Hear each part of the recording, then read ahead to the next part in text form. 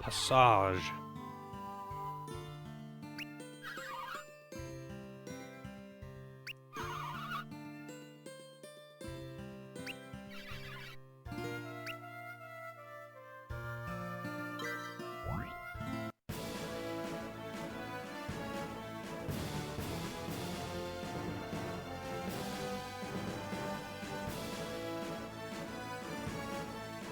What's going on over here? Nothing. Also, what is that thing? Ghost 1 and Kobold.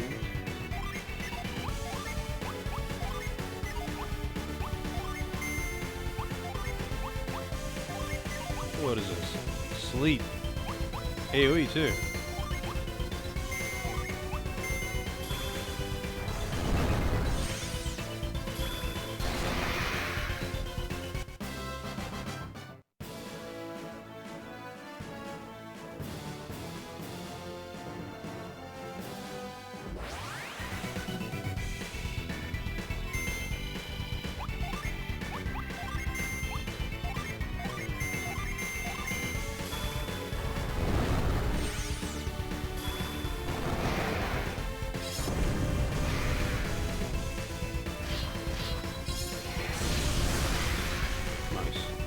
Hey, Loza.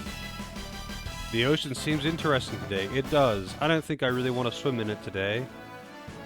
But, you know, it's doing its thing. It's trying its best. Right, so this is the North Passage mountain climb in East Caucho, Southwest Harappa. So, oh shit, we got a harpy with a weird lack of booba.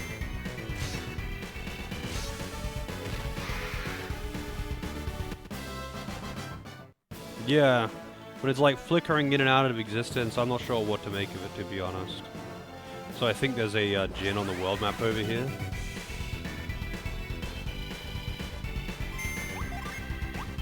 Oh, we got Planet Diver. Hell yeah, dude. We're gods now.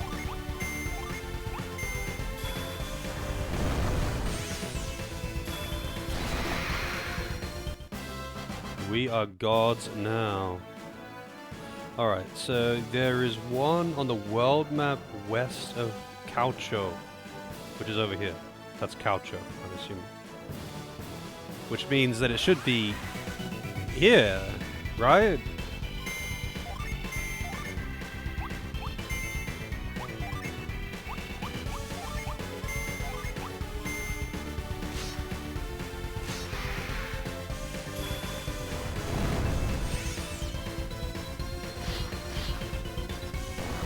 Reef is kind of slow.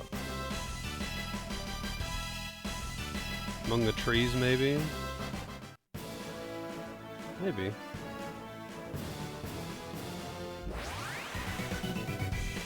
There it is, Jupiter Genie. And look at that glorious design on Big Chungus over here. Alright, let's get in with Planet Diver, huh?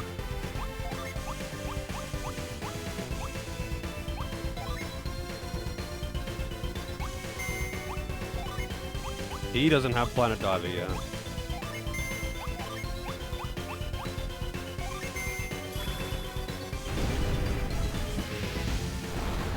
Oh my god, the damage. That's so strong.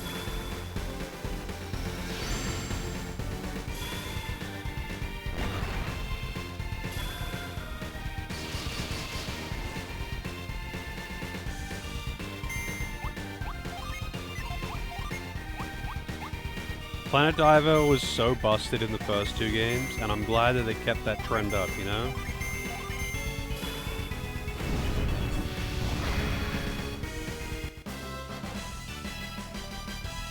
There's Planet Diver for him.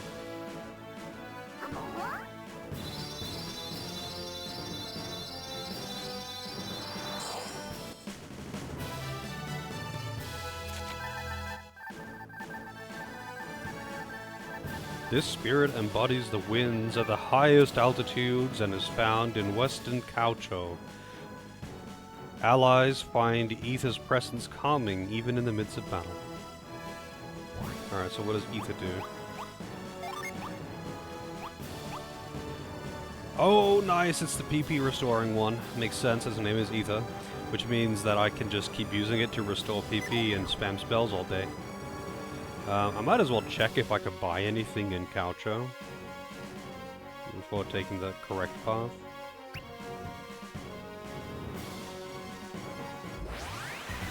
Oh, apparently there's another Djinn in Caucho as well.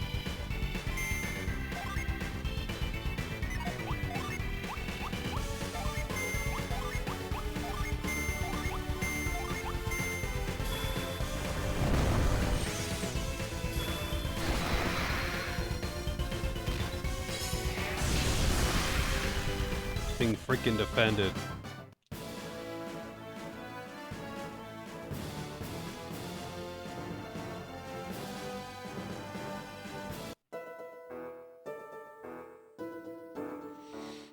Yeah, I mean, Golden Sun 1 had one or two kind of silly ones. Golden Sun 2 had far worse world map ones, though.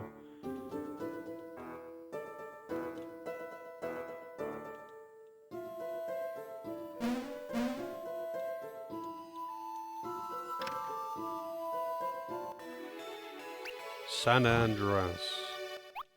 Something tells me that only Karis can wear this, but let's find out. Who's allowed to cross-dress? None of them. It's just for her. Big upgrade though. Does it do anything else? No, it's just defense. I mean, defense may break when used.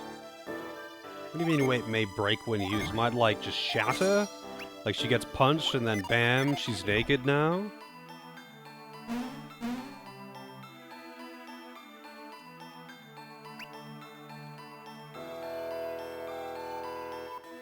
Wow, an elixir, just what I wanted.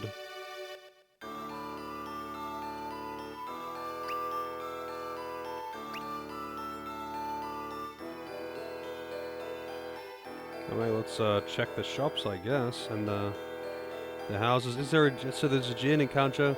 Circle around the town, jump over some lily pads, requires grip.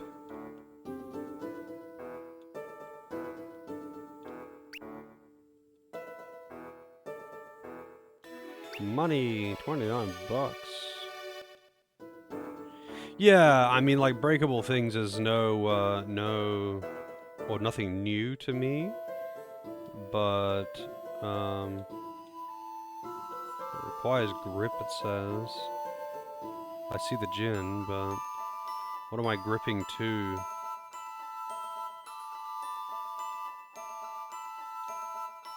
This, maybe?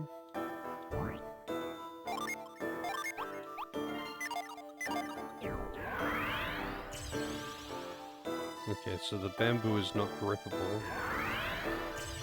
I can't grip him.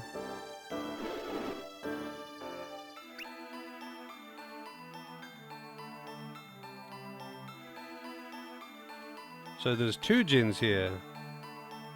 That one I can get, but this one I can't get. Oh, did I put move on? Not grip? My bad.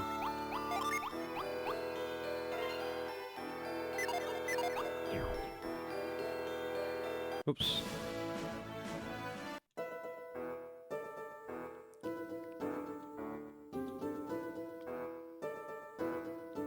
So that one I feel like I guess I'm just going to be getting later because it isn't listed here. Oh wait, hang on. Lava, Caucho, beyond the man near the stream, requires Caucho dumpling from the restaurant, which is only... Okay. So later. So for this, I have to, like, circle around... This one I can't... Oh, cut down, did it again. This one I can get now. I think. Do I just... I mean...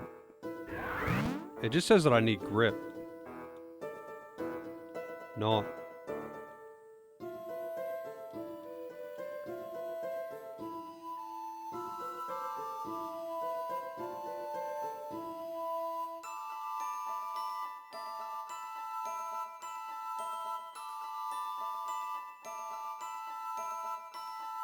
Yeah, a lot of weird texture clipping shenanigans going on.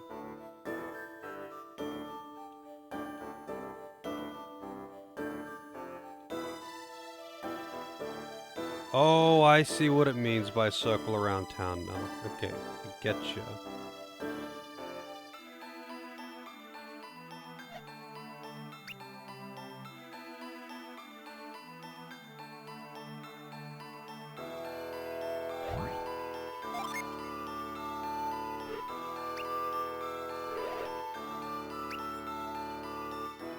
Well, I'm not the adepts you were expecting. King Woe. Well, King Woe can fucking wait. I don't give a shit about your king.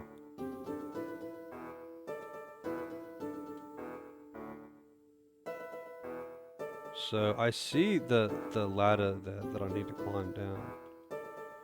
But how do I do this? I see where I need to go, but not how to get there.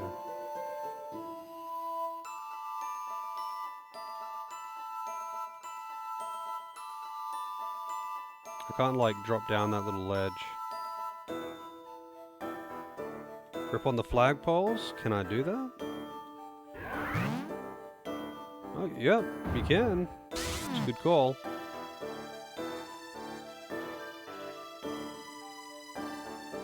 I don't know, Melon DS had lots of issues when I was trying to do FF4 ages ago, and that's why I just never bothered with it.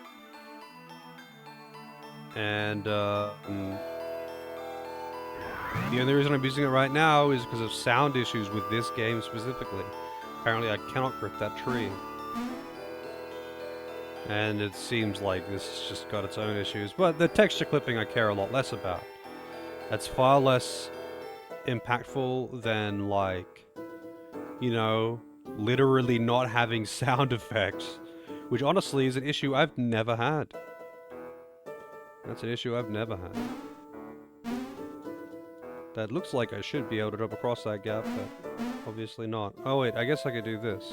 And then maybe jump across further down.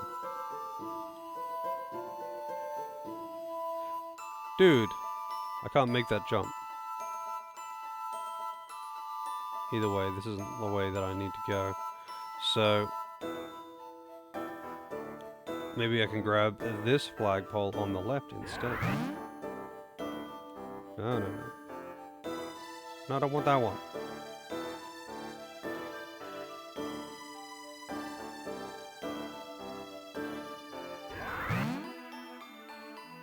There we go. Guess it was a line of sight thing.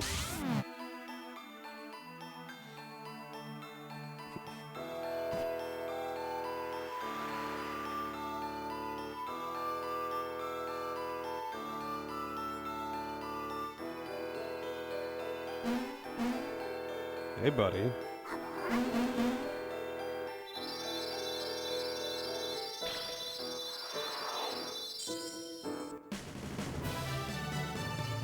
Steel. What the fuck is going on with that thing's face? But okay. This love spirit is first found in culture. Steel's attack is a vitality-stealing kiss that leaves enemies wanting more.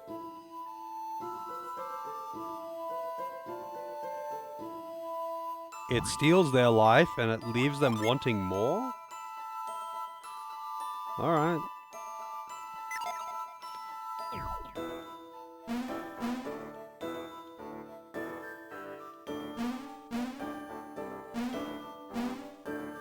Alright, so I can't get that other gin there.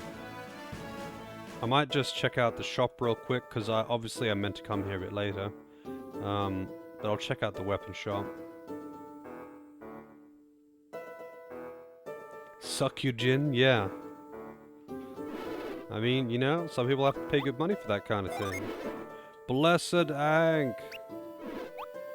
It's always really good. God damn it, of course. Like, I just bought a new one for him. With the Witch's Wand. But this is so much better.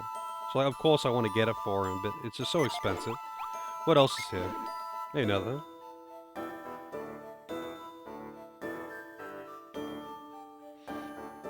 Sounds like a skill issue, probably is. This is actually an upgrade over the Themis axe.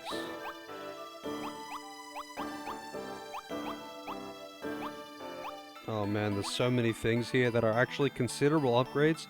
If I realized that I could have shopped here instead, because it's right there, like I would have not spent any money at that previous town.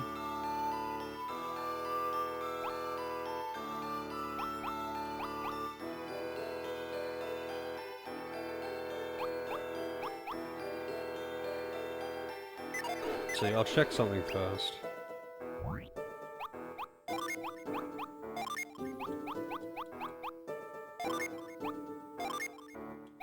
She can use it, and it is an upgrade over that. It's not a big upgrade, but it is an upgrade.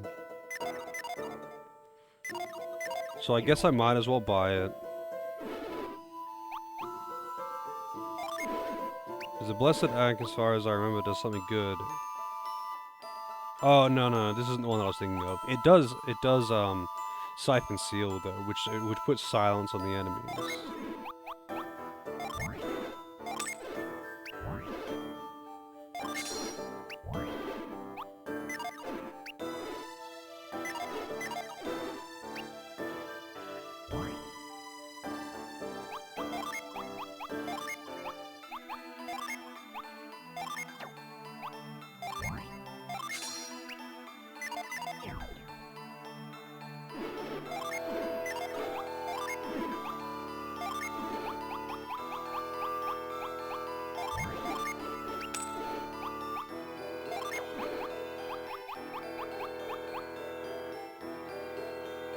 But why is she just carrying that? Oh, right, because I picked up that.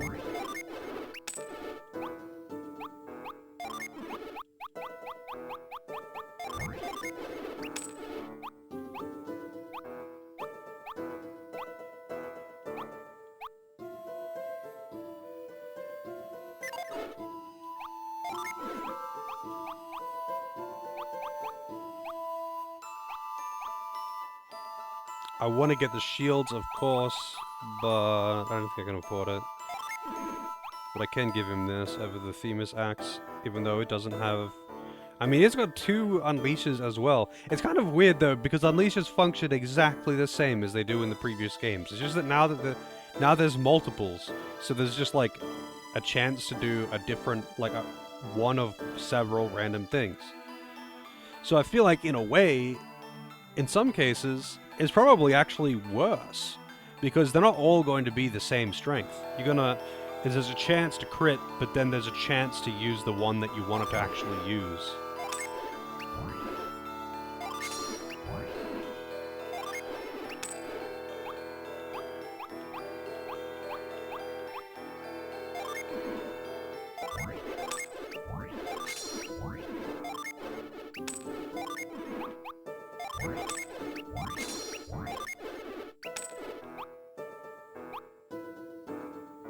Technically, this is an upgrade for all of them, but I'll just get it for the casters.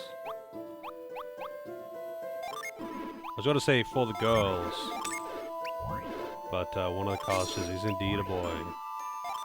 It's not like Ivan. Ivan's an honorary girl. Because he can wear all the girls' clothes. Actually, not all. Just a lot of them.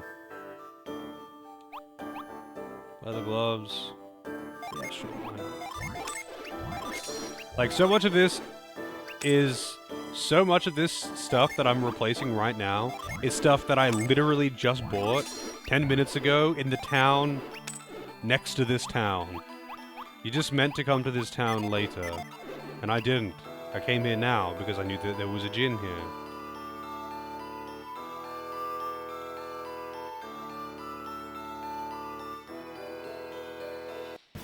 Oh, yeah? Like, there's some pretty OP ones in Golden Sun 2.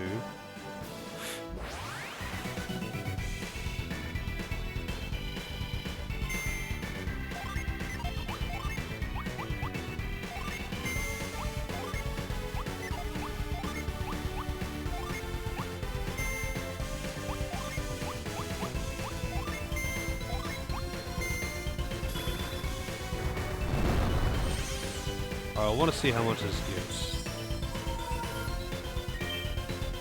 Now, this succeeds not half bad.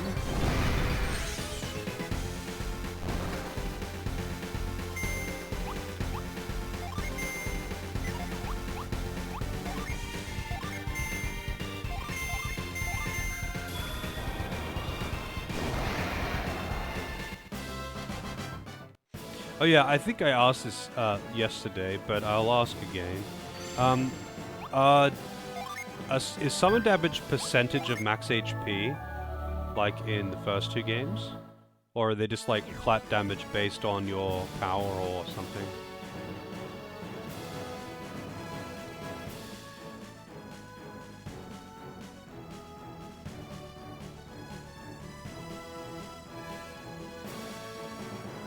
Same as the first game? Alright. That's reasonable.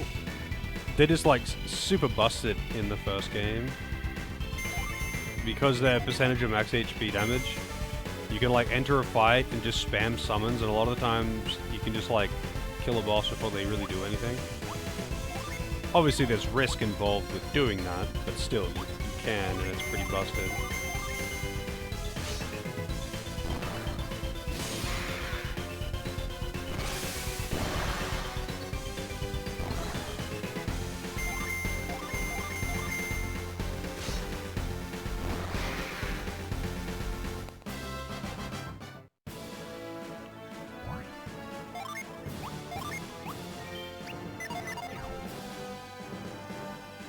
Seems kind of weird though to make them percentage based, because it makes them pretty useless versus random encounters. They're exclusively useful for boss fights.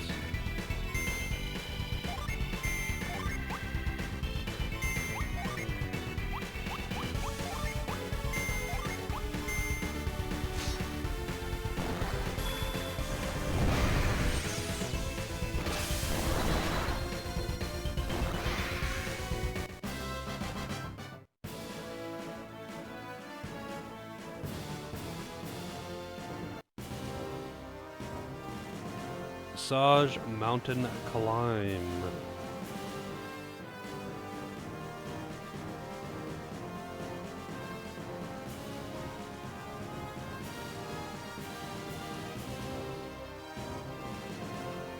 Hey Delvin, how's it going? Lurking? Well, you enjoy your lurk. You know I appreciate the lurks.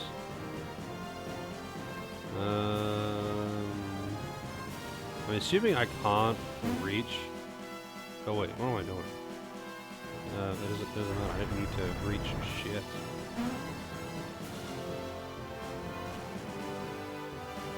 See that growth? So I'm gonna need that growth to get down to that chest. How am I going to... Oh, I mean, like, I'm gonna need to... I don't know if this is gonna let me do it, but...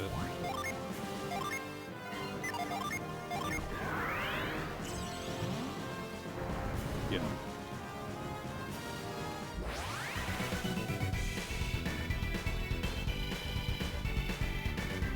Yeah, I mean, it's percentage based. It's like the base damage is a percentage of the max HP, and then it also does additional damage based on your elemental power with the appropriate element. Hey, Nines. Good morning. Mole. Moles.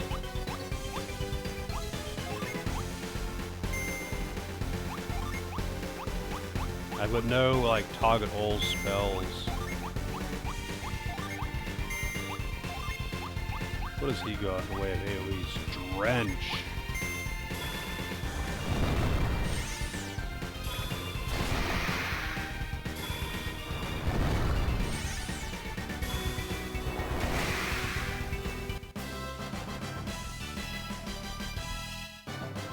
Nut.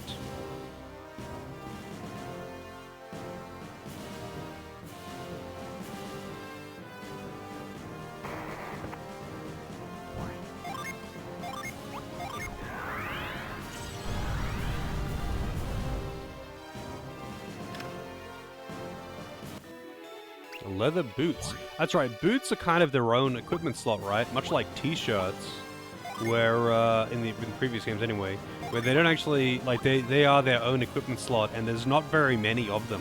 So you pretty much, like, will keep the same thing for the entire game. Like, there's some shirts that you can get in Golden Sun 1, fairly early, all things considered, and they just, like, give agility. And it's like, okay. 6 defense. I'm guessing everyone can use them. They all have actually very similar defense anyway. You can have them. T-shirts are no longer a slot, sadly. I mean, personally, I would rather they not be one. I am not really a fan of the piece of equipment that you have that you never upgrade, you just keep it forever kind of thing.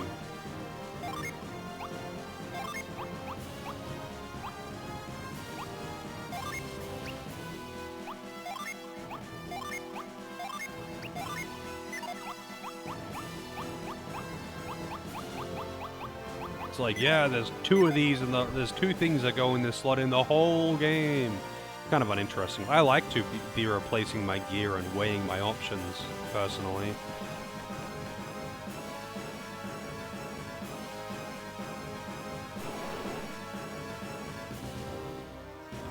Oh no, dude, the broken ladder. I couldn't possibly just, like, you know, grab it where it is. Like, it's head height. It's still a ladder. Or whatever. I'm guessing this, like, cave entrance on the bottom, though, is probably going to be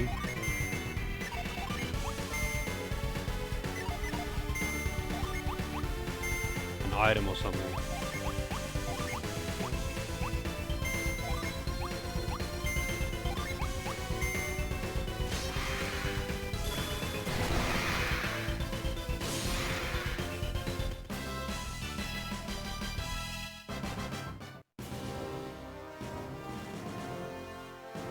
Yeah, that's probably just an item in there.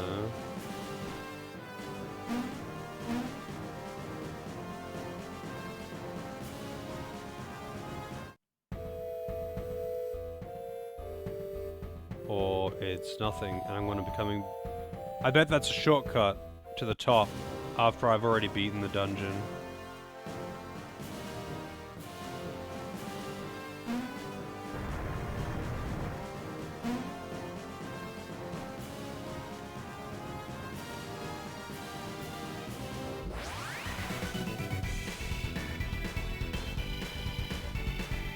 Man, I feel like my passive PP regen from just walking around is much higher in this game than in the previous games.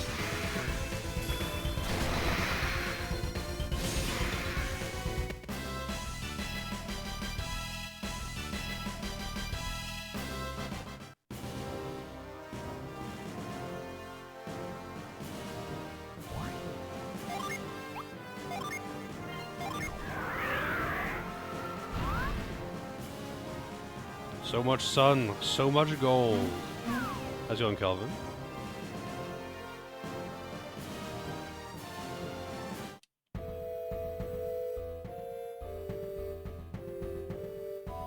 Oh, okay. I actually didn't know that about Lost Age. Lost Age was the last one that I played, though. Oh.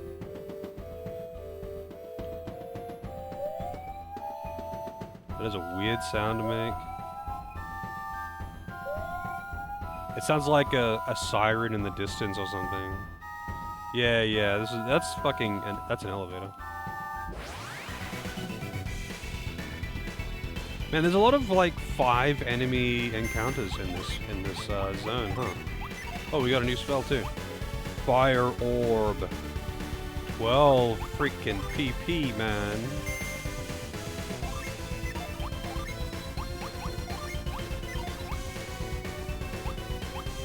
Also, damn, she's got another AoE heal, an even better one already. Like, they are super generous with the heals in this one, huh?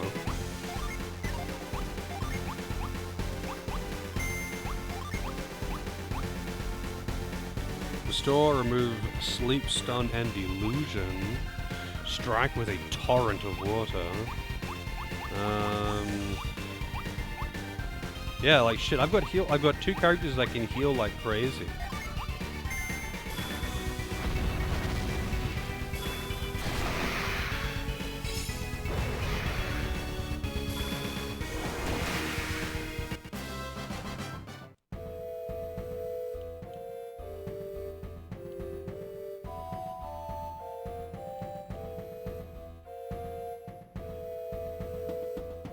Very high chance of horrible gusts. Passage safety board. So I'm guessing these push you. Yeah. Okay.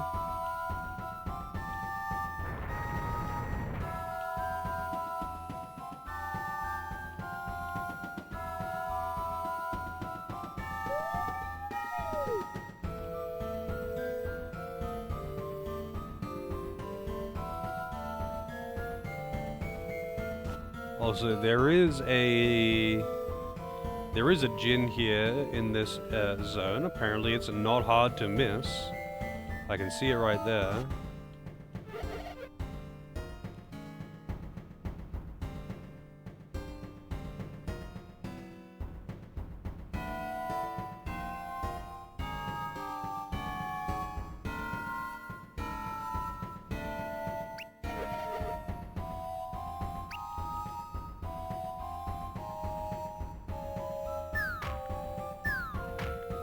I guess I'd have to block that off. I can't go that way. That would be too easy. Too easy. Piece of cake.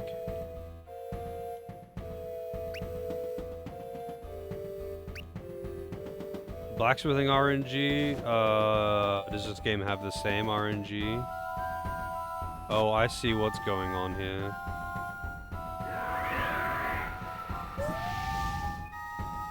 Does this have the same blacksmithing as the second game?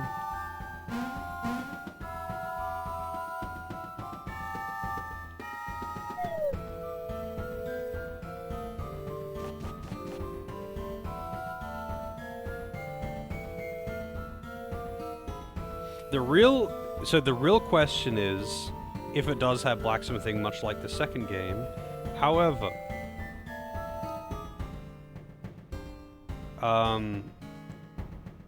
the question is more, when does the RNG lock in? So in the Lost Age, the item is decided when you give the guy the item, not when you receive the item. So like, you can't save state right before talking to him and check really quickly. But some games do let you do that kind of thing. And I wonder about this one. Oh, I can't go through that. I wonder if that stays that way, though.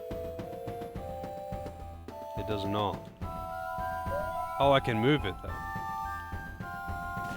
For some reason I thought I couldn't move it. I don't know why, actually I'm moving them a bunch.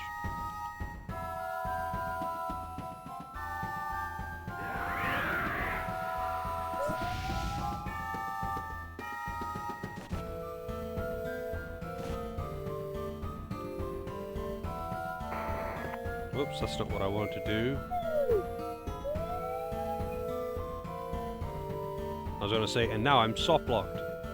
But I'm not.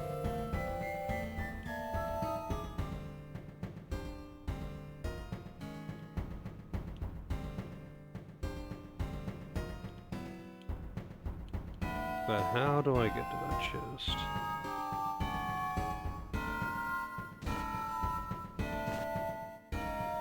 I would need to get that block across, I think.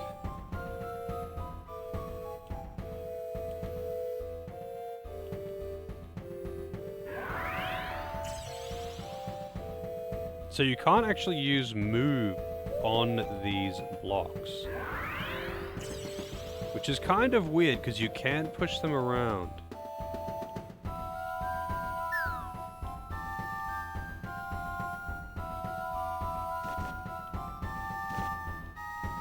Maybe this will reset the room.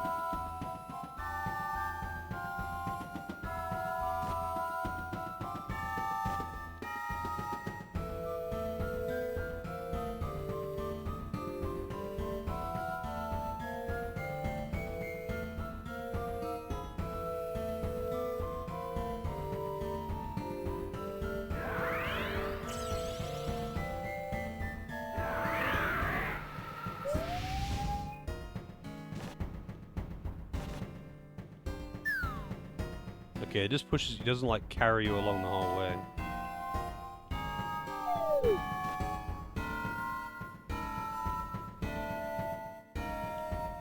So I guess I need to get it over here and then raise it.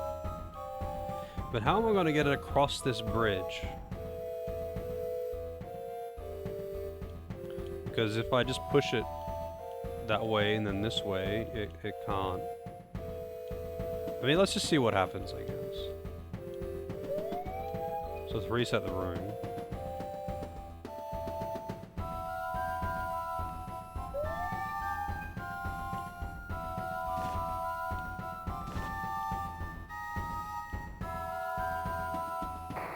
The music is strange. I don't mind it. Oh, it does just go across. I honestly didn't think it was going to do that. I thought it would fall down the hole. But no, it doesn't. It was way simpler than I thought.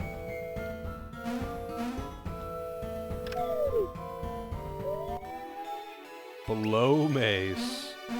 Of course, I found something that's going to replace something that I've got, which is probably expensive and wasted a ton of my money. But let us see. It is an upgrade over the Elven Rapier. Better than his broadsword. I guess he's using that then.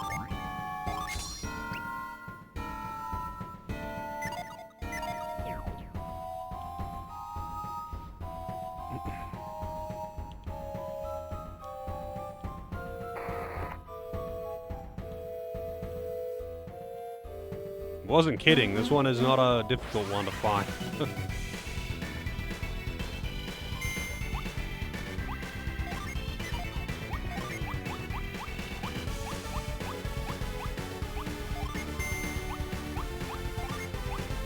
Hey, Nara.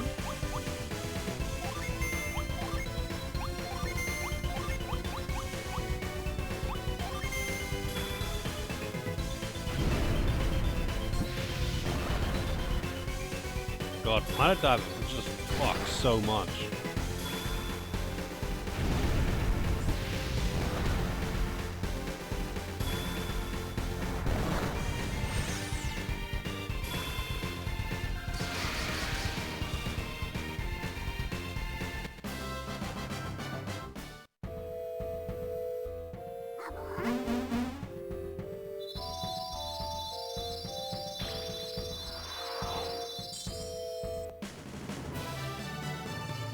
Ah. This tough spirit is first met on the Passage mountain climb. Bark's rough hide can protect allies like a shield. Well, this is awkward. So, if I stand by it, he goes back to Scribe. But if he stays, then he has all of those earth moves. And honestly, I think I want them more. His agi would go up by going down a class. Actually, no, sorry, his agi would go down. His defense would go up. But I think I would rather the agi and the AoE earth moves, because I actually don't really care about his, I actually don't really care about his ice moves. They're kind of shit. And he gets other healing moves with that class too. Had Mario and Luigi sound effects, did it? Or does it, rather?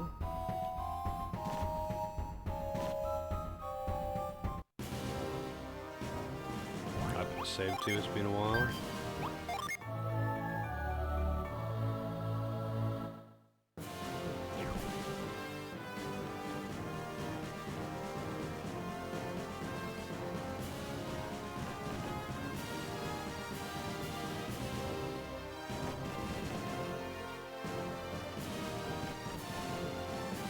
Alright, let's double check the list here.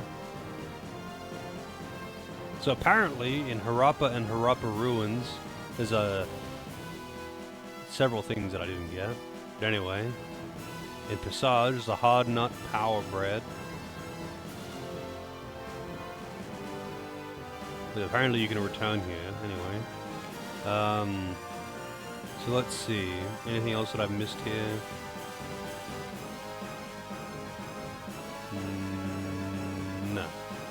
that I can tell. I care way more about the gins than anything else. The stat boosting items or whatever. If I really wanted more stats, I would honestly just grind. But, you know.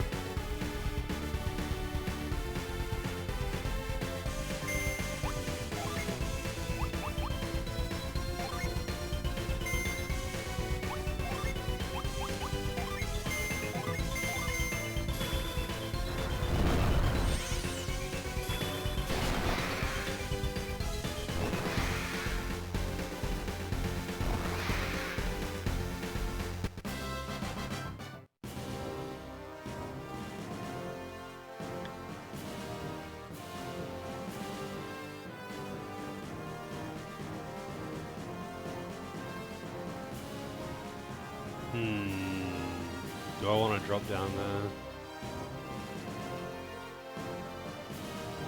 I kind of do for the sake of science. But what is that going to do? Oh, fuck it, I'm doing it.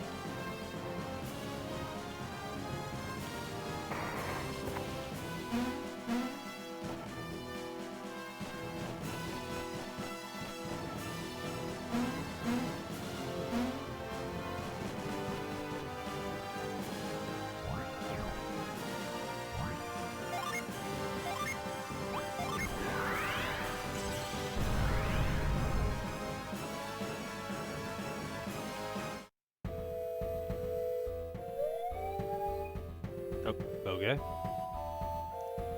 I guess I need to put that... Oh, this is gonna need freeze, which I don't have. Okay. So I'm guessing I'm gonna get freeze at the top.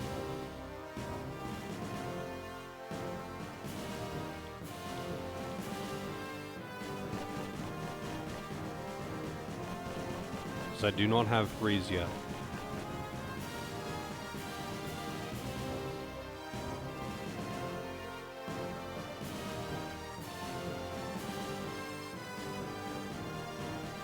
Hello. Weirdly enough, this one isn't actually listed.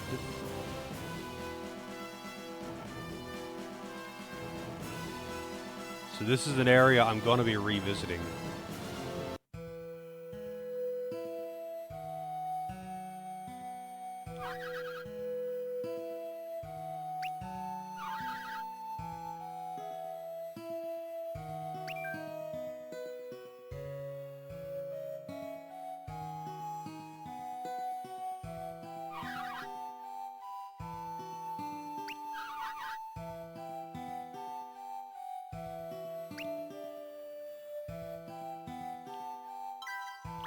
I have been railroaded.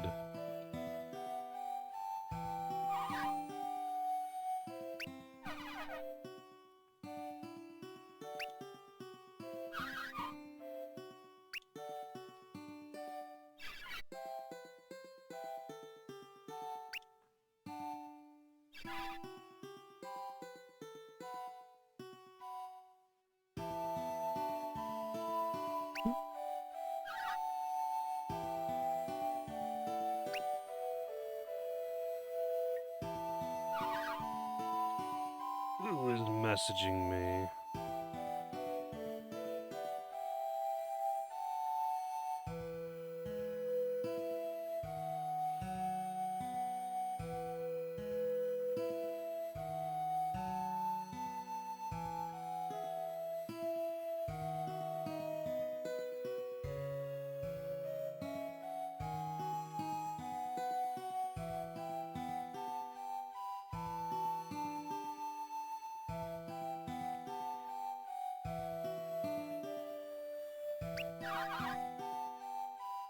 Craggy Peak, what a creative name.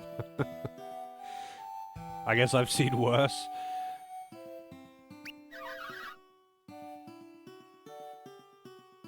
So wait, can I like click these? Wow, I actually can.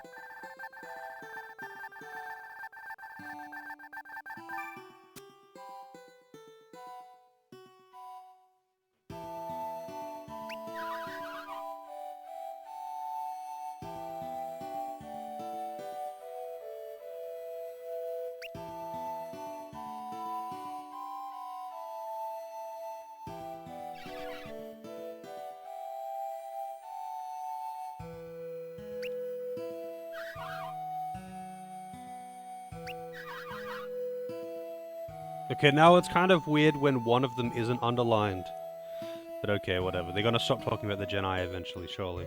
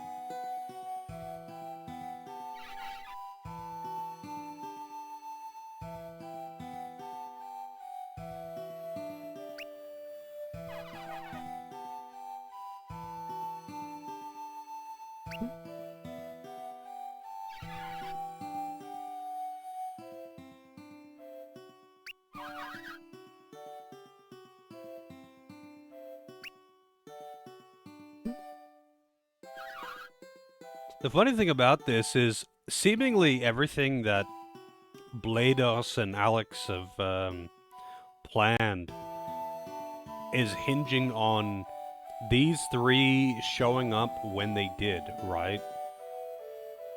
But all of that has only happened by pure chance of the fact that we happen to have a fucking idiot in our party who broke our means of transportation that forced us to go there. And if he didn't, then we would never have done any of this.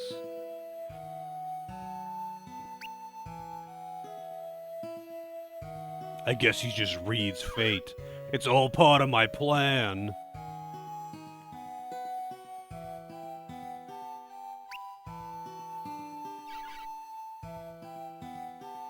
Like, clearly they want us to do something that you'd only be able to do by having all four elemental adepts together, because it's going to require, you know, much like with the lighthouses, you needed to have all of the different adepts in the party.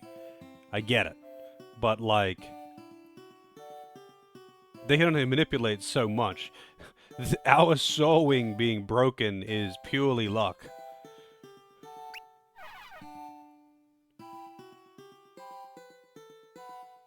What, he manipulated Tyrell to be a fucking idiot? Not that it's hard to make him be a fucking idiot, but, like, that isn't something that anyone could have predicted, really.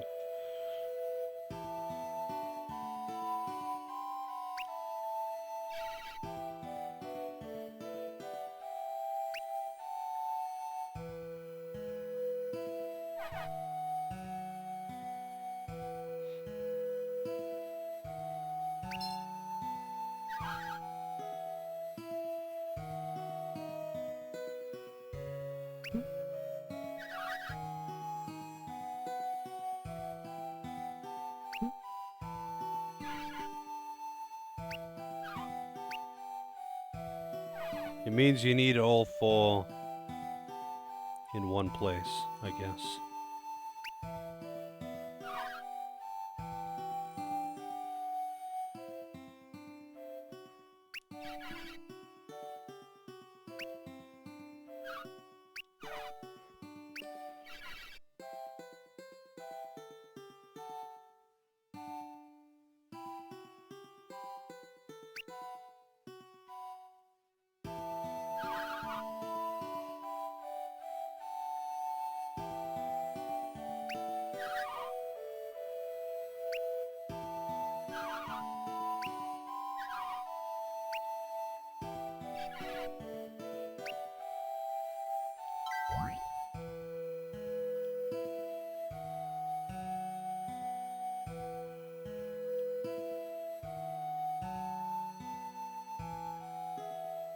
Meeting in session. Entry prohibited.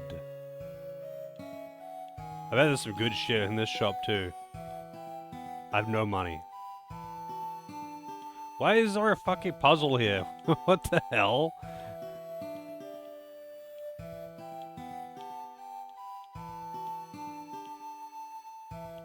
But like they're blocking the pieces. I can't do it until they move out of the fucking way.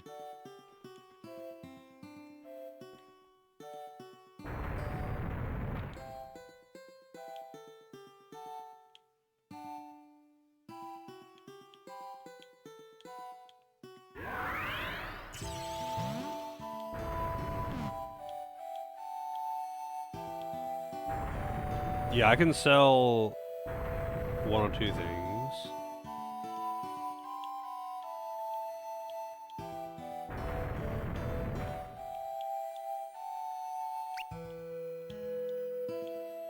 Why do they have garbage all over the fucking place, man?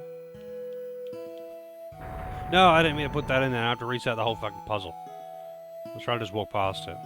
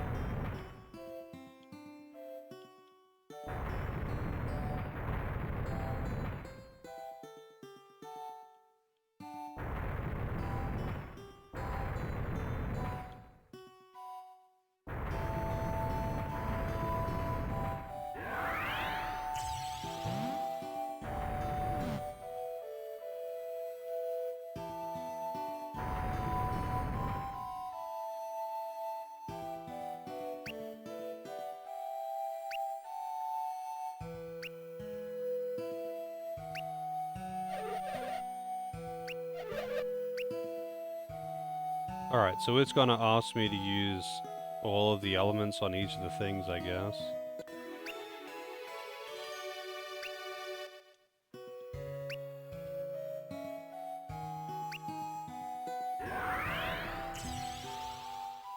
Let's, I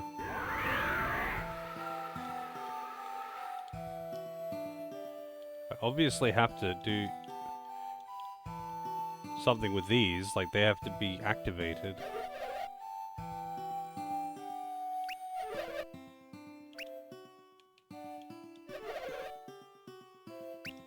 My hammer is begging for action. Is it? Like, does it speak to you?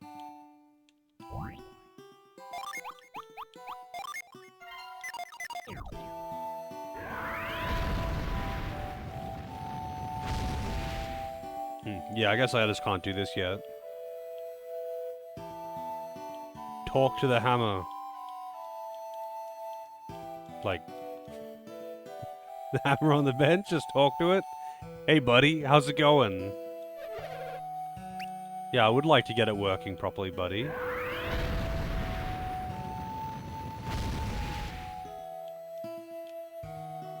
But it doesn't seem to let me do it right now, does it?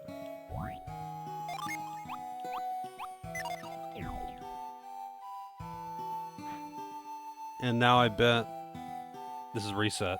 No, okay, it does at least keep him. Don't have to do it again later.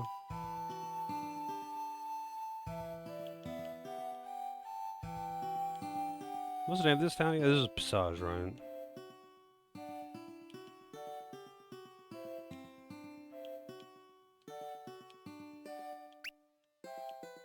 Unremarkable and empty.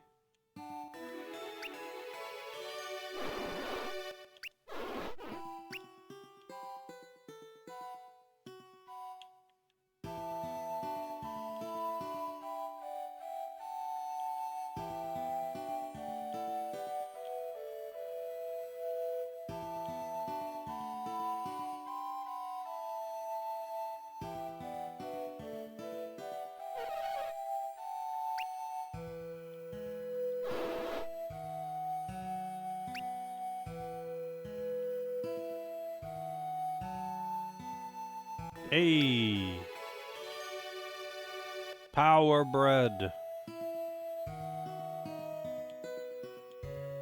By your powers combined, I am bread!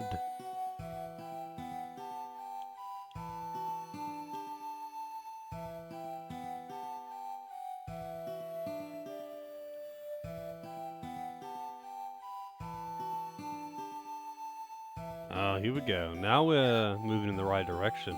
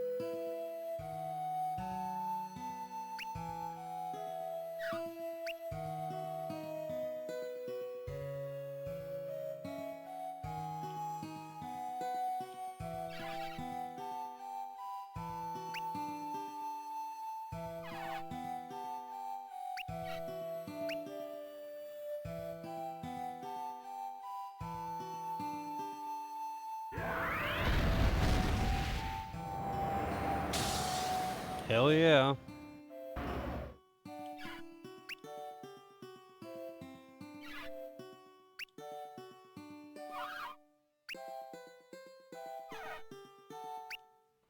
But you know, the genius old man couldn't figure this out. It's not broken, it's just disconnected. I know they don't have fireballs, but like, surely Kraden would have been able to figure that part out. And find some other way to spark it.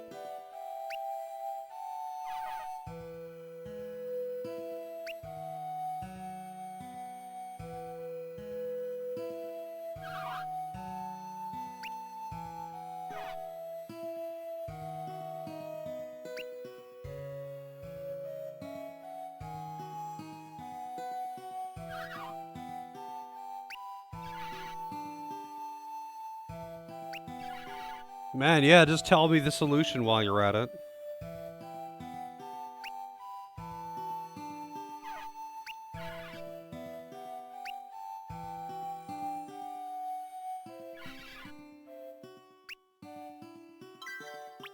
Alright, let's see.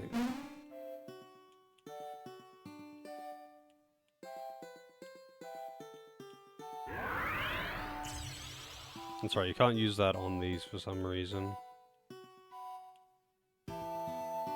So that one, I guess it can move, but how am I gonna get that out of there?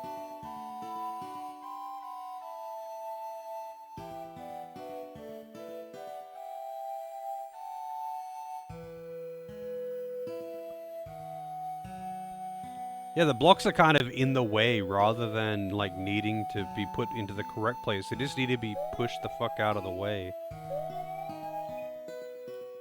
Which is kind of weird. At least I think that's what's happening. Okay, no, this one does actually need to be up there. However, I mean, how do I reset the room? I guess I just exit and re-enter. Okay, so this one, I actually do need to get here.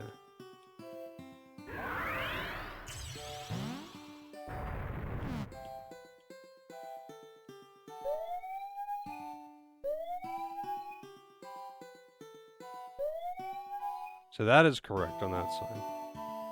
Now this one, I guess... this just needs to go to the front. Didn't really realize what was going on here. Oh, but now... oh wait, maybe this will be fine.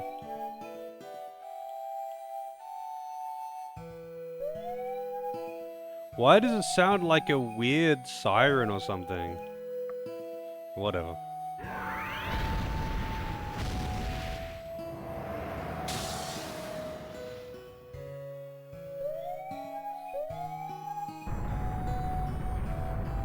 The police are coming.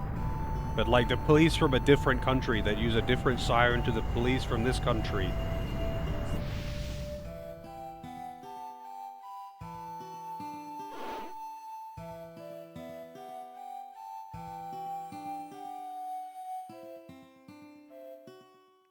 Who the fuck is this BOGO?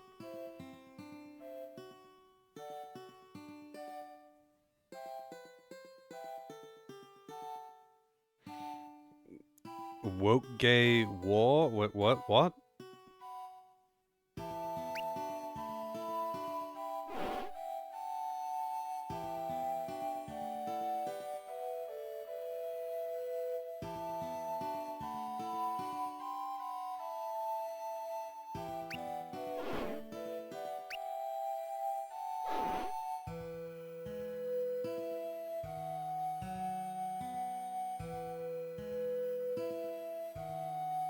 Is that why these unfamiliar police are here? They're just making annoying sounds on streams to wake people up who were lurking and falling asleep.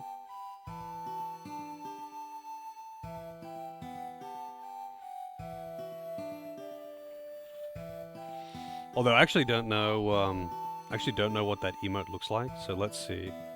I should activate it. Have you got a link to it, actually? I always actually like to add more emotes, but I never know what the trends are and what people are using. So I just add random shit that I see.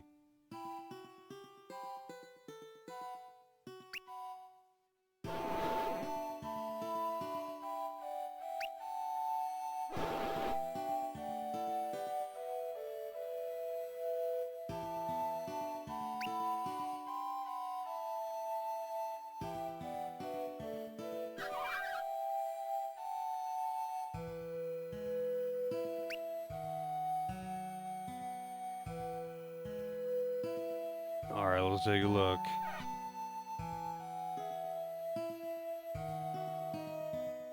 Oh yeah, I have seen this before. I just didn't have it enabled for whatever reason.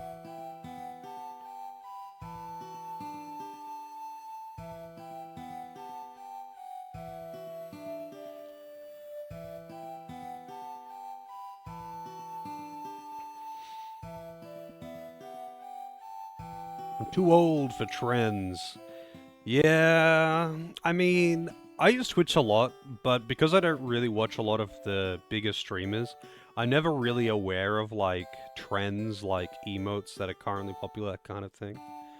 Hey, bud, how's it going? Thank you for the good luck. You know I need it. Gotta get all those crits. But yeah, that's why I've got that emote suggestion channel in Discord. I'll add pretty much whatever, as long as it's not something that's, like, obviously going to be a shitstorm, or the only exception being, I don't like emotes that are, like, just all lowercase and a word that people normally use, because then, like, you know that, it's an emote that I've seen in heaps of channels. Classic. And it's like a fucking rubber ducky smoking a cigarette or some shit. It's an odd one. But anyway. It's like, haha, classic. But it's just the word classic. So you can't type the word classic without it turning into that emote. I don't like that. So as long as it is, like, you know, it has at least a capitalized letter or something. Yeah. Like, as long as it is actually, like, it has an emote code or something that isn't something you would normally type, I'd add anything, really. But to be fair, that's like...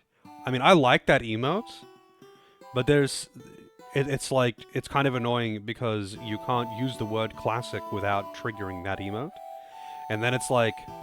Why the fuck? It's like, you tried to say classic wow, and it's like, you get a picture of a rubber ducky. And it's like, alright, thanks.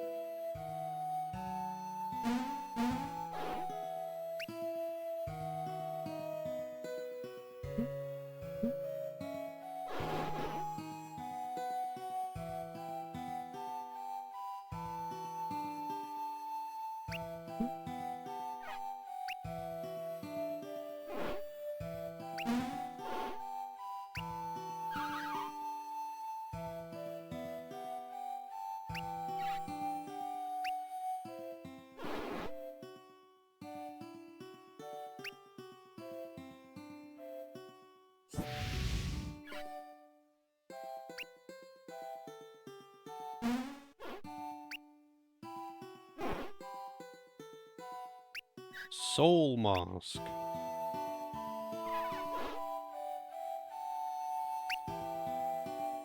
Don't call me Gramps.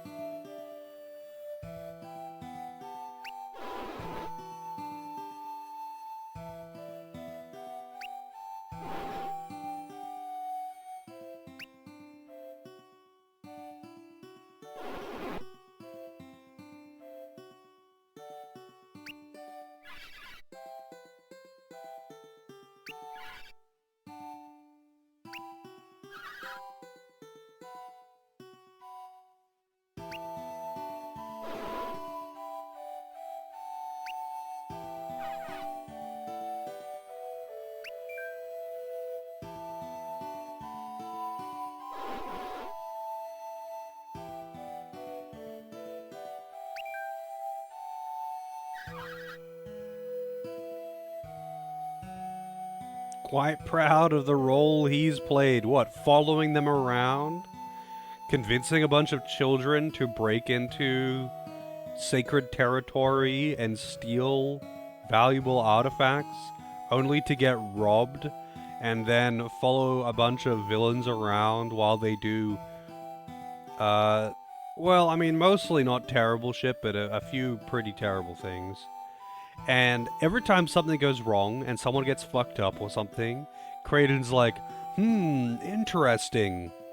And like long before, he's like, oh shit, are you okay? He's like, so that's what happens if you put your hand into a blender. Interesting.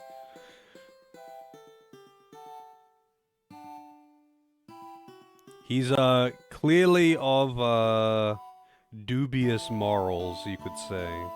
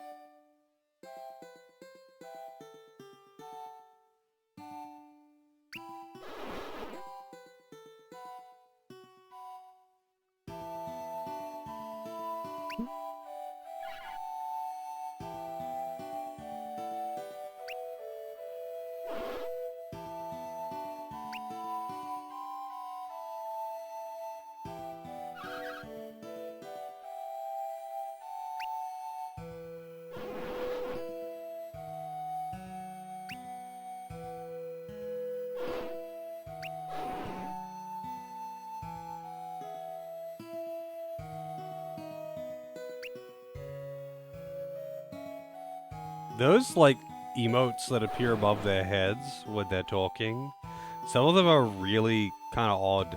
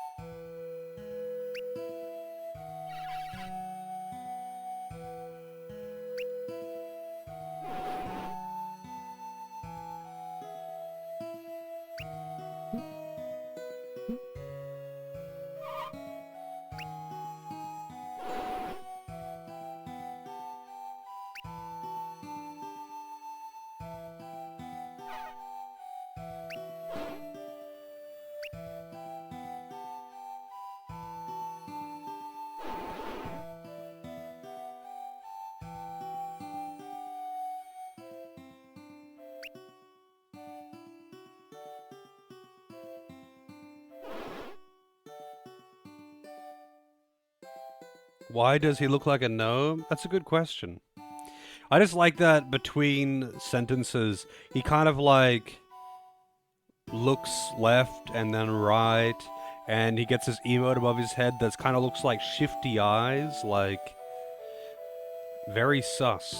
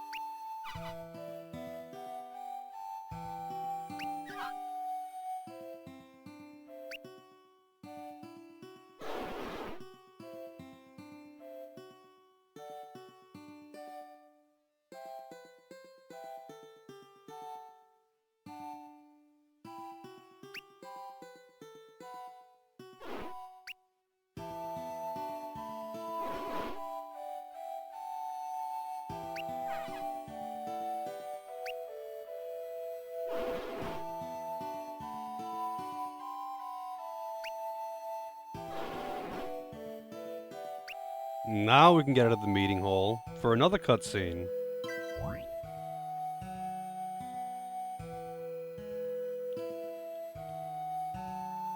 Also, I don't think I actually checked the shop here, did I?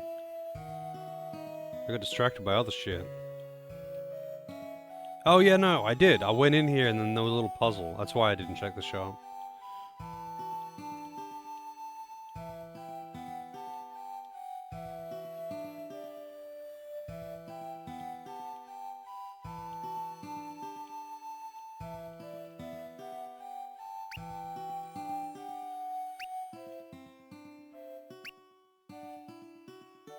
Man, that rug is having a blast.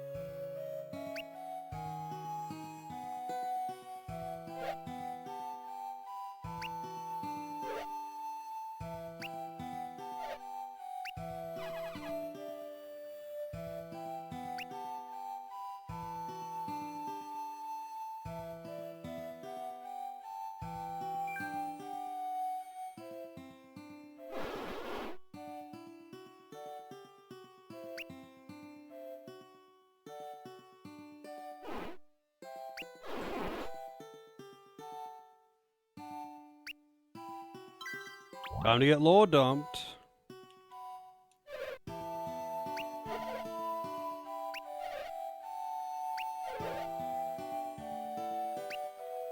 Zol.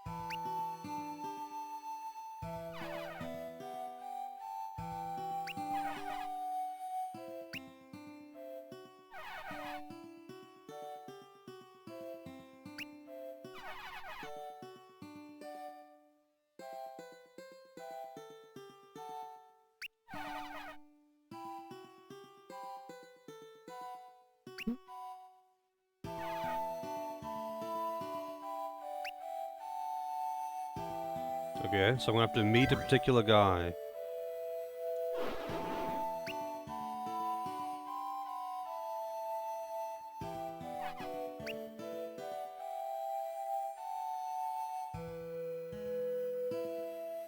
I already searched all those barrels, buddy.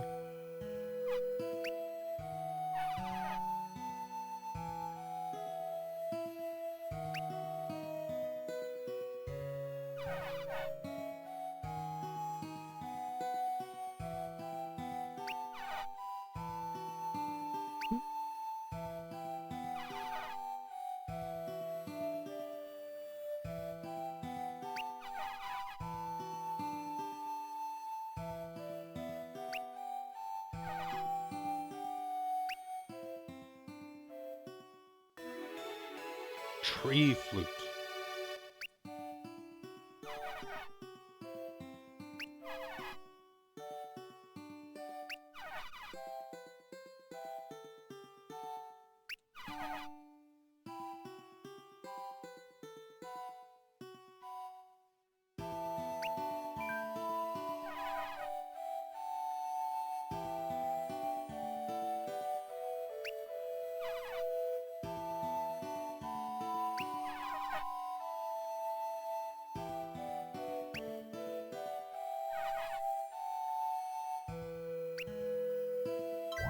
Alright.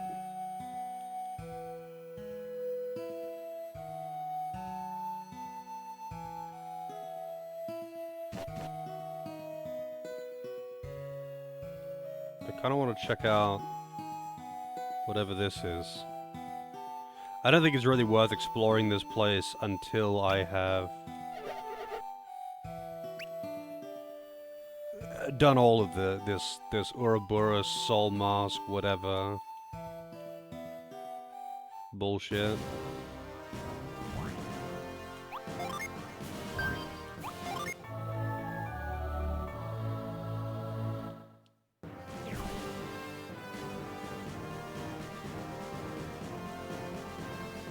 Is there really not a faster way down the mountain?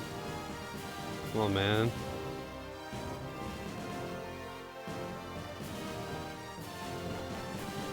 Does the elevator work now? Wait, where was the highest point of the elevator? Is it here?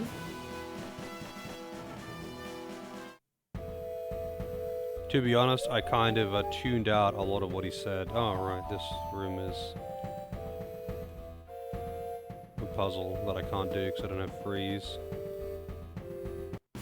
The elevator's actually in the town? Oh, my bad. Wait, where in the town is it?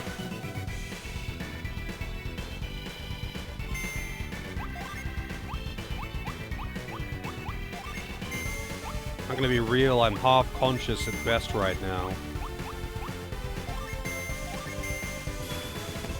Oops, didn't mean to press that button.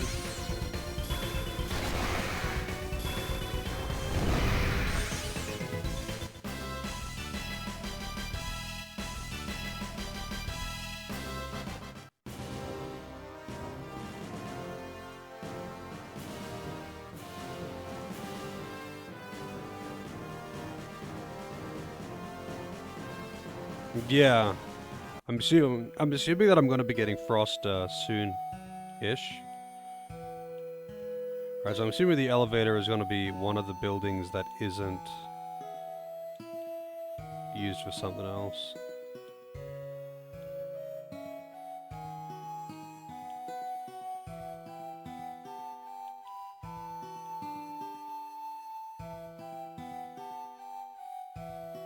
Right down the ladder? Oh, okay.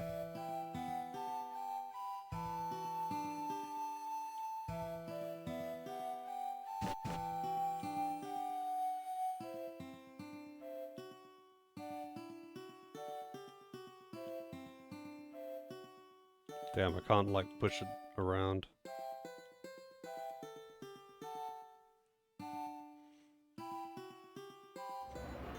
Down I go.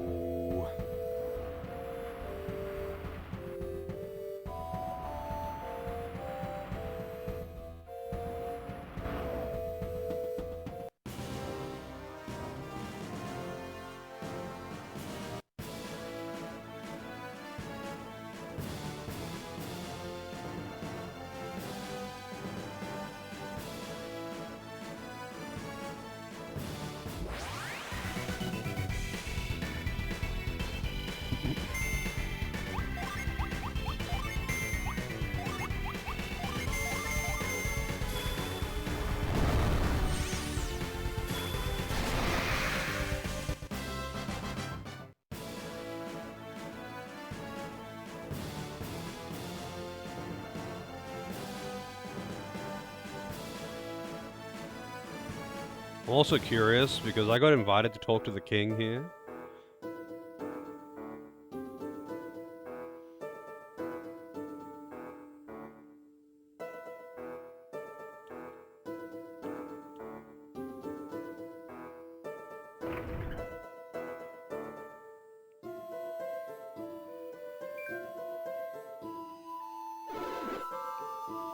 She looks evil. He's being manipulated by whoever that is, and she's a part of the evil organization.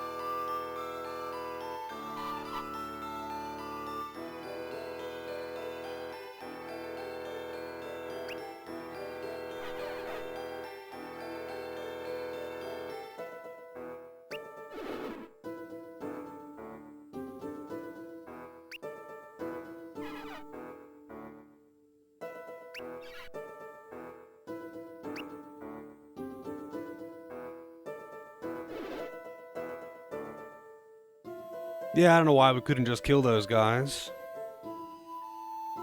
You would think that a guest of questionable intent that they barely trust probably wouldn't be allowed to have personal soldiers hiding in the emperor's or king's throne room, sorry. But hey, whatever.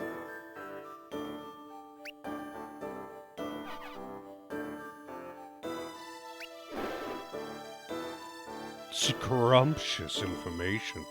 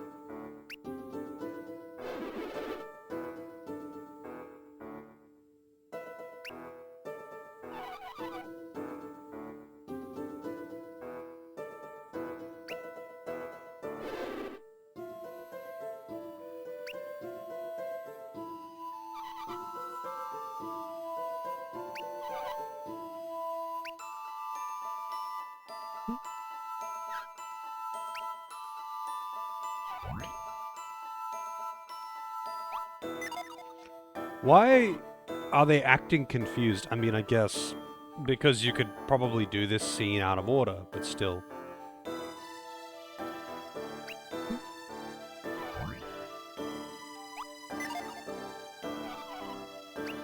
Oh, you just have to... It keeps asking until you say yes. We're playing Dragon Quest now.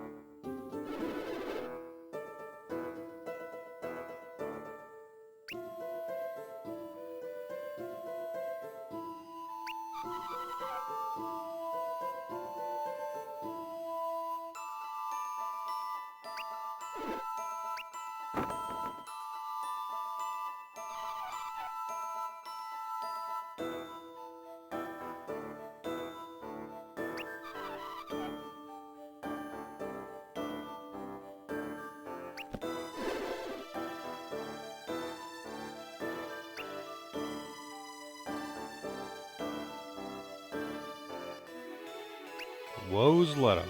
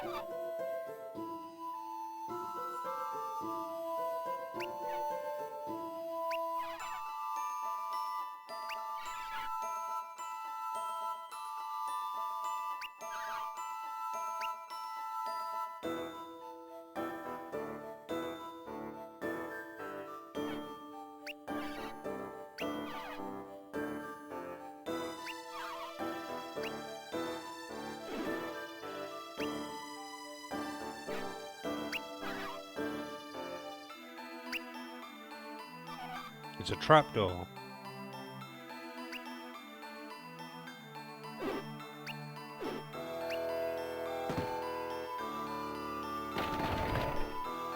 They even do the cartoony run on the spot before they fall.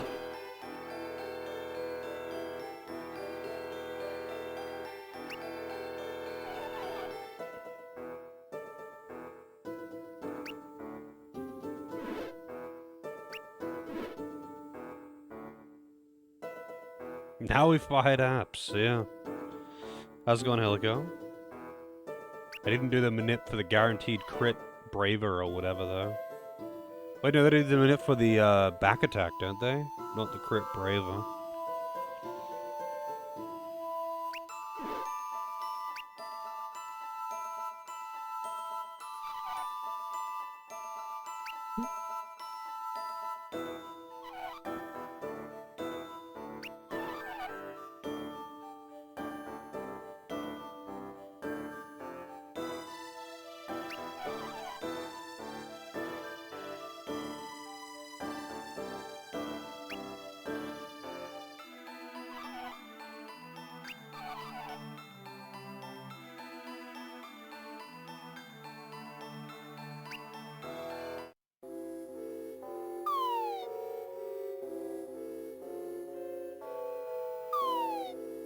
Nice.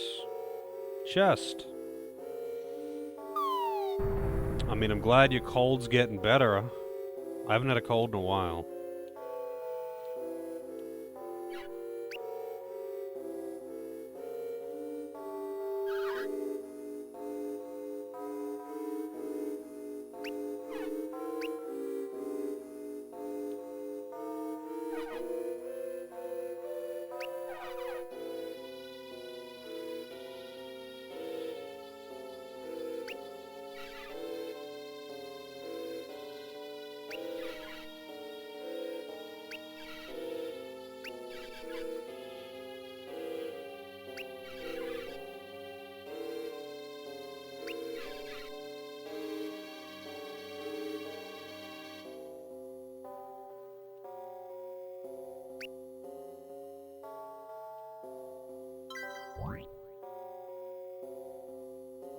Alright. We've got control again.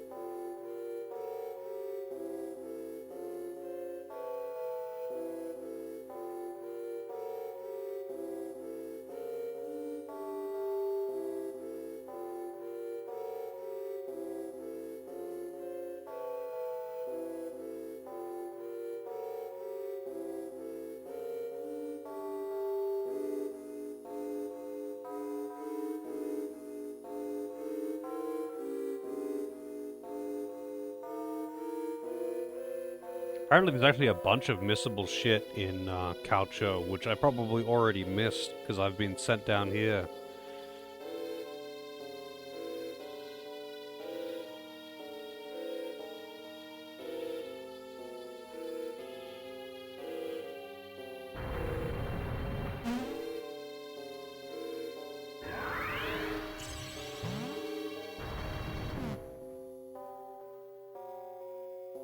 I realize that that one is clearly the way, but I still want to move the others to see what's behind them.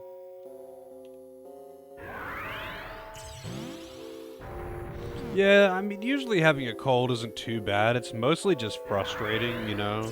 Like, it's annoying to deal with the symptoms of a cold more than it is, like, particularly crippling, right?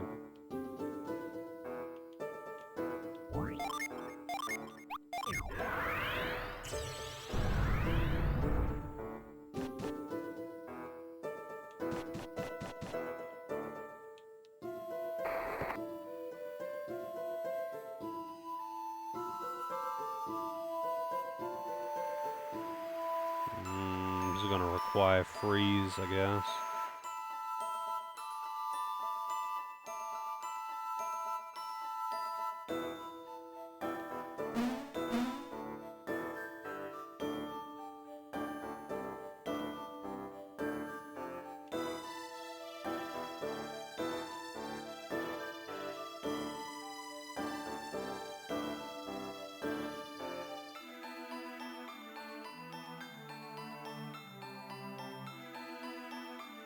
Yes, indeed. I can't see that without thinking of Dark Souls.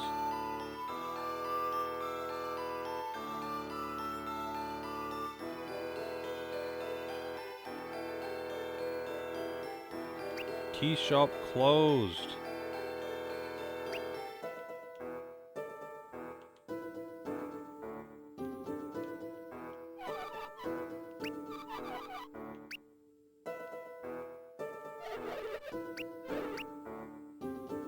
I don't know which one the dumpling shop is, to be honest.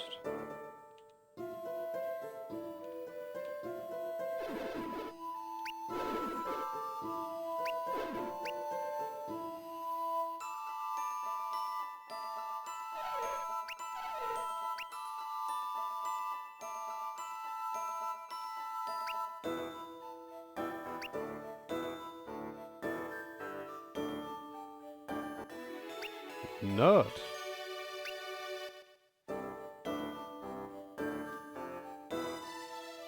Yeah, the tea shop is closed.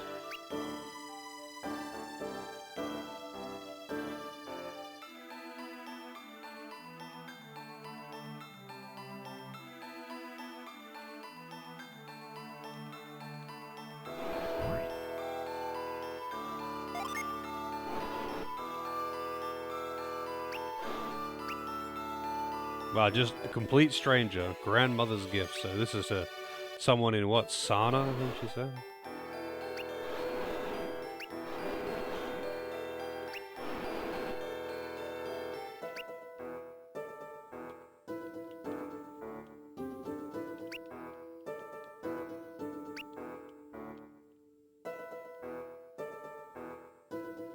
Money? Wow, $5. I feel like if that was their cash stash, I probably would just want to leave it, you know? Like, if someone's, like, hidden savings is $5, they're probably in Strug City, you know? And I'd rather rob someone else.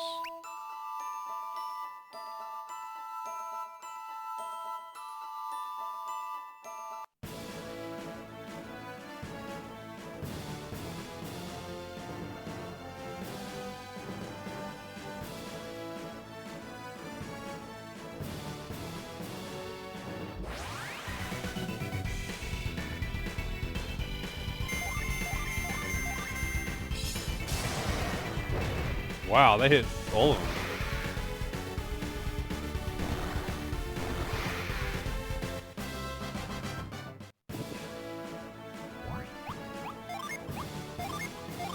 Oops, that's not what I wanted to use.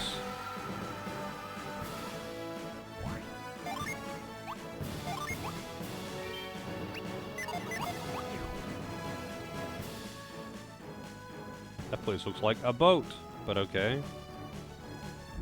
If this were Golden Sun 2, there would be a gin here.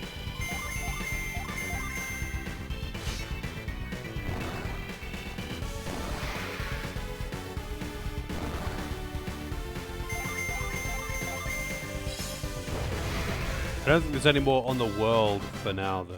Not on the world map. Ether is the only one on the world map for the next while.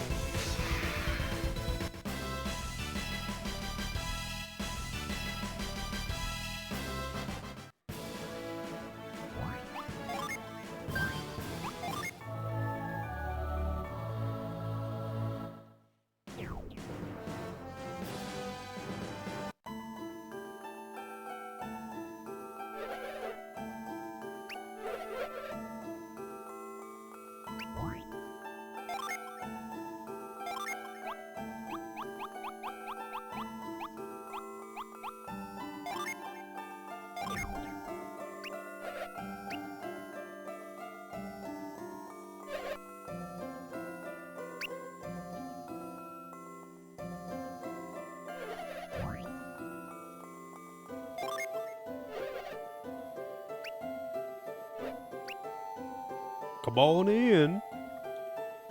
Alright.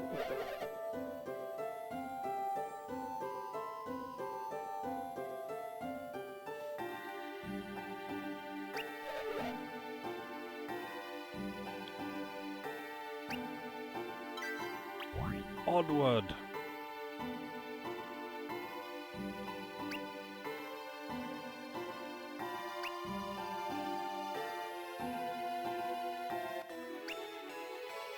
More herb. I see that chest over there too.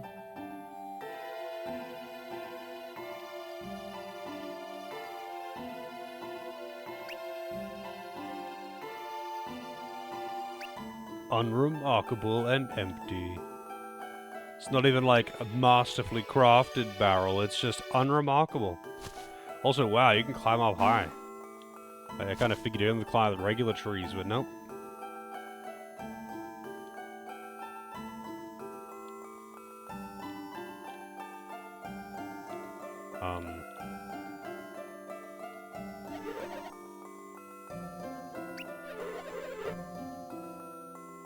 Oh.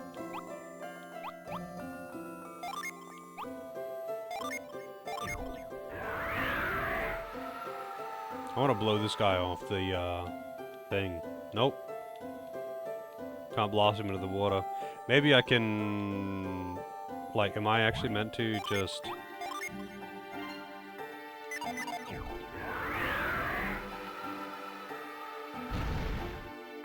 Oh, maybe it's like... Pushes you in, yeah, opposite direction.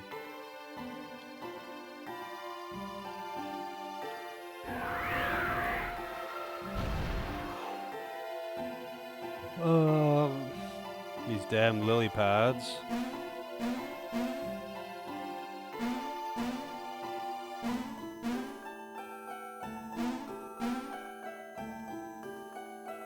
I guess it's just a vantage point to be able to see.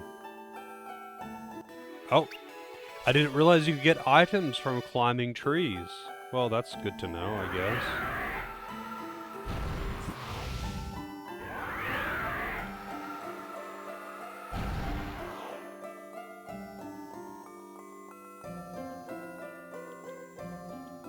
Well, that'll be the way I need to go.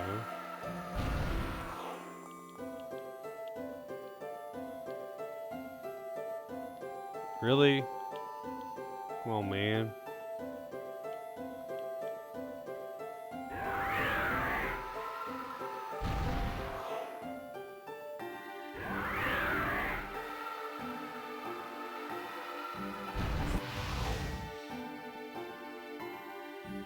How am I using the pen function with the keyboard? I'm not. It doesn't make you use the stylus. Because the developers for this game aren't fucking idiots.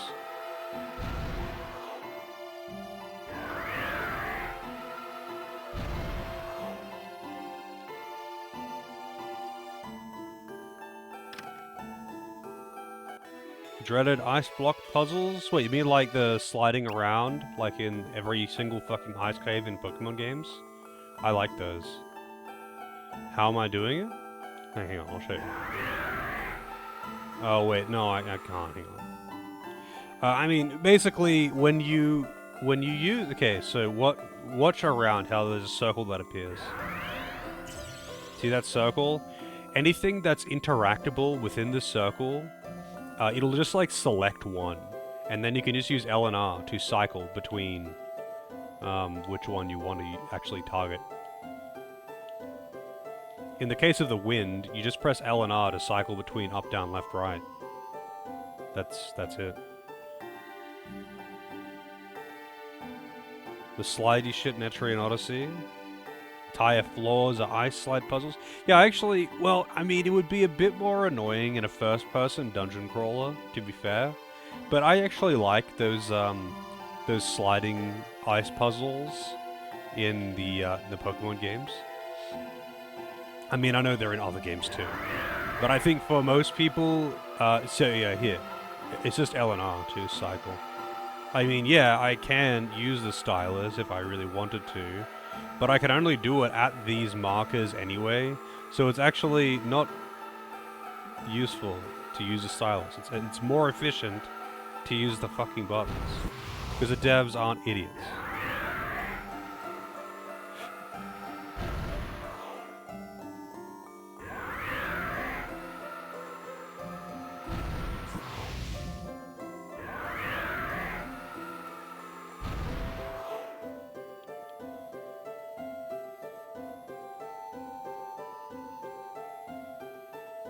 I feel like I missed a bunch of shit down here. But I don't think I can get... I think I'm just gonna have to, like, lower the water level first.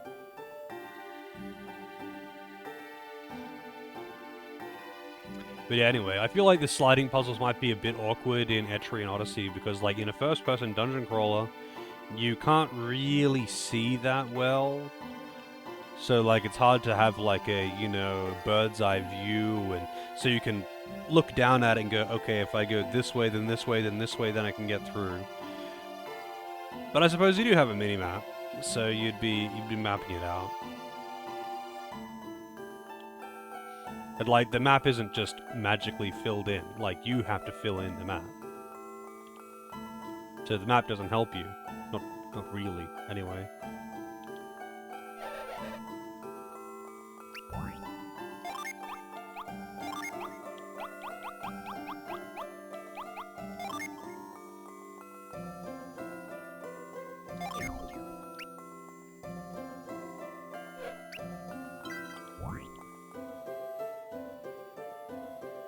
Shit, it's already coffee time.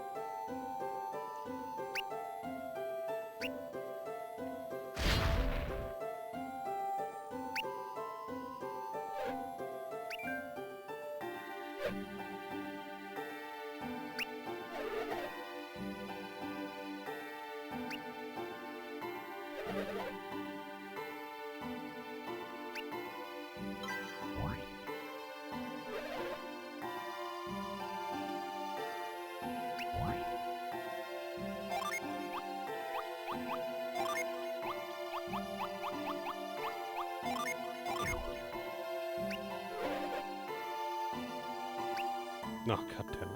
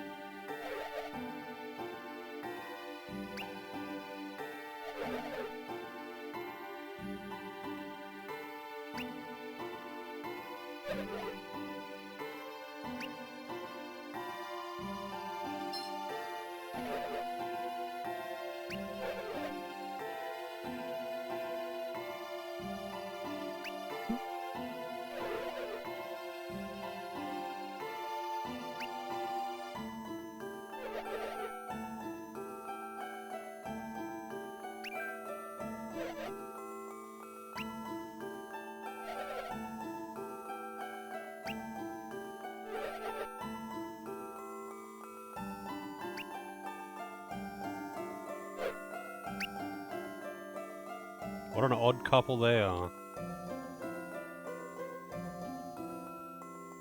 They never dismissed that guy.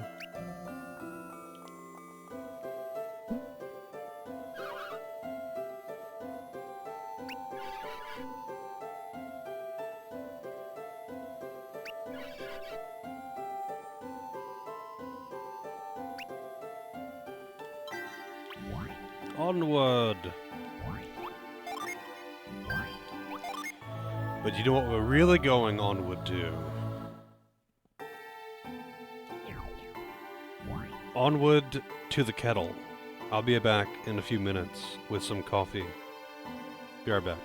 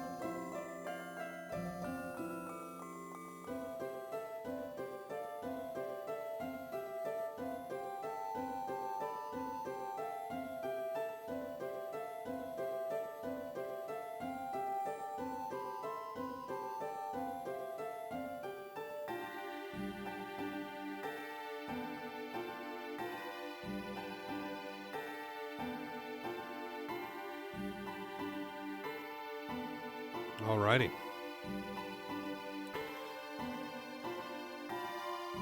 I have returned.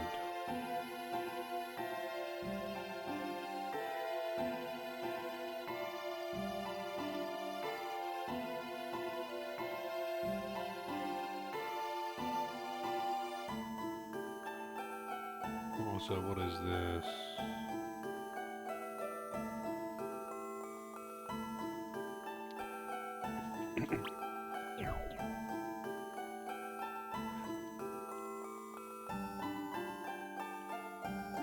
Stone gate. 2 doors that probably require me to do some bullshit.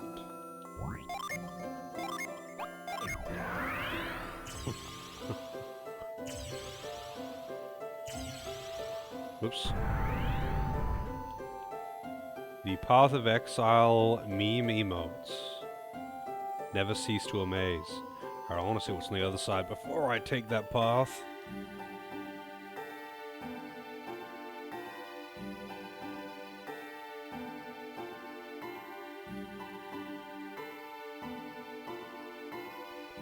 Bullshit synergy? There is, yeah. Literally just throw shit at them. It's not actually specifically the shit of a bull, but bullshit just rolls off the tongue better, you know?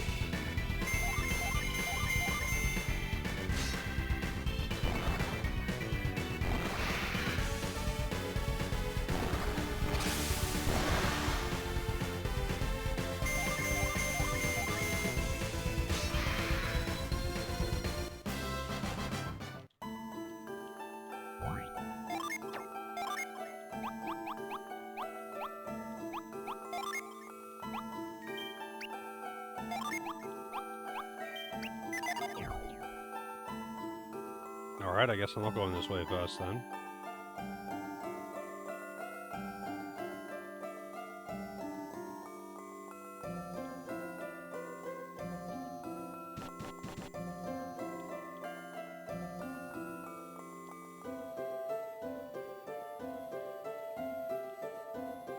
It's just an empty pot. Oh wait.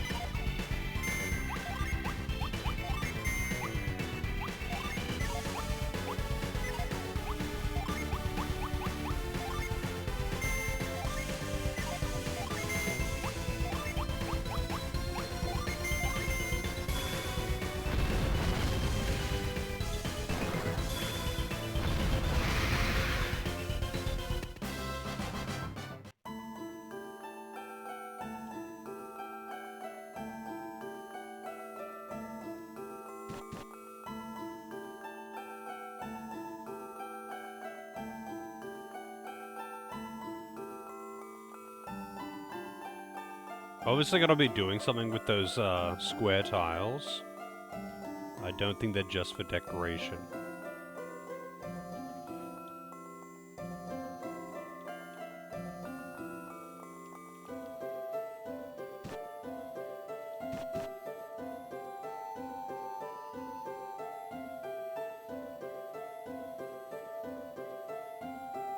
Oh, that's the tree.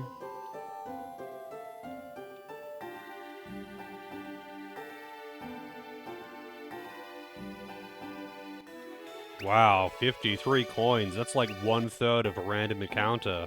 Good job. Good job hiding that.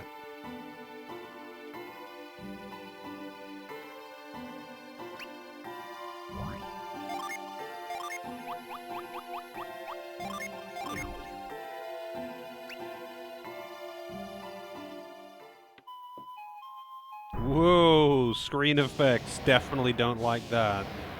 I mean, maybe it's meant to be like that. Oh, down I go.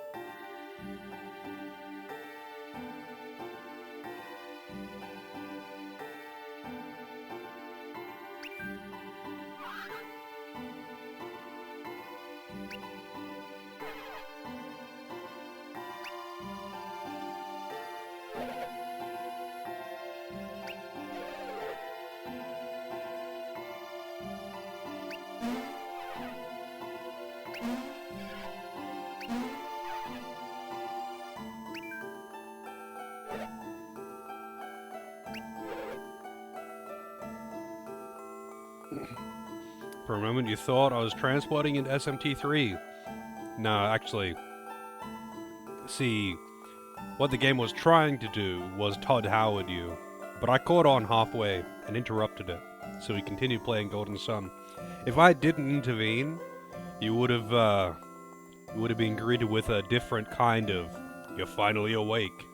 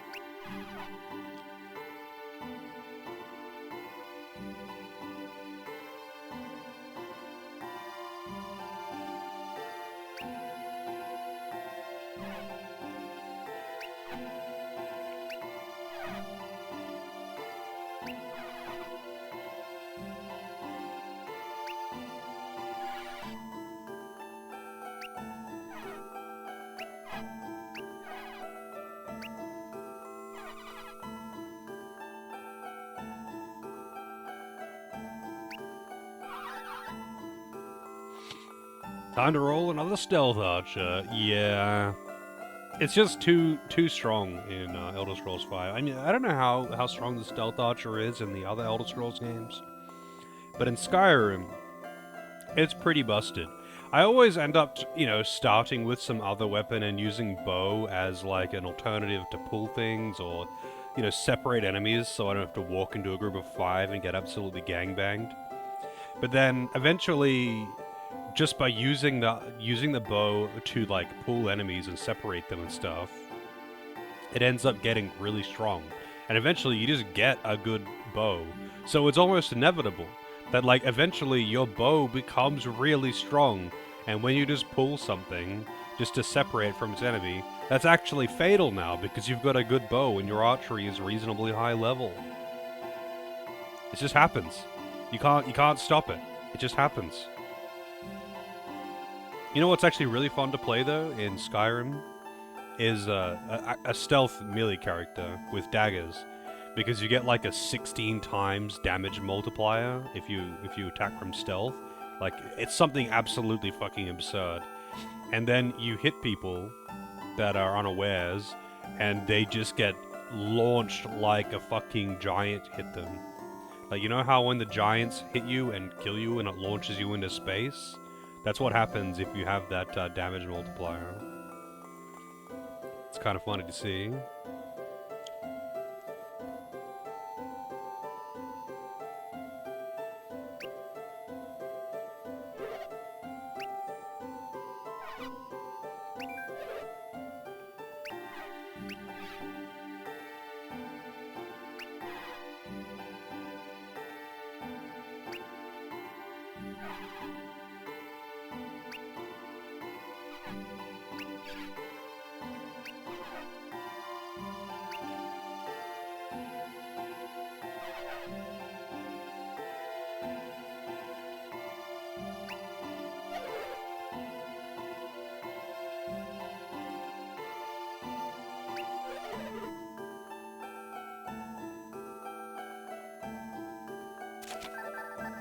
Whoops, I didn't mean to do that.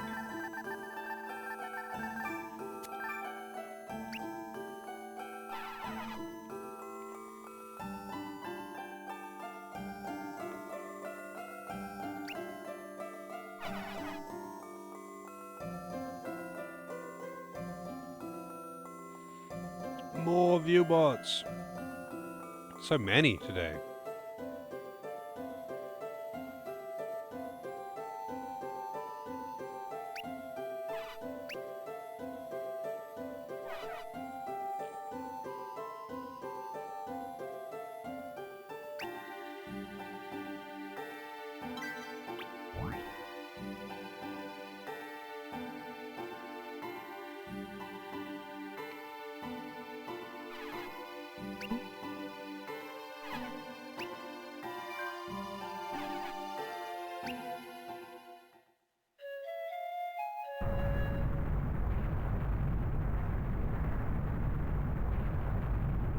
Oh yeah, it's not atting people this time.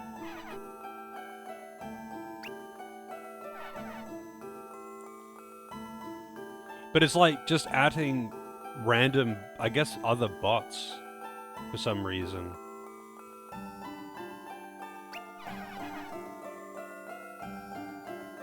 Because it's not like atting random viewers or something. And it isn't summoning the bots that they at. It's just... I don't know. It's just weird.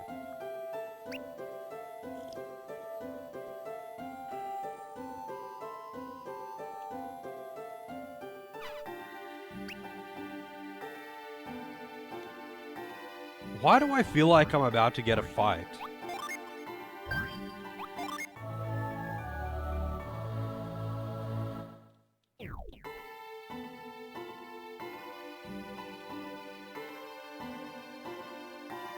So damn, this guy's lounging hard right now.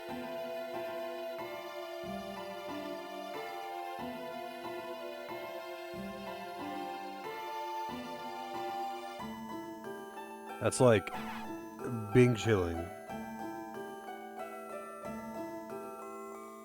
Far more than regular chilling.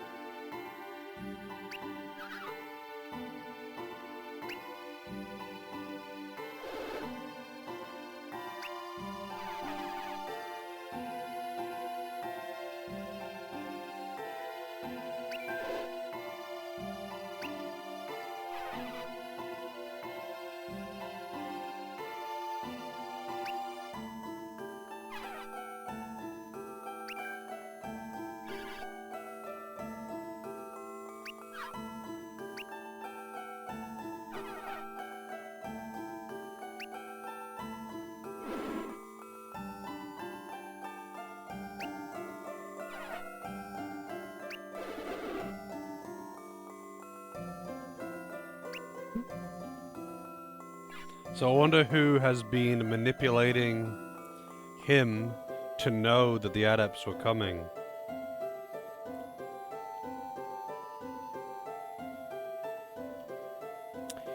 The worst would be bots triggering voice message commands to read out their links. Yes, however, that would mean they're paying me. And, you know what? Bots, if you can hear this, if you want to pay me $10 to have your link read out on text-to-speech, where the text-to-speech will butcher it and not even make it coherent, by all means, I'll take that $10.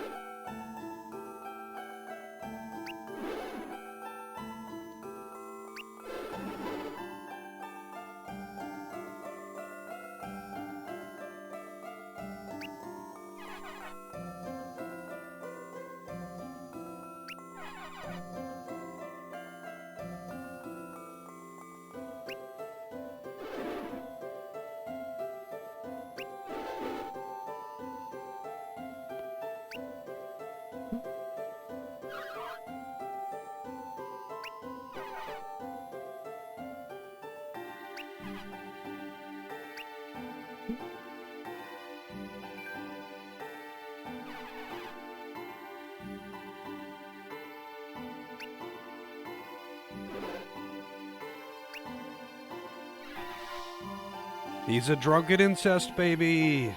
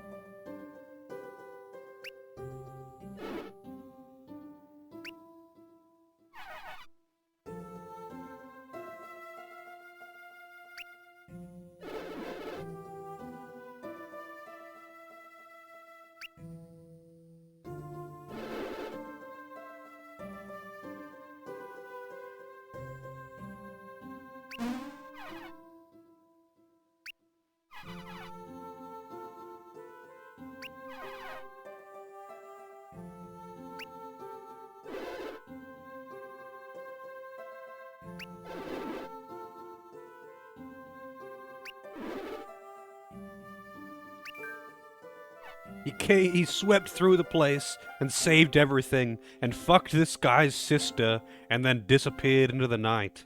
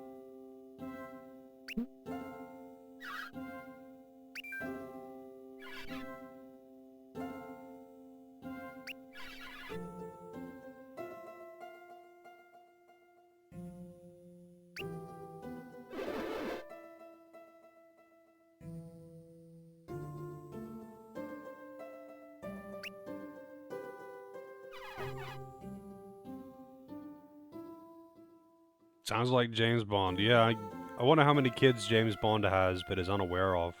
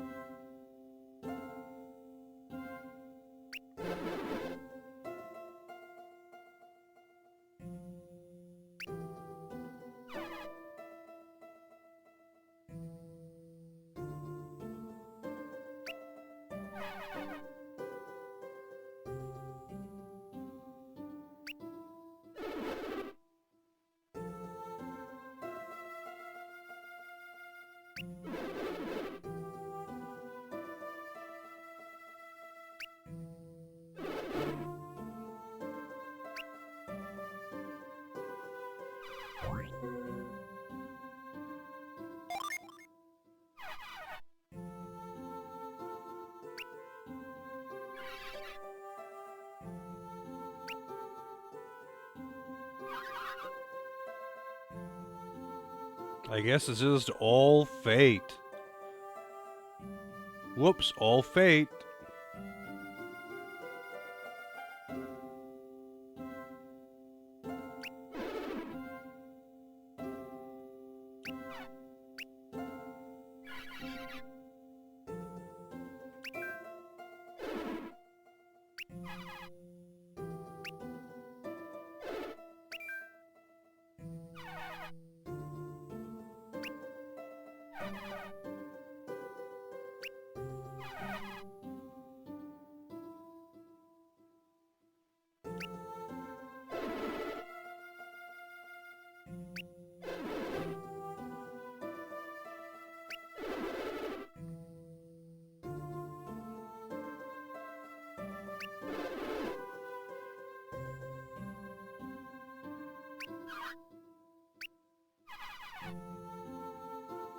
The inside glass. It's the lens of truth.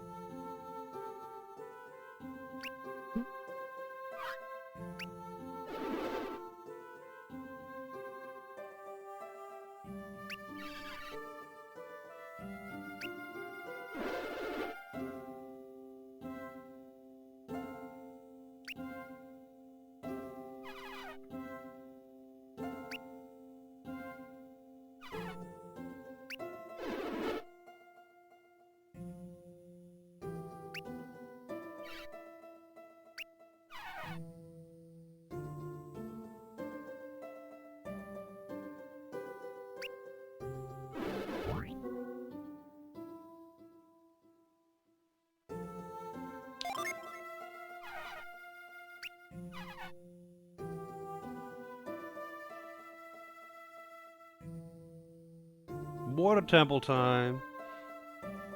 Hey, I know they have a bad reputation, but I never mind water temples.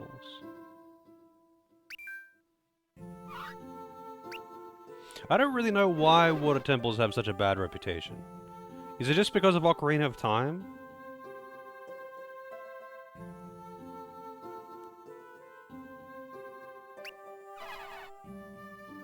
People seem to fucking hate the Ocarina of Time water temple.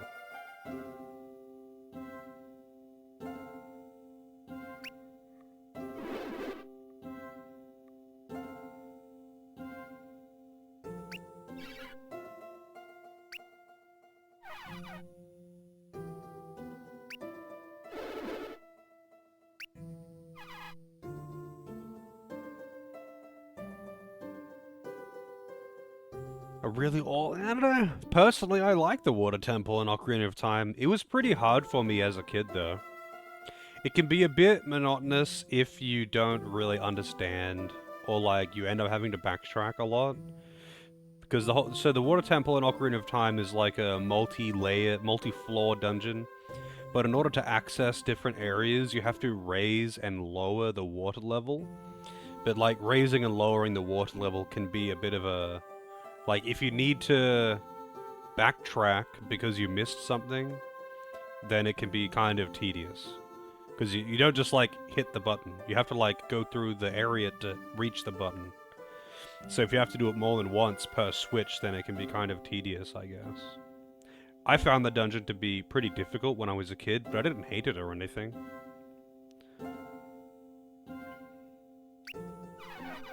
Apparently people really don't like that one, though. It's usually the one dungeon in Ocarina of Time they get shit on.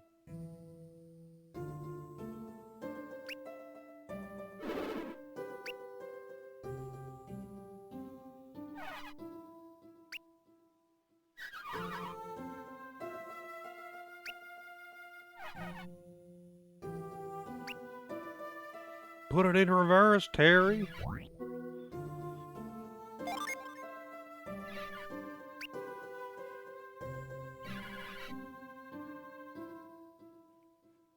Oh, Final Fantasy X had some pretty terrible ones.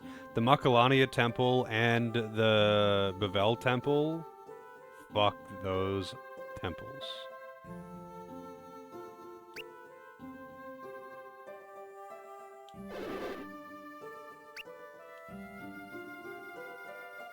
And they're all back in. Definitely couldn't call him maidenless.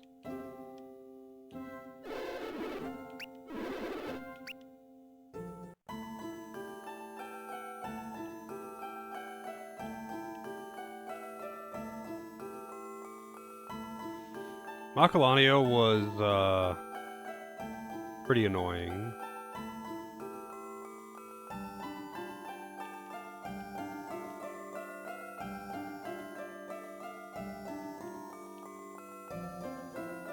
It just requires some very awkward double handling to get the Destruction Sphere part.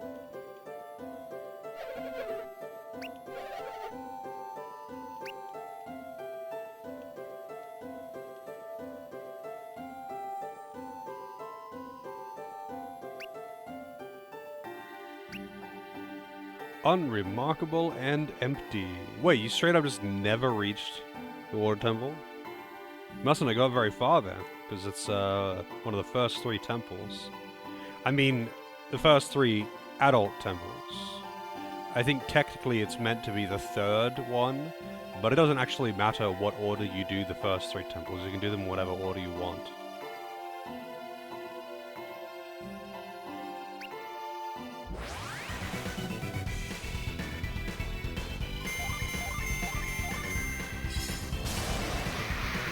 Nice. I like the whole AoE weapon arts thing that this one has.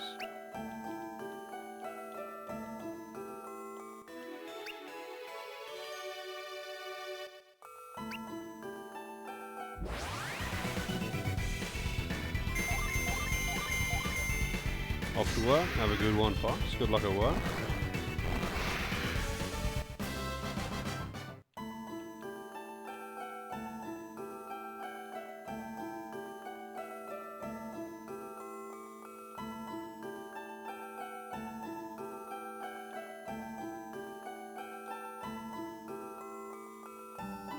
Money!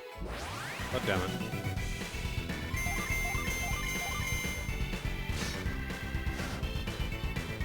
Dodge!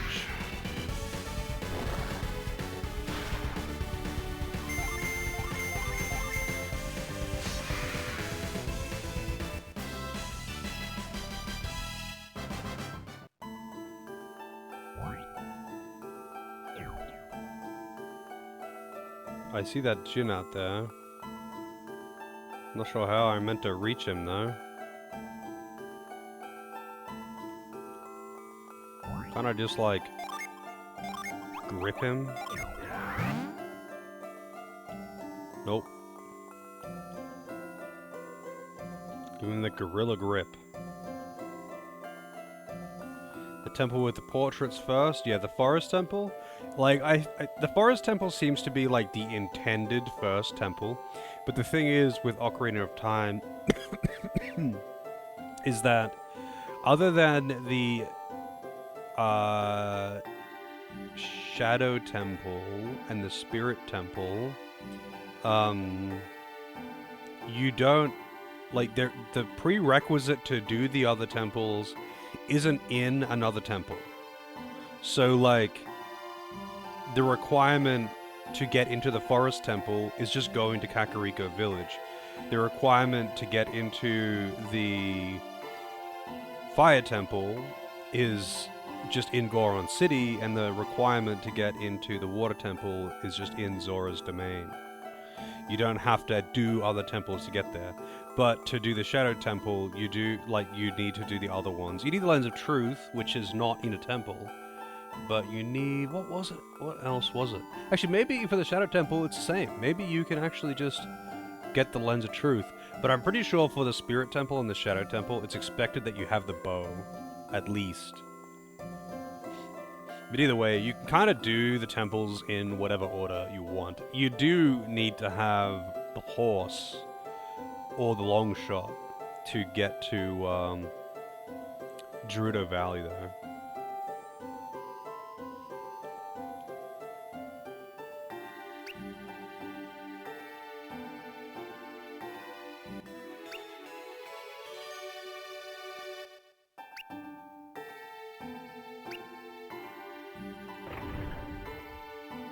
And the long shot is from the Water Temple.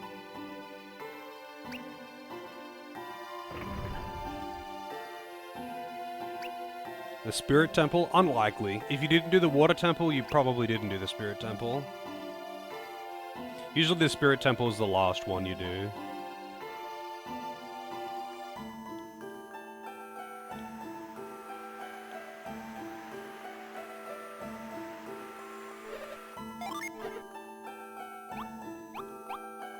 Wow, that's actually a damage upgrade for both of them. But both of them have got, like, special weapons, so I'll just keep the ones that they've got. Battle Rapier. Now that is a huge damage increase. I kind of want to get it for everyone, but I don't have nearly enough money for that. I could just replace the Witch's one, though. That is a big damage increase for her. What about artifacts? What have we got? Oh, same old.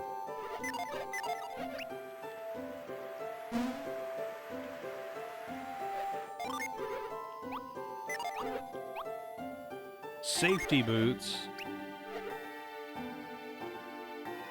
Boost defense, lowers agility. Oh, so you mean trash? Yeah, that's a good way to say garbage. Adept's clothes, they boost PP.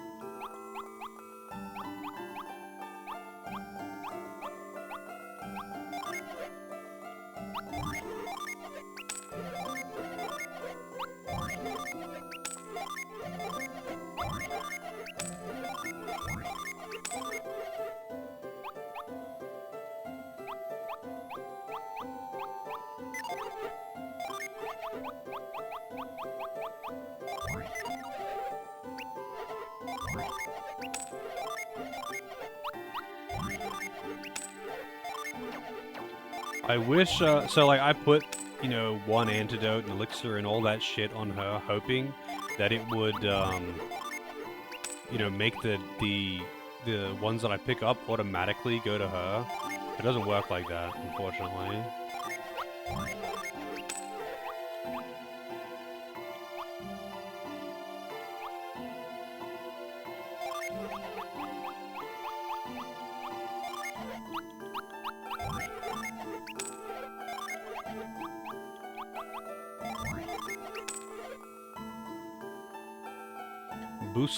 Boosting that PP, yep. You never have too much PP, you know.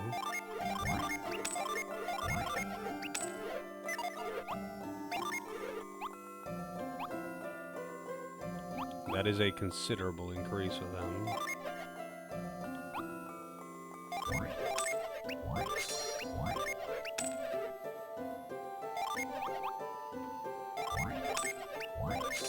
To be honest, none of this really actually matters. Like, these defensive increases are pretty minor.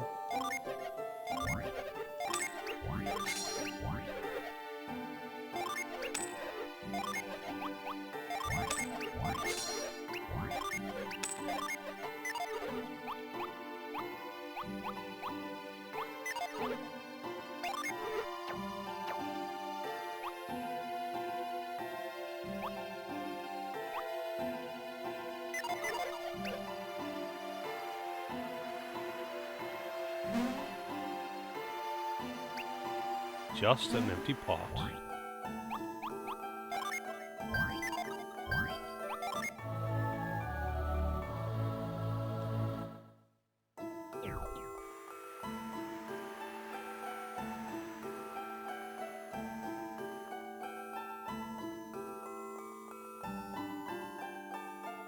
This is going to be a puzzle area.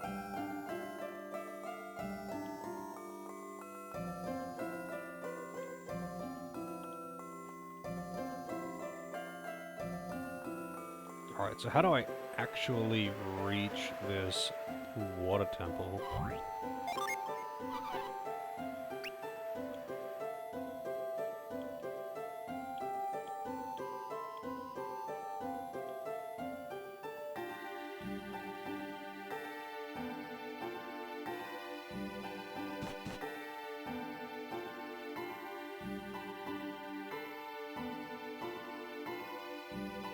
That's weird, but okay.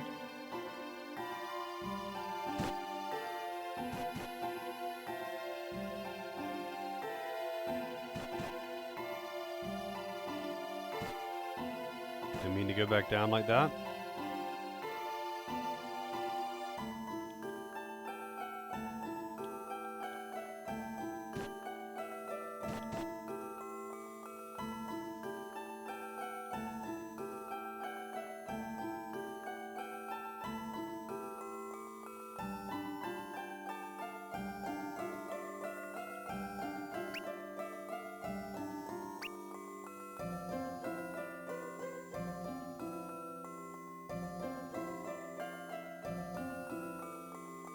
Wait, I already came down here. What was that here again? Oh, this just loops back into the main room.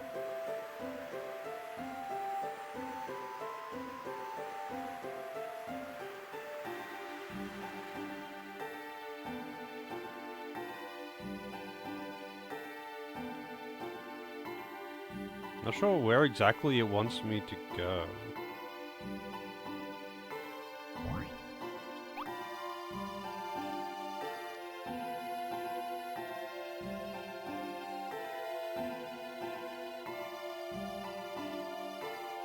Use alchemy well to lower the water and then get the relic from inside. So, we're... what?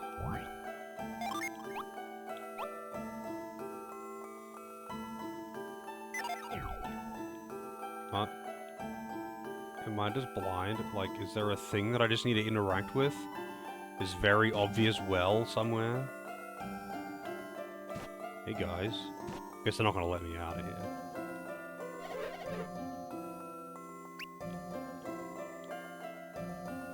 I'm stuck. Downstairs? Which downstairs? I guess the left downstairs?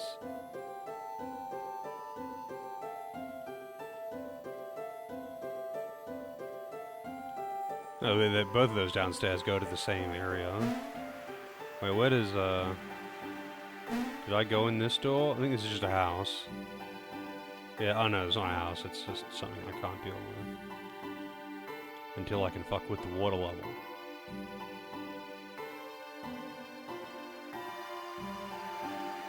Oh, I didn't even see that entrance. My bad. It's in the center of the town. It just looks like decoration.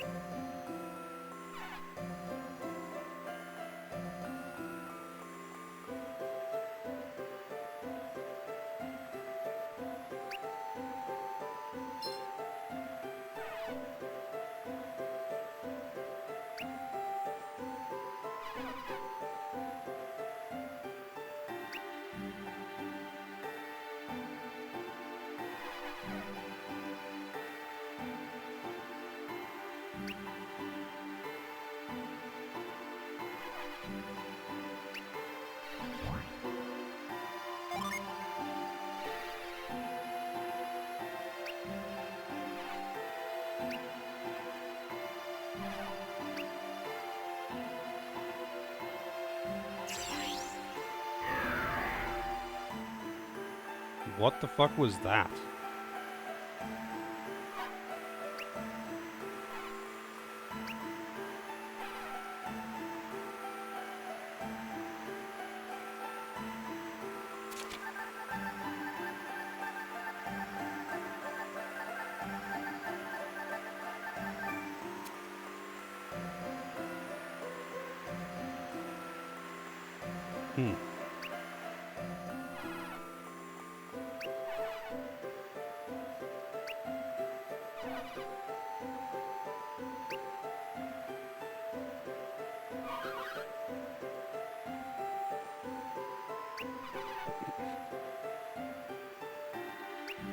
I don't think checking behind waterfalls is an RPG thing. That's just literally a video game thing.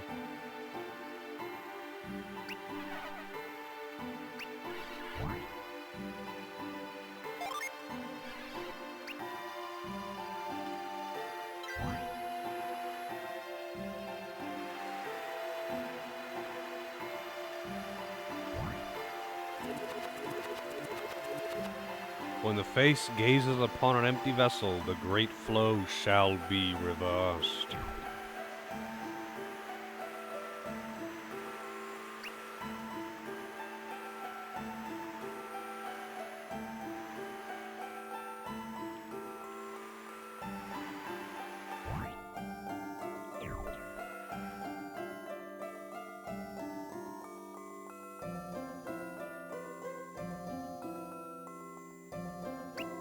That's a fight.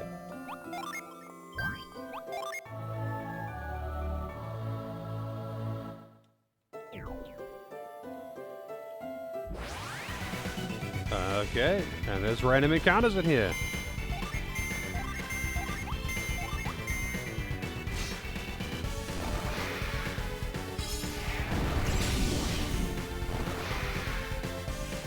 $69, dude.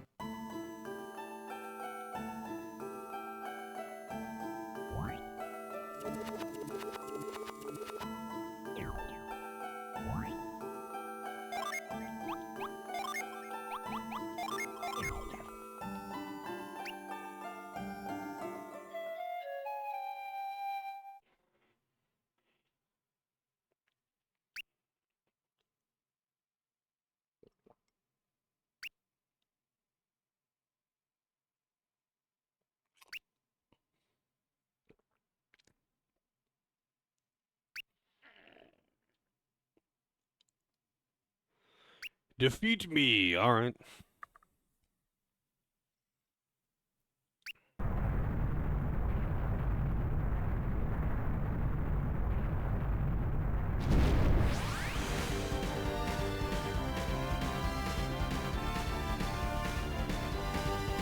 Alrighty then.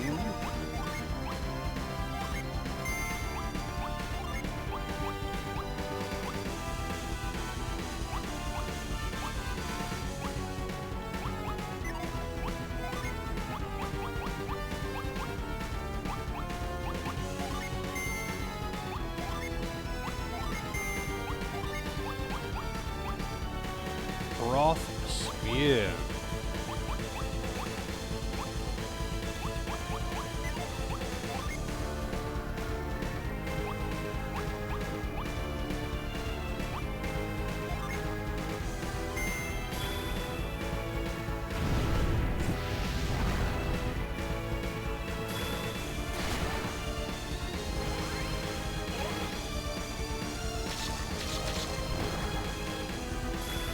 Oh, it didn't lower his defense.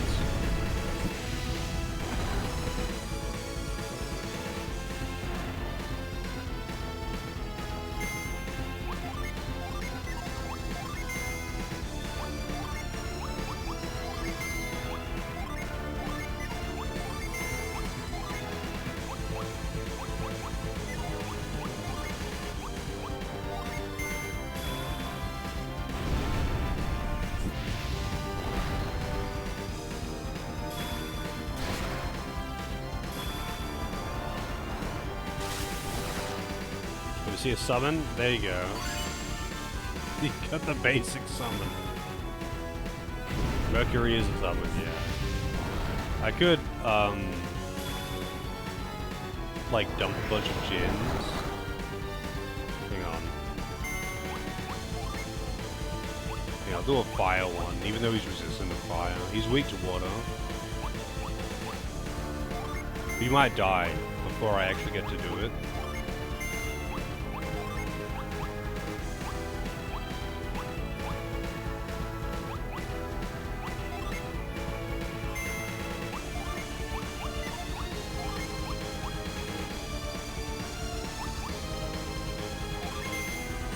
I'll just use a bunch and just do some summons. If he dies before then, he dies.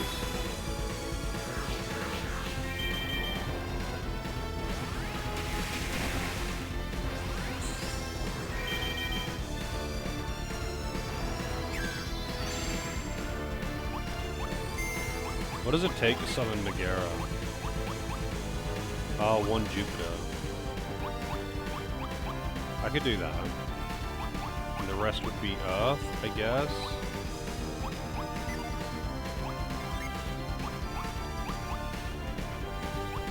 Wait, hang on a second. What have I got right now? I've got one of each. I think. No, I don't have one Jupiter.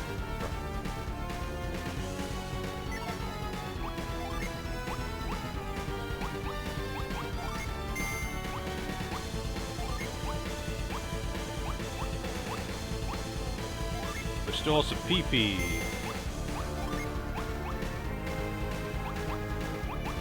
It'd be funny if he just dies.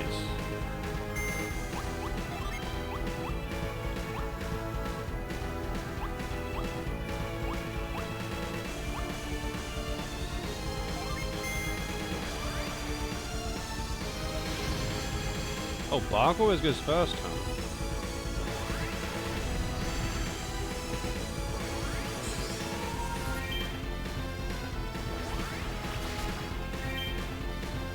He's not dead yet.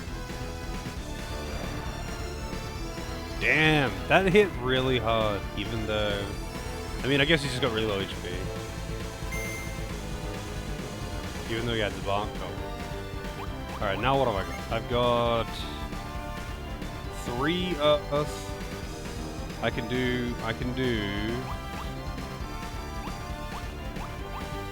We want to summon Megara because Megara is cool, and then otherwise we'll use Sibel.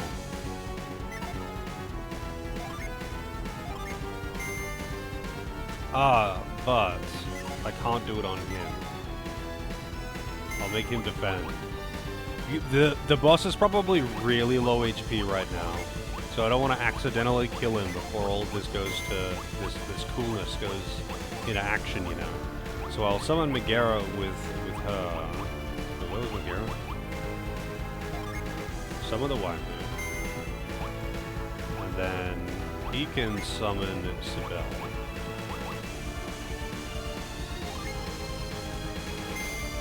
You can, I don't know, fucking heal yourself.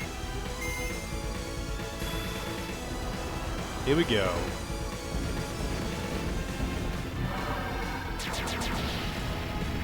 Too bad it's split between 2 screens.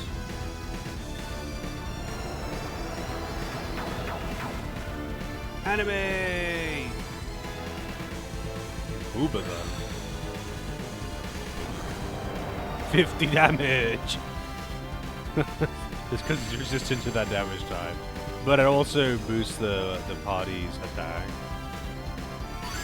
Megara is actually pretty useful in that regard.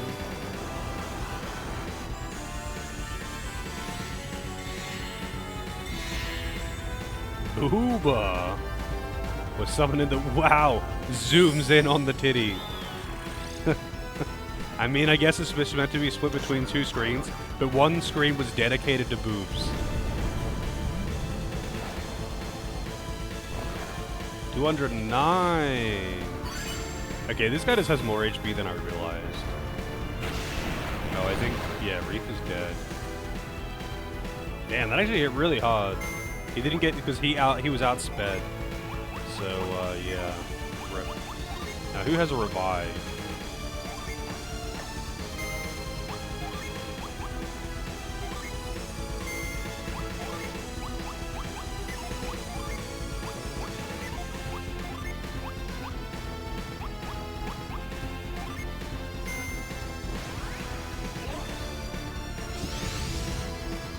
Did it fail? Yeah, it failed. This would be annoying if it kills. So I do want to revive him so he doesn't miss out on EXP.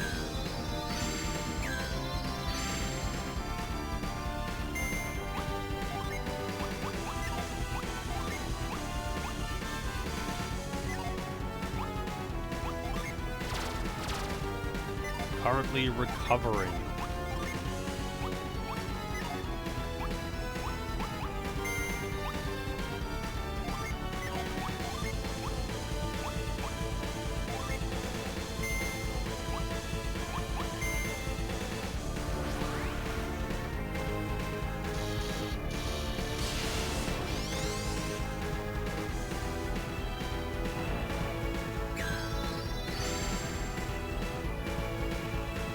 Try it again. I mean, the same as any other gin, like, once you use it, it goes into standby, in which case it can be either reactivated or it can be used as a summon and then it's on cooldown.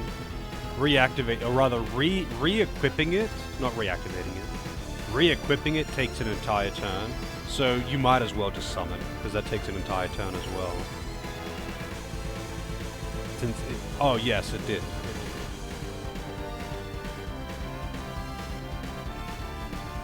How's it going, Happy Campo? A gob moment? I don't know what that means.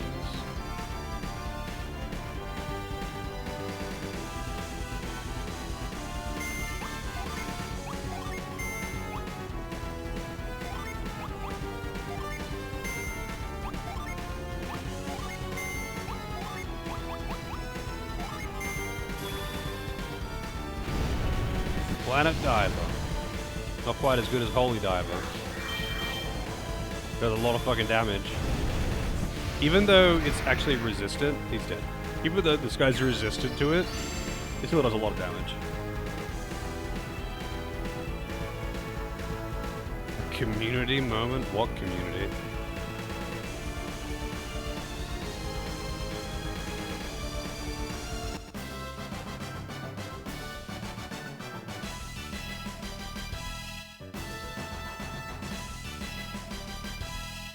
What, like the speedrun community of Golden Sun Dark Dawn?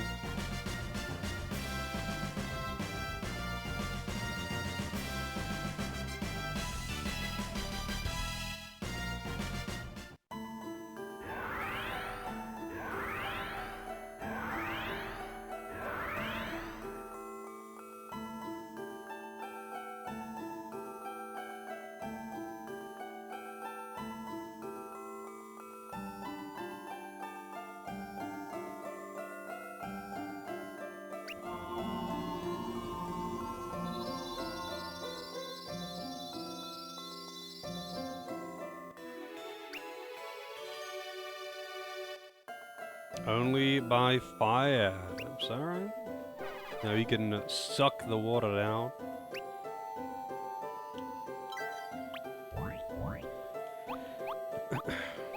Naturally, for whatever reason, yep, Matthew's the one fucking holding it.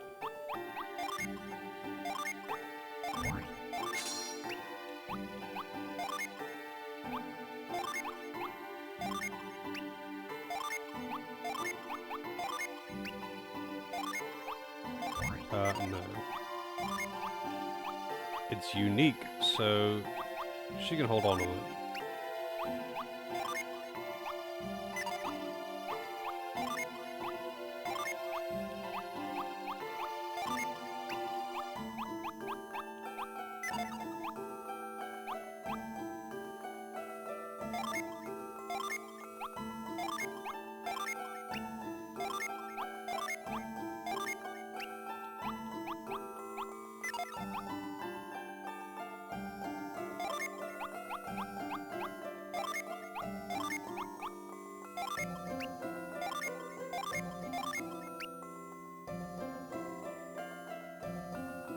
Oh yeah.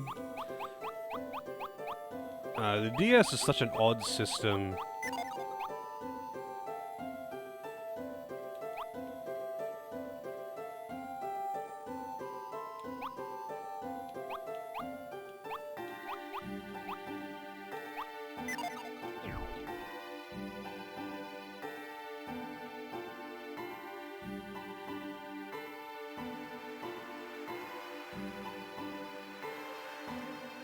So, let's see.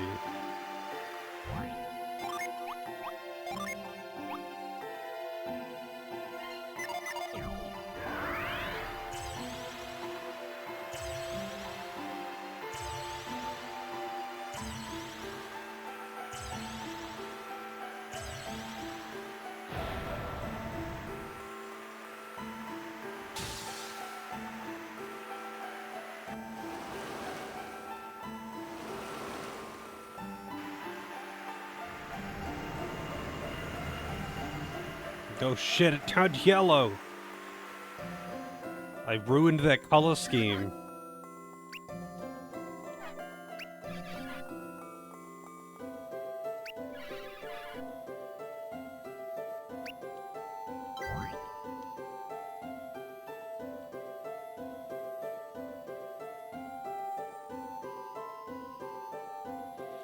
Yeah, I mean, that applies to any handheld, though.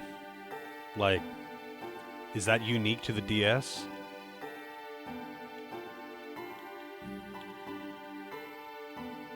Like, for me, that was the GBA.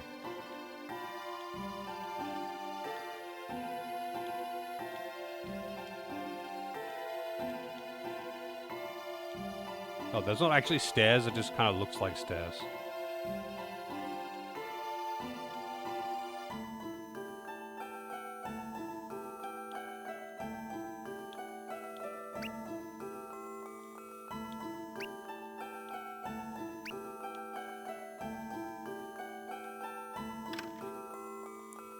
Power bread.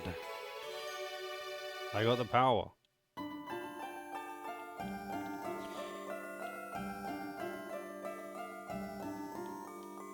I guess. I don't know. That didn't really make much difference to me because, like, it's so standard for basically every handheld to be able to save at any point. Oh wow, they have a little point that says, "Put it here!" You can't possibly get it wrong. Alright. So I guess now, when I put the water back, I can, ride this baby over here and get that chest. It better be something fucking good, man. I don't have freeze yet, but I do have, douse. Which means I should actually be able to, reactivate the water, but I won't do that just yet.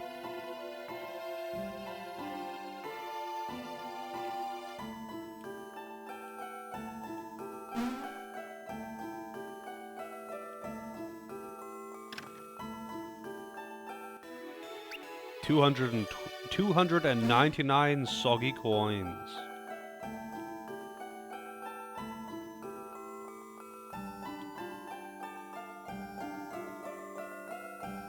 Weird that you can't use earphones with the GBA SP.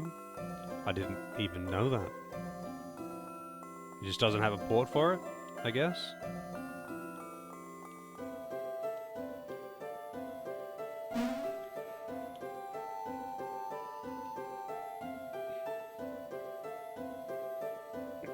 Huh, well there you go. I didn't know that. I just never tried to use earphones with my GBA, I guess.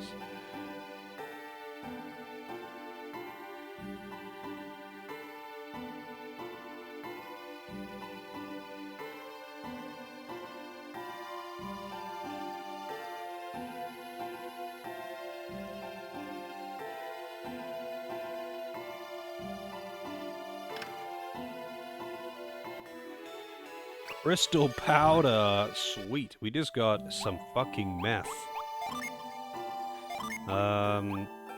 Attacking enemy with ice. Into the dumpster it goes.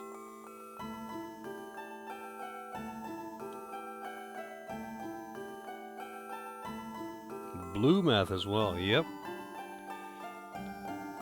How's it going, AJ? Only the purest meth.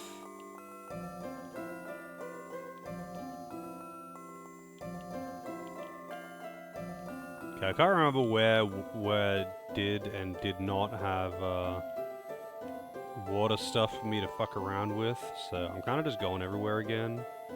Because I don't want to miss anything, because this game has got so many missables. Huh, so now I should... Damn it. God damn it.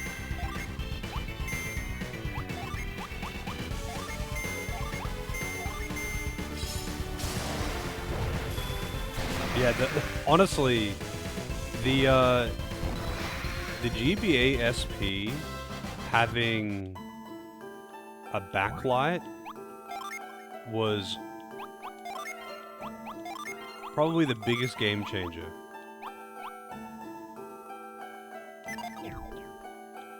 Like, it's something that I never realized just how much I fucking wanted it until I had it with the SP, and it's like,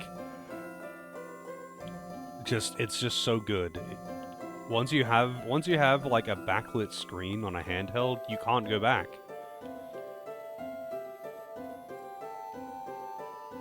You like the OG GBA for comfort? Well, I would probably agree now because I'm an adult and I've got adult-sized hands. As a kid, though, I preferred the SP. Because I just liked the shape, and it felt more like the Game Boy Color, which is what I started with. So, like, Game Boy Color... Oh, actually, no. We had one of those brick Game Boys originally. I played that a fair bit, playing Tetris. But Game Boy Color is when we got more games, and I got introduced to Pokemon. So, yeah, Game Boy Color... I was very familiar with that. and the SP felt more like that, because obviously it's a similar shape. I never had a regular Game Boy Advance, though. I did play one a bunch, because my friends had them, but I did not.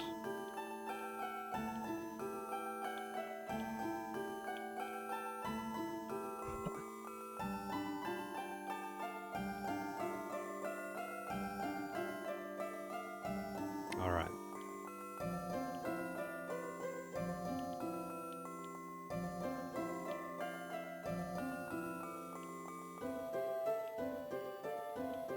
I guess I'm just gonna go out the front now. Wait, I can't go out this way, can I? I have to go the other way. Still play your I have a PSP as well. It doesn't work that well, though. It basically doesn't have battery life. It has to just remain plugged in, and the cord to plug it in is kind of dodgy. So... that's nice, I guess.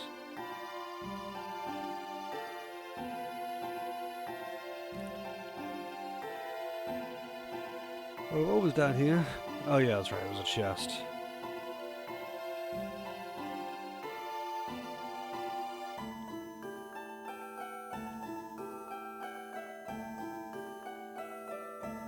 The PSP was a pretty good system, though. That's for sure. It was pretty powerful for what it was.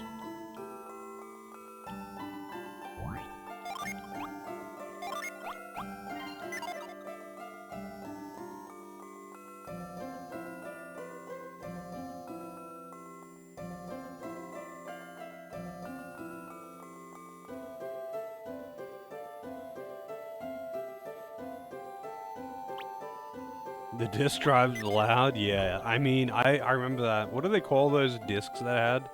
The UMDs or whatever. The, those things were kind of loud. Those actually were kind of loud.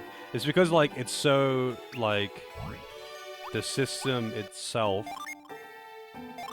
is pretty small and lightweight, and the plastic is thin, like, you know... There's like a fucking mill of plastic between all of the hardware in your hands. So not surprised that you can hear the disc spinning. You know, like if you have like a PlayStation 1, how if you put your ear up to it, like you can hear the disc spinning, but otherwise you wouldn't really hear it.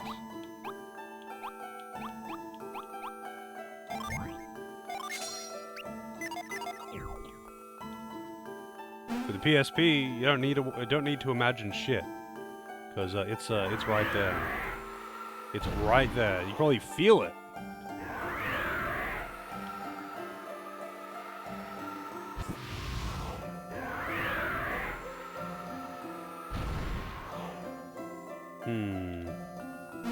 Oh, I can jump across here. Oh, I can push this. Lunk. I don't know what the purpose of that was, but I could do it. Too bad you can't jump diagonally. Yeah, that was the thing as well. The PSP did the thing that the PS3 did, in that it, like, you know, installed some of the data to improve load times, that kind of thing, or at least sometimes it did. You know, some people liked that, some people didn't like that. Personally, I like it, because better load times, hell yeah. But at the same time, it was kind of annoying if you had a lot of games.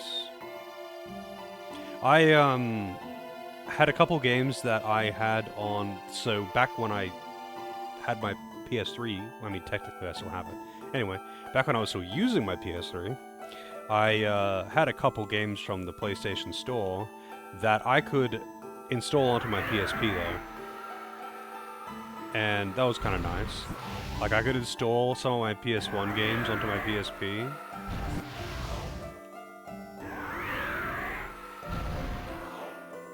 Which is pretty nice. Like, technically I own... What is this? Glittering tiara. Something tells me that's only for the girl. I was going to say the girls, but we don't have multiple girls. But then again, maybe... No. Reef is no Ivan. He is not an honorary girl.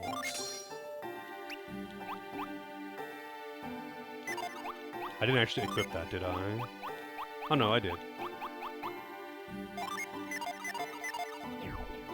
Ivan is an honorary girl because he could equip a lot of the gear that otherwise only the girls can equip. But Reef not like that, and neither was Pierce. Because Pierce was funny because he could use a lot of gear. I mean, he was a dude, so of course he could use the gear for men. But, like, he could use the heavy equipment, even though he was a water adept. He could wear, like, heavy armor and battle axes, whereas,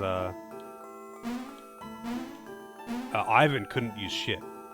He could only wear robes and tiaras and whatever.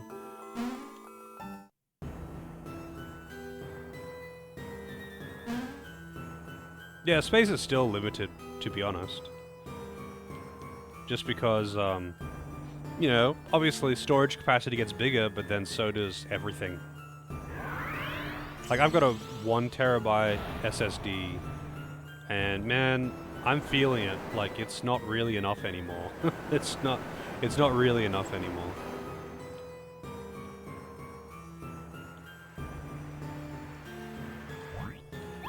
Like, it's not bad because I've got decent internet and all that, but when I'm playing big games, it's kind of annoying. Because, like, if I was going to play a game that's like 130 gig, I have to download that and probably uninstall something. Because there's a couple of games that I keep installed all the time, like FF14 and Warframe. Even though I don't really play Warframe anymore, I still do, like, log in and fuck around, you know, at least once a week. And FF14, I'm not going to uninstall that. I play it all the time. And they take up a lot of space. And then I've got all of my emulator stuff, and I could, like, clean out the emulator stuff, to be honest. But, you know, it's like managing space, something I've never really had to do before. I need to get myself, like, a fucking 5 terabyte SSD. Hell yeah.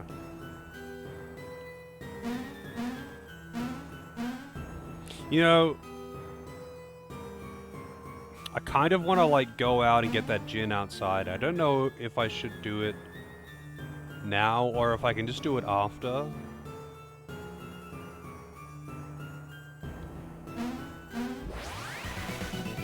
I think I might just go and do it now, because otherwise I think I might not be able to. This game is notorious for fucking you over like that, right?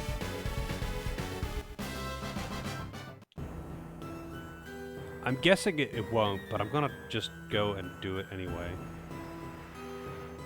Although, will it let me actually go outside? I don't think it will. I think I might actually have to do the temple first. So I'm pretty sure those guys will stop me from going up front. So never mind, I guess I'll...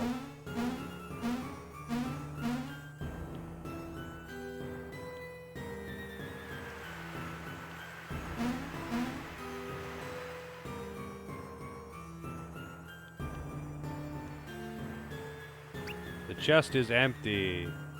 I was just thinking, man, a chest that easy? That's gotta be a mimic. But no, it wasn't a mimic, it was just fucking empty.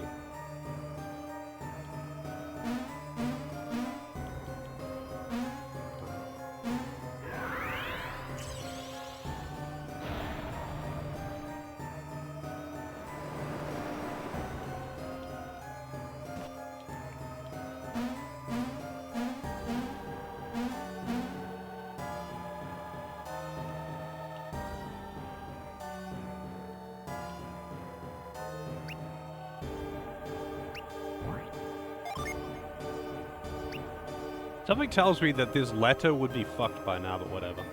It's a magic letter that isn't ruined by water.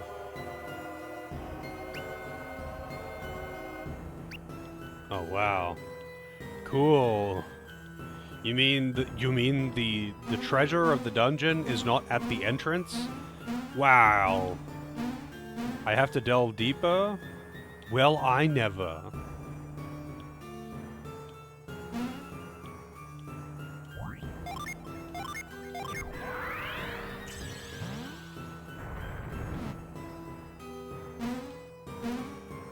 What? Also, can no one swim? Like, you're telling me a water adept can't fucking swim?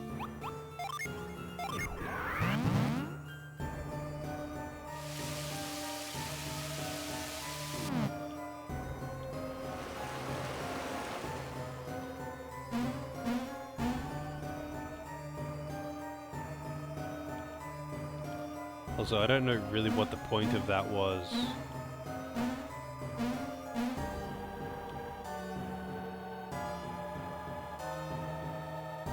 So not really entirely certain. That's just the entrance, probably. Not really entirely certain. Like, I need to lower it even further. I guess I need to get to that bowl on the right. Hang on. Maybe if I lower the water and come in here, there's something different.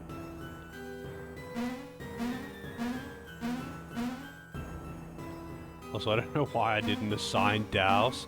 I'm gonna need to use Douse a lot, I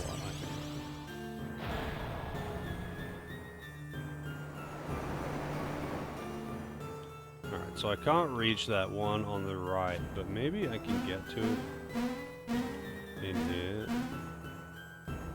I like coming out the other side. Oh wait, I gotta move that block.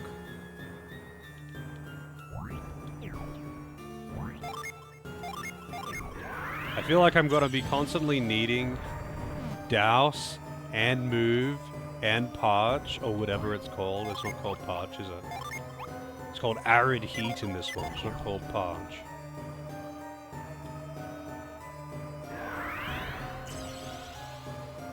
Hang on a second, actually, before I do that. Now that I've got that there, I can get up onto the side, so I will do that first.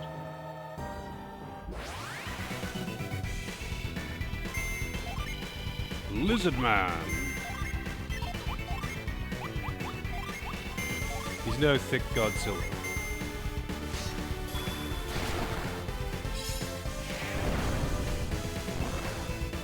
Yeah, they're pretty beefy. They are pretty beefy. But they're probably gonna die to this. Nope, not if they fucking dodge it.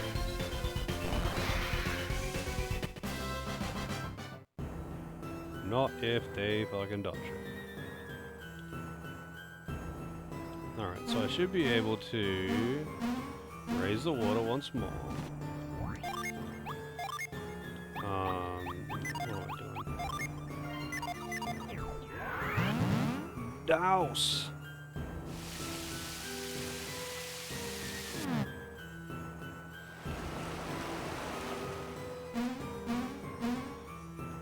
And go in here, and then hop across once again. And this time, I should be able to get whatever is in that chest. And it better be fucking good. Also, what is the name? Is this a Barai Temple? I wonder if there's a djinn in here. Looks like there is. Oh shit! Stormbrand. Alright, it's probably really good. Oh yeah, look at that damage! That is a big boy upgrade. Extra thick upgrade.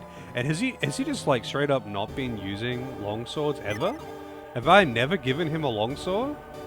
Surely I have. Hang on. I know he has had one. He also has... Wait, so I guess it isn't by weapon class. It is by individual weapon. They just have to master the weapon that they're using. It's simple as that. I'm gonna miss that, like, occasional AoE, but still.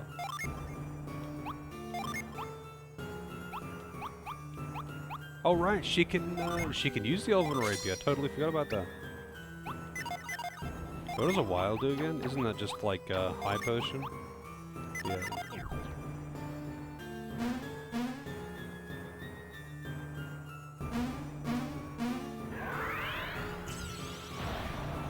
Alright, now we're going down, down, down.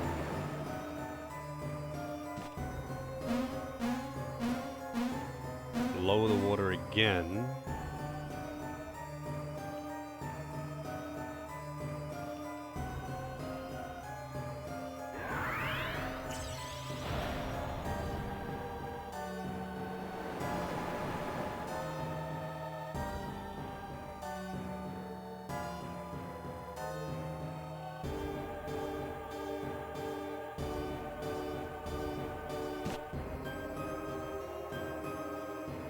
Wait, hang on a second.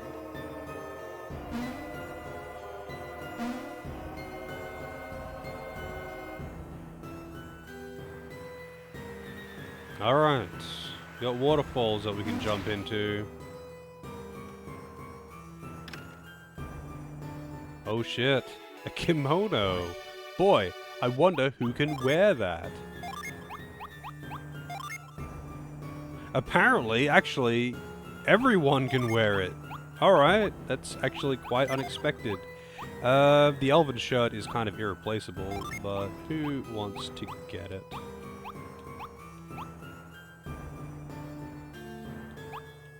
Does it do anything special? Boosts agility, resists fire. Ooh.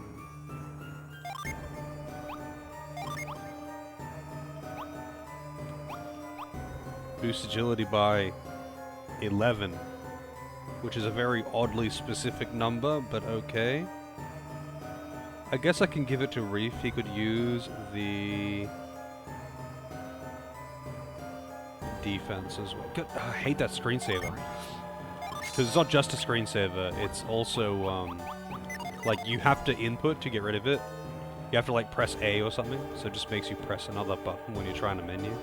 If you're reading something, you know. Empty chests are such a tease. They are. Sorry, I didn't see that message before.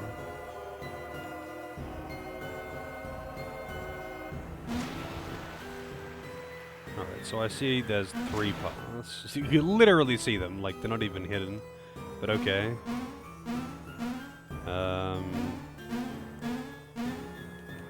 Parch me up, baby.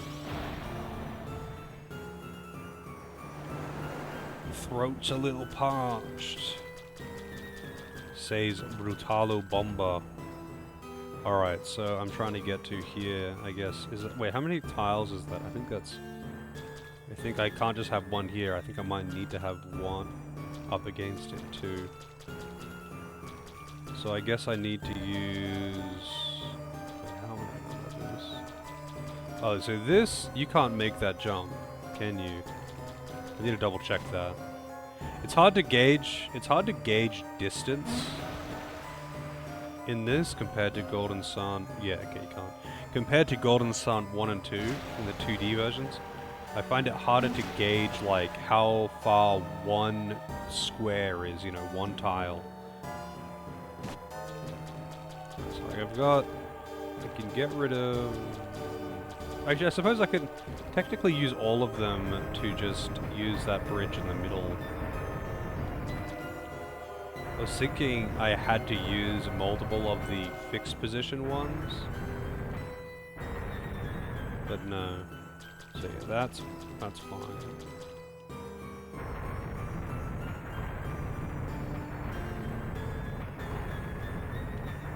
Oh, goddamn. That's all I actually needed was, funnily enough, 2. I was like really overthinking it because I was like, wait, which one can I sacrifice to get across? But I only needed 2 anyway. The only thing is, actually, now that I think about it, how I... Oh, I can climb, never mind. Just, once again, overthinking it.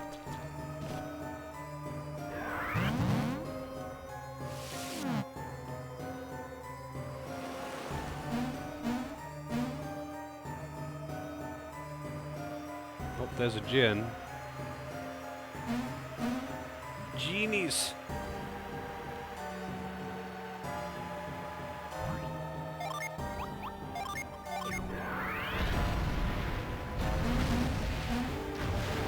It just jumps in the water. Alright.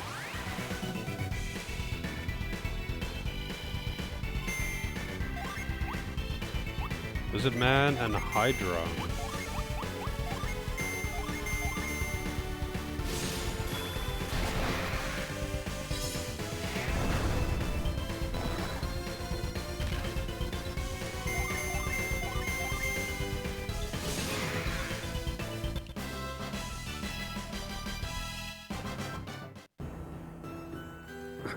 I wish we recruited that dude's sister instead. What's his name?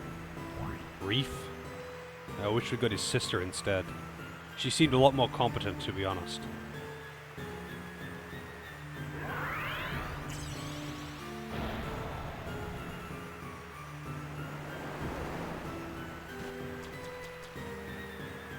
I better save. I don't know if they do the shit that they do in the first two games. How, like, they can just flee. There's just a chance per turn that they can flee. Which means you have to reload the room and do the bullshit to fight him again. I don't know if they do that in this game. I really have no idea why they did that. Like, there was such a silly thing to have. Also, damn, arid squash.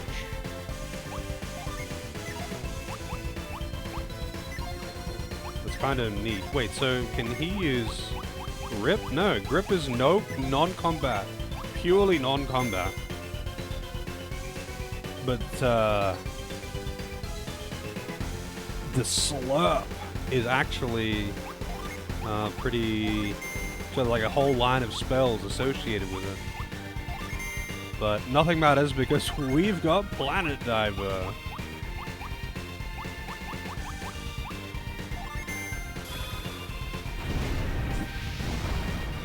Look at that, 127 fucking damage.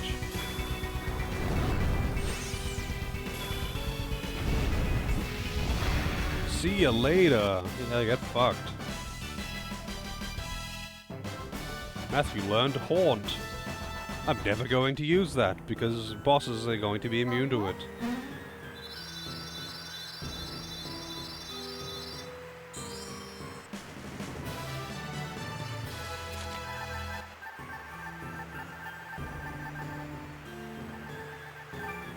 Can conjure a hot spring effect that relieves fatigue for allies. What does that mean? Just an AoE heal or?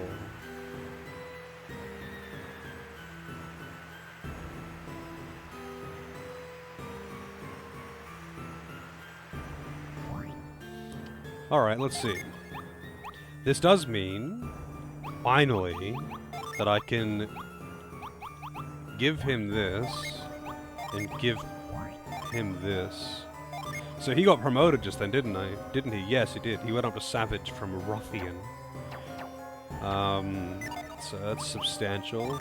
He did not get a promotion with that. You need 4 for a promotion. I don't know what you get if you swap those two around. I remember in, so I swapped the Fire and Earth guys around because the Brute class is just so good.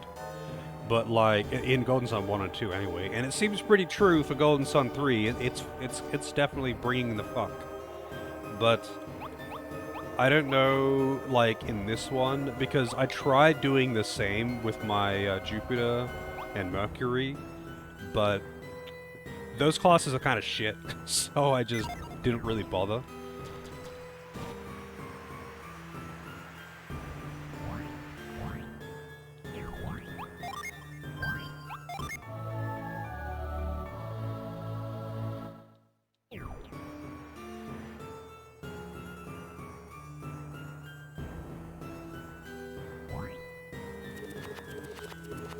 When water pours into the pool, the path to an ancient relic shall open upon its surface. Okay. So that means I need to raise the water out there. Oh, we got growth. That's a rare one to see.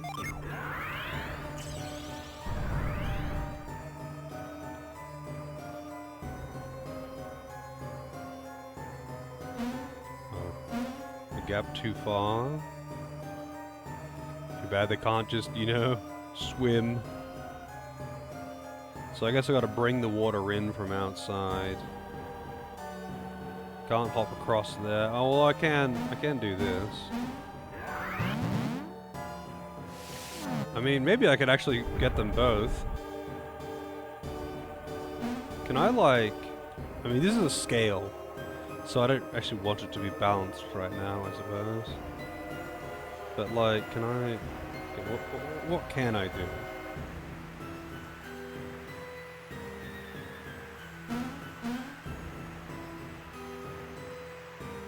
I don't really know what I'm getting here. So I think I'm gonna need to get up there. Like, that's made a path. Well, actually, I don't think it's a path I can use. I think it's just a path to make the water flow that way. But I also can't really see what's going on back there, you know? So I definitely need to get rid of that brick. Obviously, I can get up there.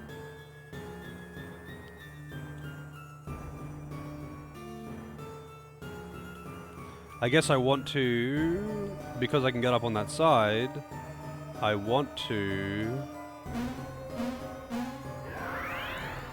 Like, I might be able to fill this one. Nah, can't. I mean, I might be able to actually do it from over here. I can.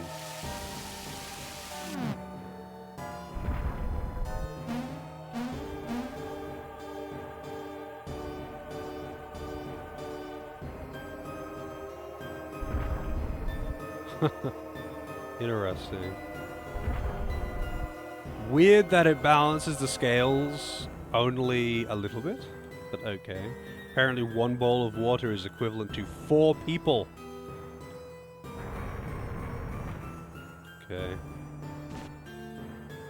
Alright, so I thought this was a door. Evidently is not a door.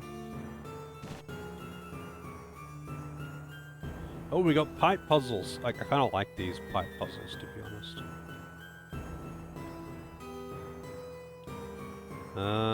Okay, so I can, of course, fill that up from range, but I don't really want to do that just yet. I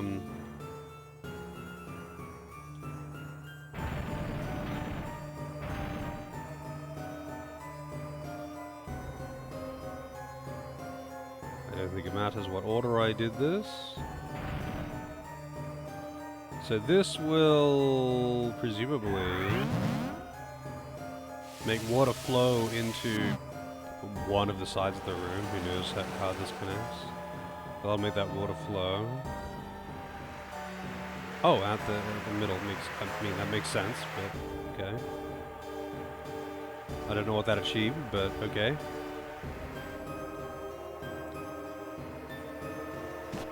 So now it flows whichever way the water is, the scale is tilted. So I want it to...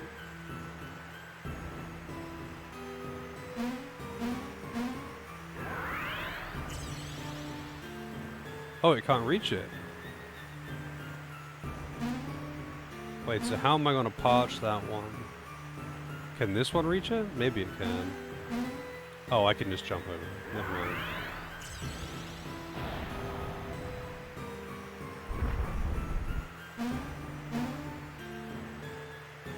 Puzzling good.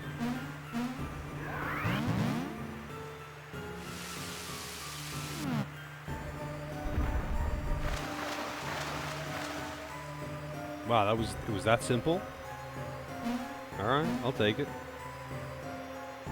So, do I just like jump into it?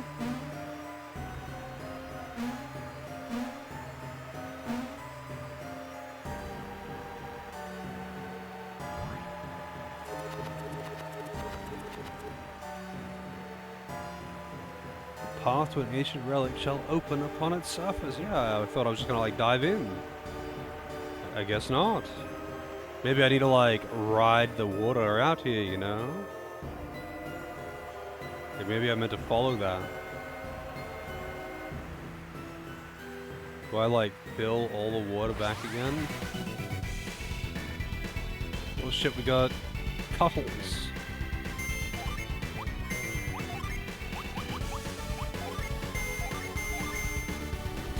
Whoops, wrong button.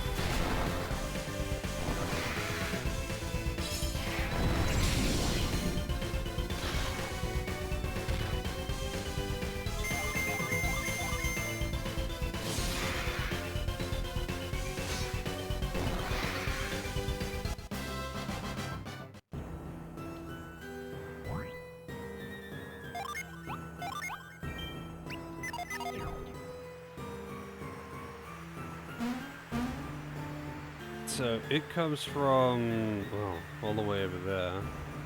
Do I need to? I don't know. I don't think I need to backtrack this far. I guess I'm like literally gonna be riding the water. Big water slide dungeon, yeah.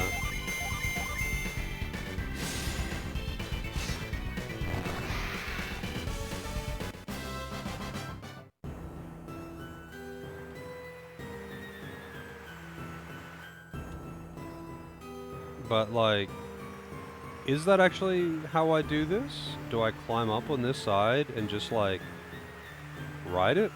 I guess I do. Whoa, yep. I meant to do that.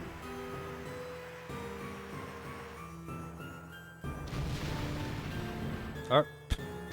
Down I go.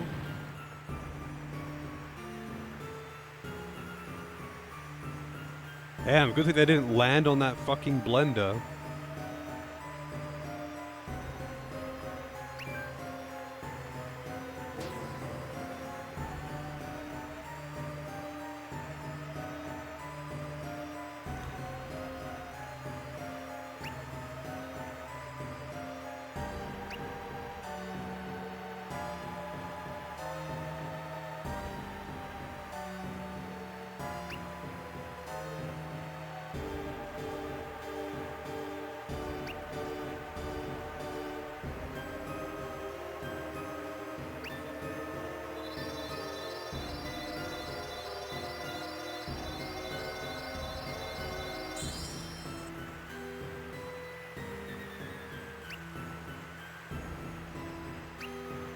He doesn't have synergy power, does he?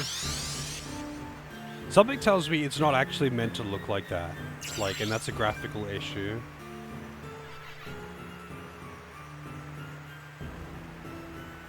Good old Melon DS and its propensity to fuck up.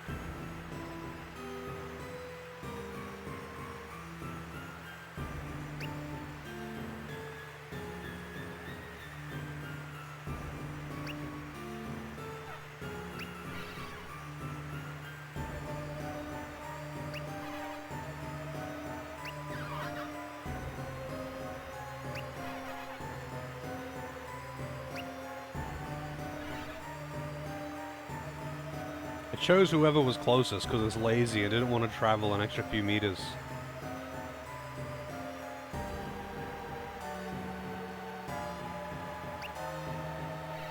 Kind of figured it would go to Karas, to be honest.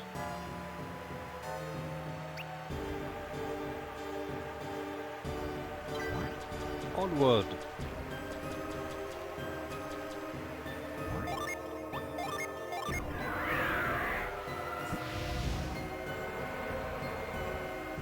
Yep, just step into the blender. What could possibly go wrong? Alright, I'm pretty sure I got everything that matters in here. I got the weapon, I got the gin. What more could you want?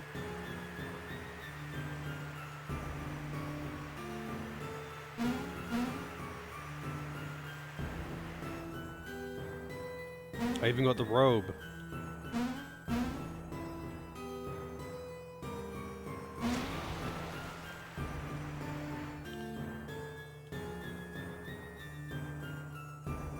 Was there anything else that I missed? I don't think there was. I don't think I need to refill all these to get out either. Pretty sure I can just walk out. Probably use the escape spell, actually. Oh no, I actually do. You know what? Whee! I totally forgot about the retreat spell. So where's this gonna actually put me? So I can't actually use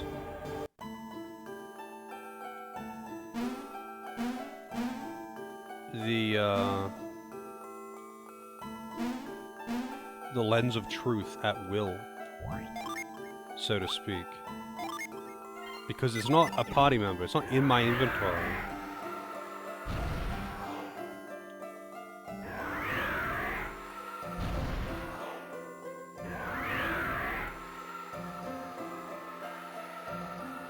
Alright, so now I'm trying to get to the top right, but how do I get there?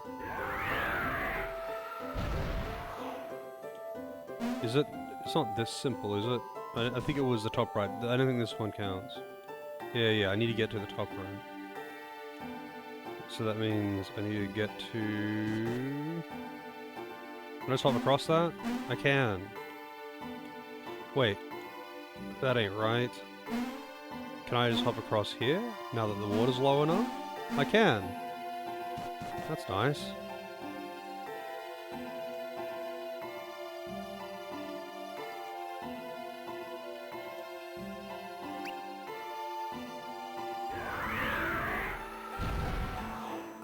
Hey, buddy. Alright, there's another one down. Breath.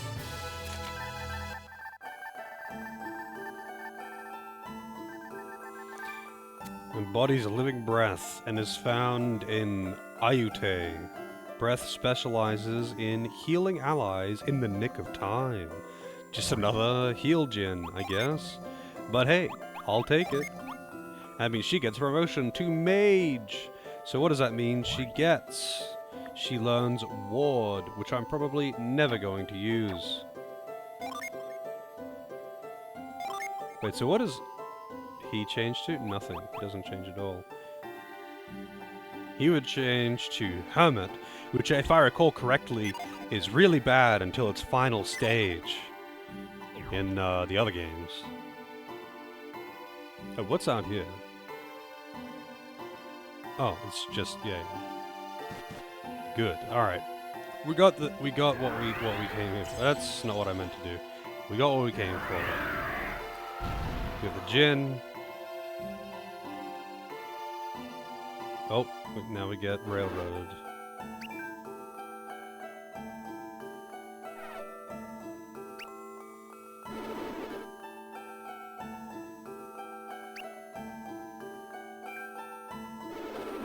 I can sense treachery here.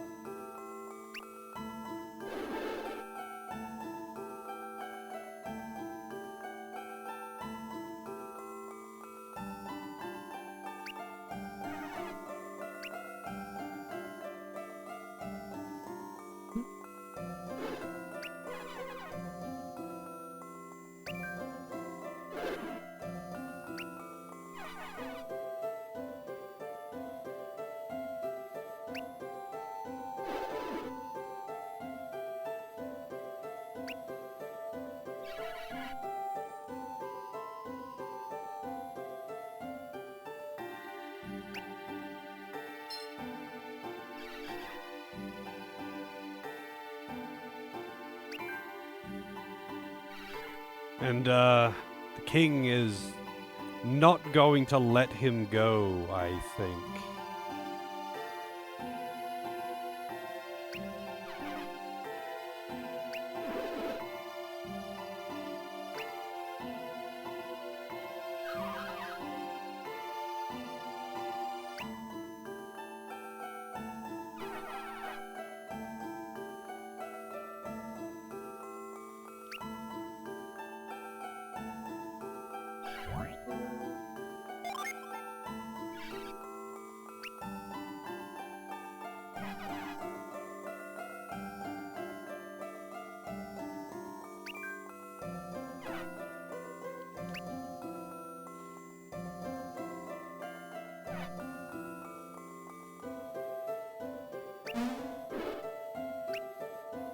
Yep.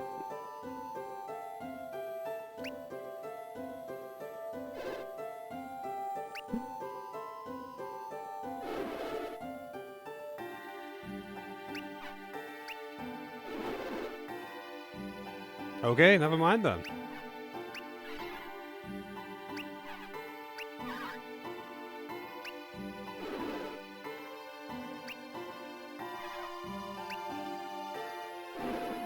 Have they talked about his father? Yeah. The mystery man who swept through the town like a hurricane, creating miracles and fucking his sister and then leaving in the dead of night.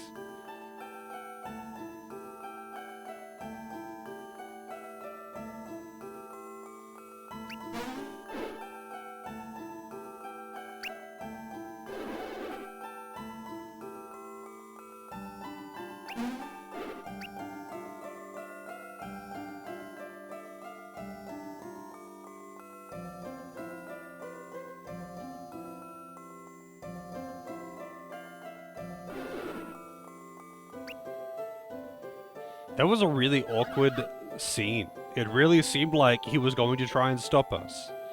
Everything about it was like implying that, and then he's just like, "Oh nope, you can go. You have convinced me."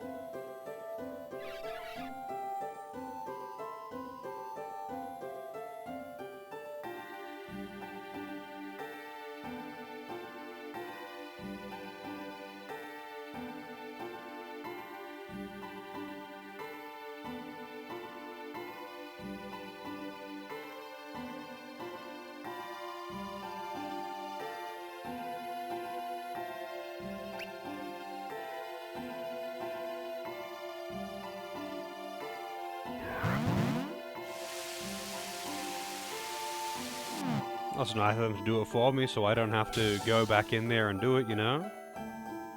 We have corrected their color scheme. They're no longer piss yellow, they're back to being blue.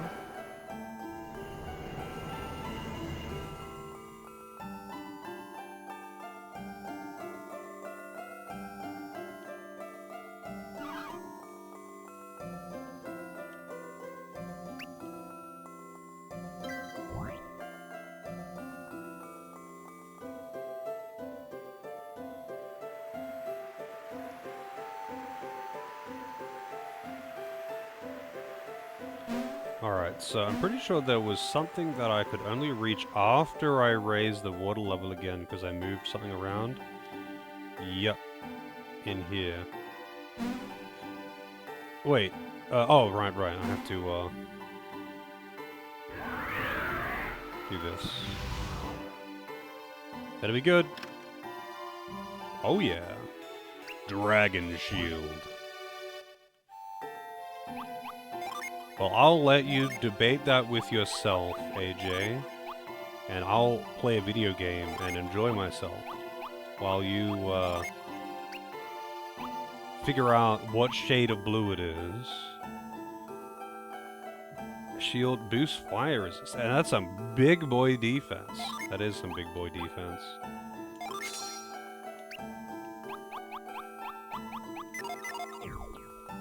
Purple, yeah. It's purple when I press that button anyway. Alright, so now I have to get to that Ouroboros place. No idea how to do that, but I'm allowed to leave now.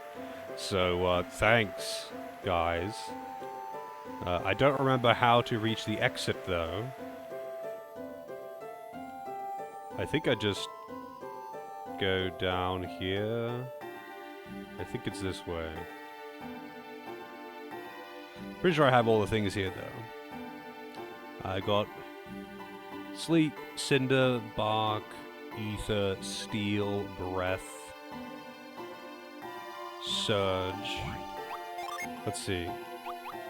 Cinder, breath, ether, sleet, surge, steel. Alright, all those. That's before Amity joins.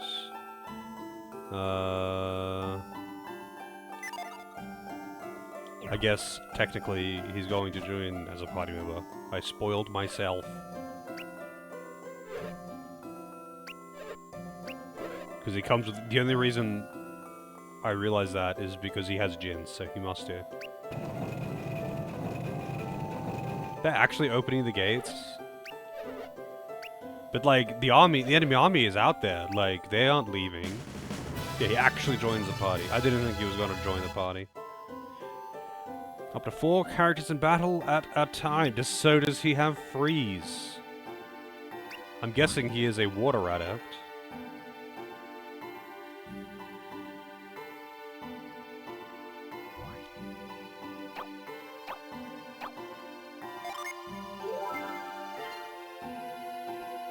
He has blue hair, which means he is water affiliated. So who's better, Amity or Reef? I already don't like Reef because he's a nerd. But Amity is all 14, so he sucks. But he might know freeze. It does mean that I have more inventory space though, because I can put key items on characters I don't use.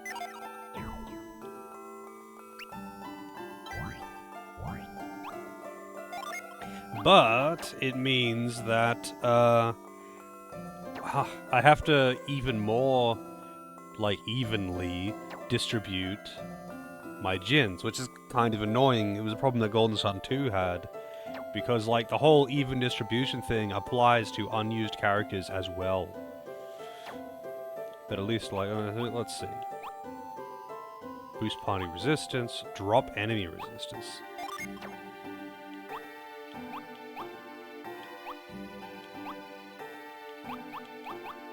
To be honest, oh, there's an Agi. The stat gains and losses from these are tiny at best. Damn communist Jins, yeah, exactly. I should be able to funnel them all into one character and have this super mega Jin heavy guy at the top. How's it going, Fish? Alright, now that I've got him in the party then. So, the first 3 join with him. So, Lava is in Caucho. I can actually get that now. Vortex is in Ouroboros. Brand is in the Passage Mountain. Serac is in Harappa Ruins. Solve the Walking on Ice puzzle. And Brick. Use Cold Snap on the puddle near the left exit. And Growth on the plant near the right exit in Harappa.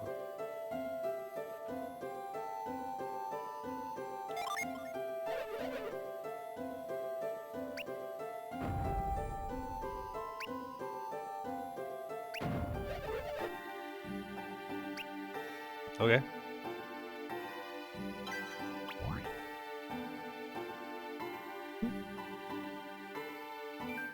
Oh yeah, I'm gonna have to fight now, aren't I?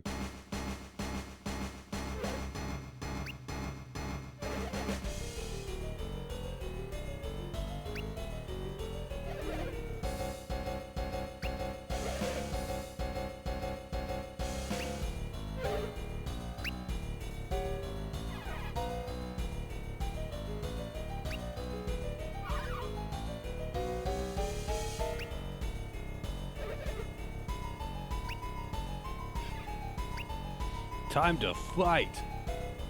I wonder who's actually better of the the water adepts that I've got now, though, because, like, in Golden Sun 2, there was a pretty clear distinction. Like there was a very big difference between Pierce and Mia. Very different in how they play.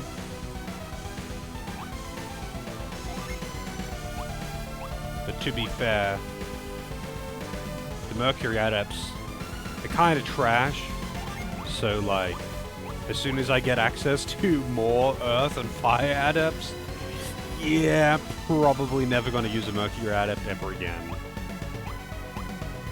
Embra and soon.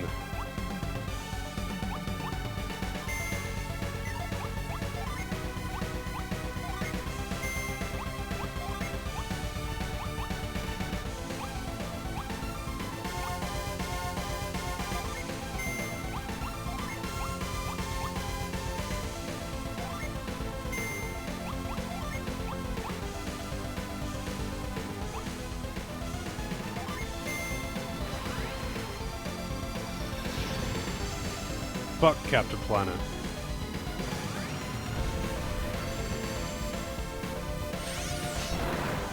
Actually hit pretty hard. Okay, he's weak to wind.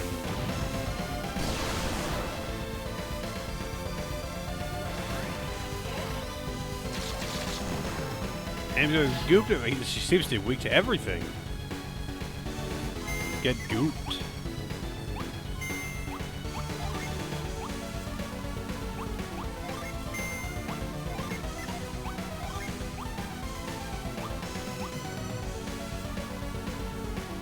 Restore an ally's HP before others can act. That's interesting.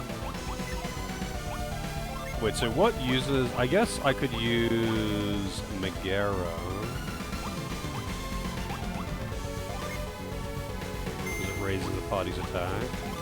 And he can keep using his gins. I'll get like a big Earth summon. But otherwise... and a water one, I guess.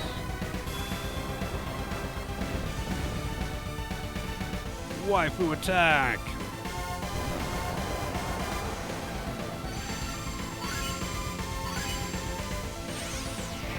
I thought it raised... No, never mind. Not make Captain, obviously. Can you stop focusing him, please? Okay, good, he didn't die, at least. Like, Jesus, man.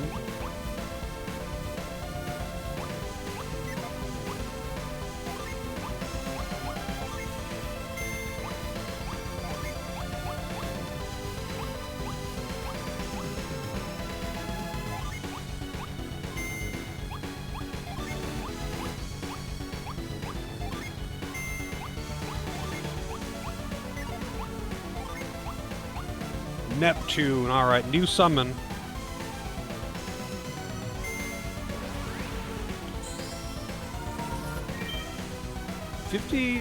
For an instant heal that always goes first, that's not bad. It could definitely be a game changer. Like, it can be the difference between victory and defeat.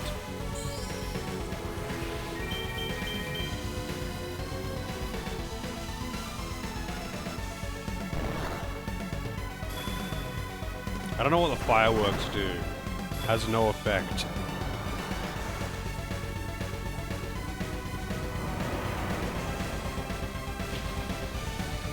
Holy shit, we're summoning Digimon.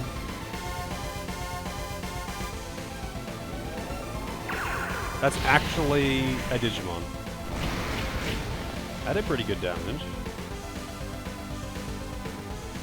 Oh, one's down. The clown is down.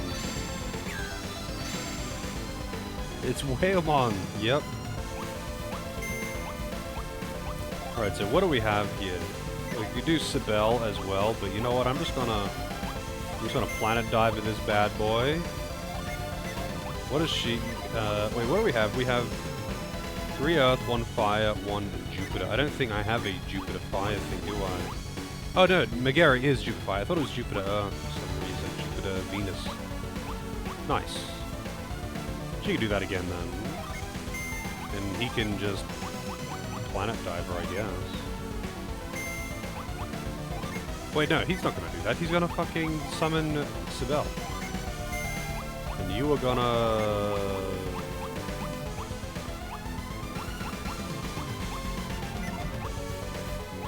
I don't know, man. You're gonna do your best, I guess.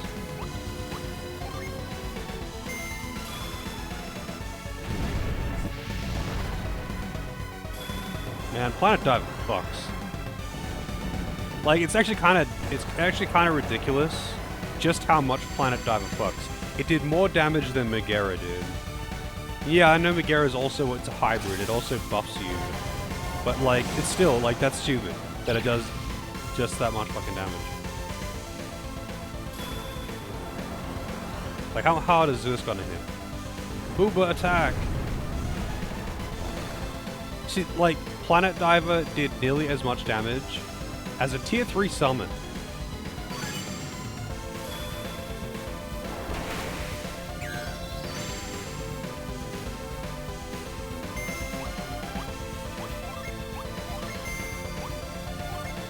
Yeah, I actually didn't mean to do that. I actually didn't mean to. My bad.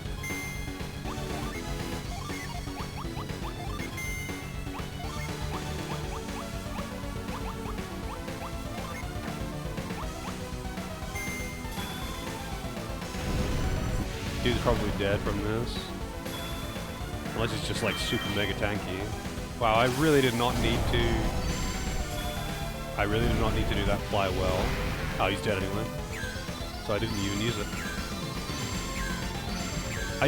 Honestly, I usually don't really like fucking around with using Djinns unless I really need to. You know, like for defensive purpose or buffing purposes. Because it's such a hassle, especially if you're using like multi-element classes. But like, I don't know, unless you're fighting a boss that's got a really big HP pool, it doesn't really feel worth using summons. Because there are physical attacks that are just so fucking strong, like Planet Diver. Ooh, learned Bind, learned Haunt, learned Ice Horn, and I got a plump dumpling. The two greatest generals, by the way, just got beaten in a fight by a bunch of fucking kids and a spoiled princeling.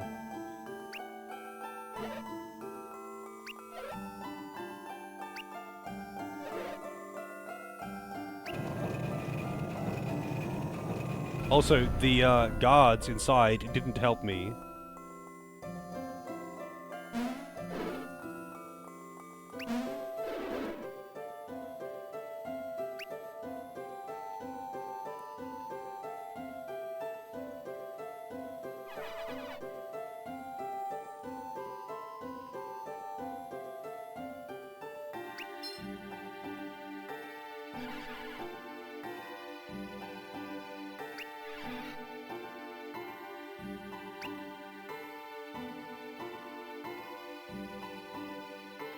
Yeah, exactly that. Like, what I would usually do is I would use certain Djinns, you know, like Flash, because it's broken, right? I would use the buff ones, like the agi buff, the attack buff, and like the 90% reduced damage till the next turn. I would use those, but then I would immediately summon just to get my classes back. On particularly hard bosses, in Golden Sun 1 and 2 anyway, especially in Golden Sun 2, you can like cycle a damage reduction Djinn, like, I think there's Flash, and what are the other ones? There's like, I think Quartz is his name? I don't know, I'm bad with the names. That's no secret. The ones that just reduce your party's damage taken by a percentage until the next turn. You can like cycle through them and have one going every turn in Golden Sun 2, because there's enough of them for you to do that, providing that one person is casting it, and then another person is summoning.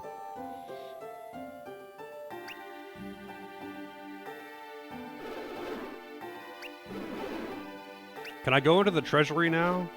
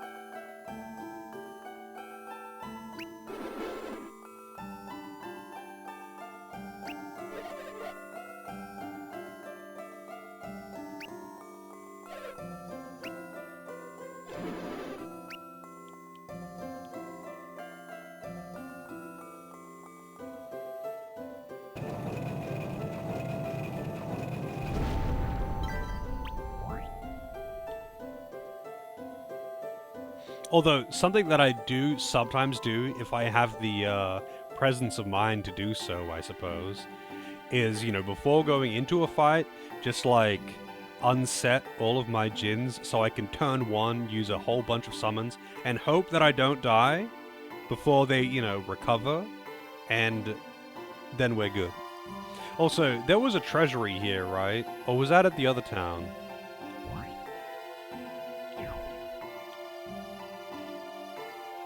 I think it was here. And it would have been in there, and they were like, no, no one goes in here without the king's say-so.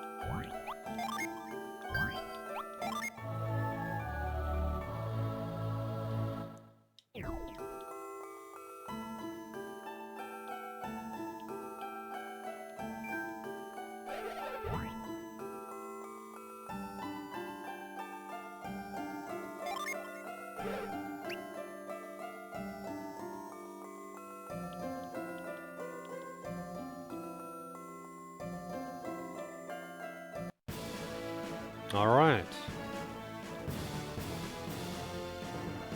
Now we got Amity. I guess that confirms that we're not going to be recruiting Reef's sister, which is unfortunate. Hobblegob. Okay.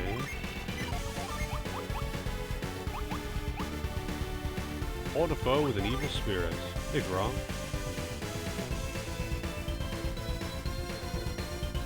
Is this Golden Sun as frustrating with the puzzles? Well, you didn't like the puzzles in Golden Sun 1 and 2? I'm assuming you played those ones. Honestly, they feel about the same so far, but I'm not very far in.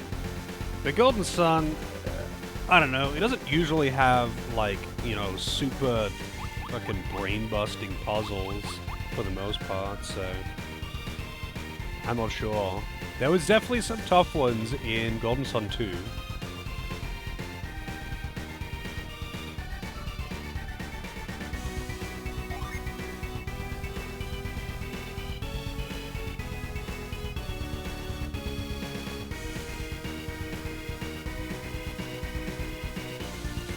Like, Golden Sun 2 had a couple pretty annoying ones.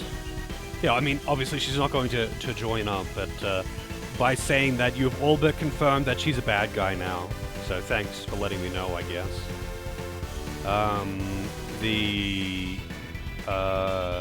I just mean I'm not going to have 3 Mercury Adepts. I'm not going to give me 3 Mercury Adepts. I don't know, personally, one of my favorite things about Golden Sun is the fact that they have puzzles. Because I'm all about having puzzles in my RPGs. Because it just breaks up the usual gameplay loop, right? But so far, the puzzles in this have been, let's say, pretty easy compared to the first 2 games. Not that the first 2 games had particularly difficult puzzles. Like, there was a couple, you know, in Golden Sun 2 that were, like, a bit head-scratchy. But so far, they've been, like, you know, arrange the blocks in the correct order, and it's like they're already in the correct places. You just have to push them 1 square each. You know, that kind of thing. Where, like, you can't get it wrong unless you're trying to get it wrong. That's been the puzzles for the most part so far. But yeah, I'm all about having the puzzles in my RPGs.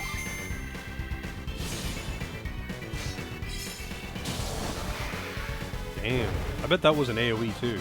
I haven't seen that that tree yet. Oh, whoops, on the wrong side of the bridge. Alright, so I should be able to go onto the Ouroboros now. Also, it's getting late. I didn't even realize. But now that I'm here...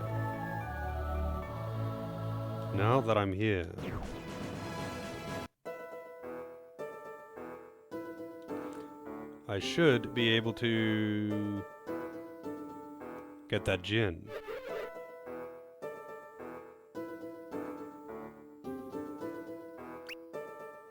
You probably shouldn't be saying that out loud.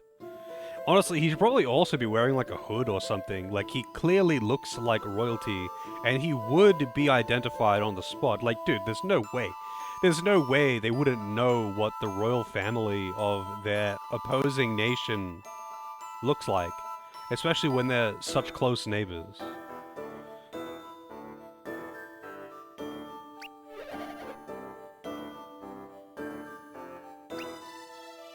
Yes, I want to go into the city specifically though, because I want to get that gin. So to get it, I'm going to need to apparently do a little side quest, and apparently the tea house is open.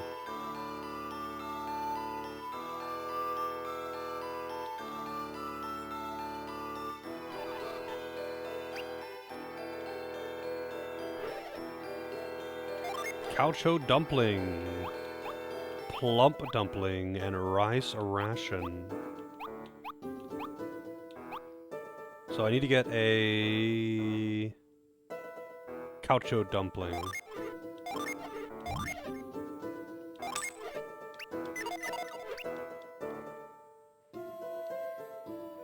Half royalty, half interloper. He seems pretty well known. Do I just like give it to this dude?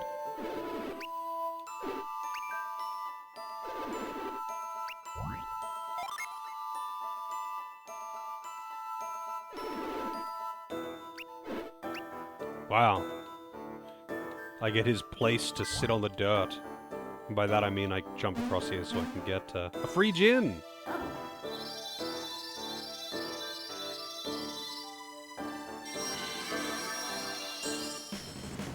Lava. Represents fire's power to melt. First met in Calcho, lava's attack is hot enough to melt enemies' defenses, leaving foes vulnerable. Also, I like his little Poggy's face. Nice. Oh, also this means that he got promoted. He is now a savage. Hell yeah. And he's got Impair. He's going to hit like a truck. With savage strength. Alright, so we got all of the gins here. So we need to go to Ouroboros, and apparently that means we have to go to a cave outside, rather than the entrance inside.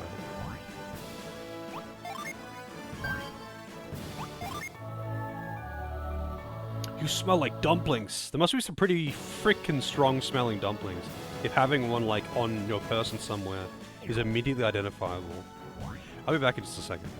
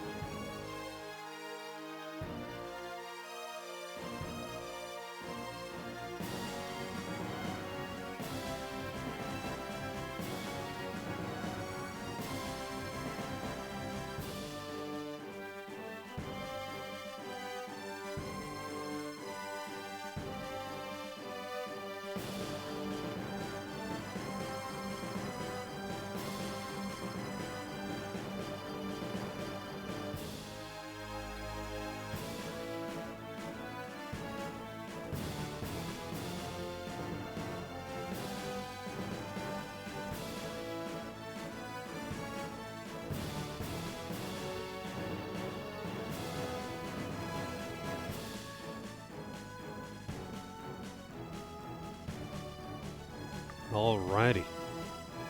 I have returned. And I will return to the gameplay in a second.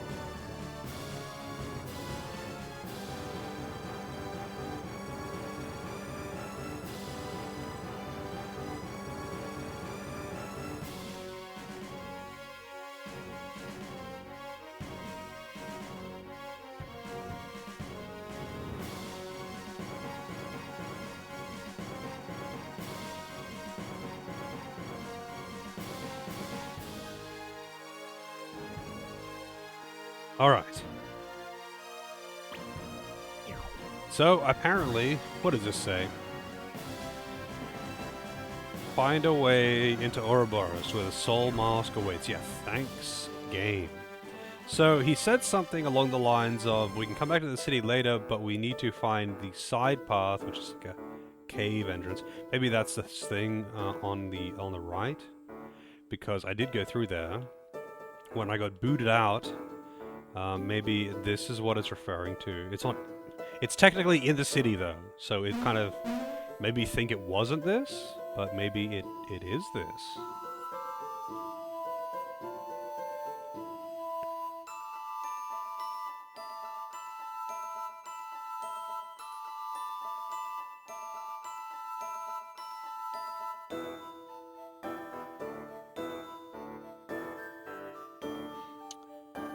So that vine is how I got out in the first place. But now I've got Parch, or whatever it's called in this. Scorch? Whatever it is.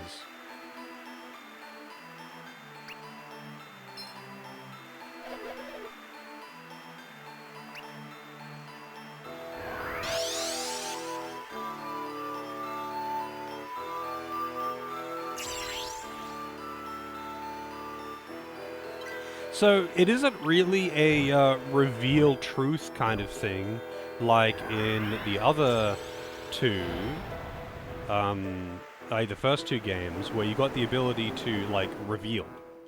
It gave you True Sight, like the Lens of Truth. It kind of just, like, pops up as a story trigger. And, it's kind of weird, I guess.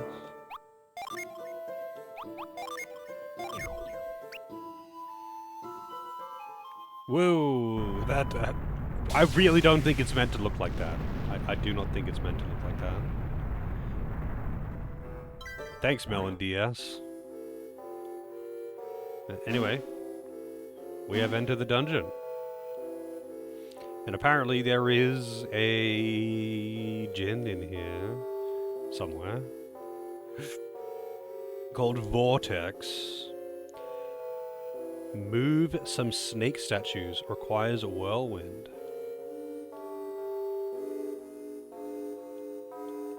I guess that's some kind of shortcut.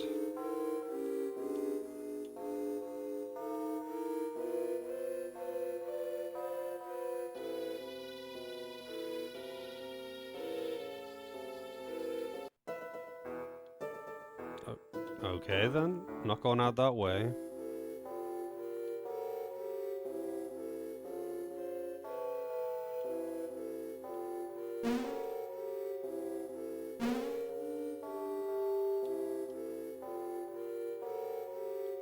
Also, hang on. Can I actually use insight? I can. So what has he got? Avoid. Oh, wow.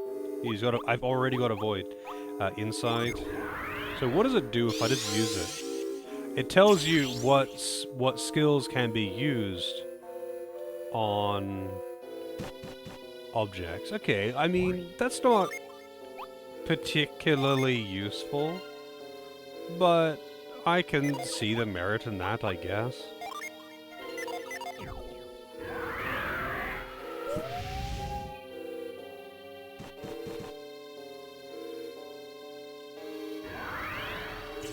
Obviously it's the middle one, but I'm gonna move them all because there might be an apple underneath them, you know? Like when I climbed that tree.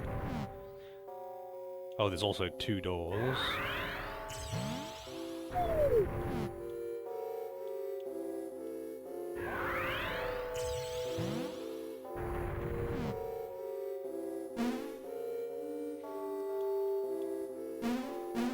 There's a chest in here. Well, I chose correctly, I guess. The middle one was getting me nowhere. Ixion mail. Alright, let's take a look. Ixion mail. Resist wind and water. It is a tiny increase in defense from the Elven Shirt, but you know what it doesn't do? It doesn't improve my agility substantially like the Elven Shirt does, so there's no fucking way in hell that I'm actually going to use it. Like, agility in Golden Sun is just too good, I'm sorry. If a piece of equipment increases agility, it's better than a piece of equipment that doesn't. And that's just how it is. Going first just matters a lot. Also, does this actually lead anywhere? No, it doesn't. It's a dead end.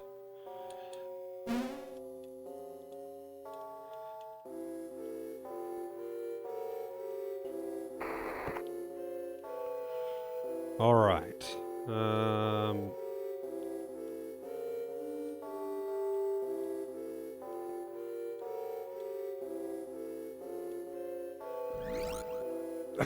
Okay. He wants to give me the lick. Maybe I like burn his tongue. Put some... Just hold some chili out or something. Also, Santo with the raid. Were you doing some more Forbidden Memories today? Nope, more Eggers. Eggers? I always forget how to pronounce it. Guys.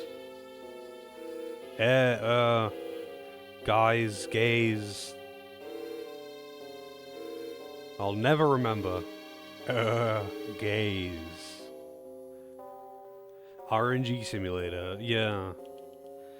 I don't know, man. I don't know why you don't just, like, play more casual games. You seem to get so frustrated with your speedruns. I mean, I get it. But... I don't know, man. Either way, hope the stream was good, though. Did you, beat any of your PBs?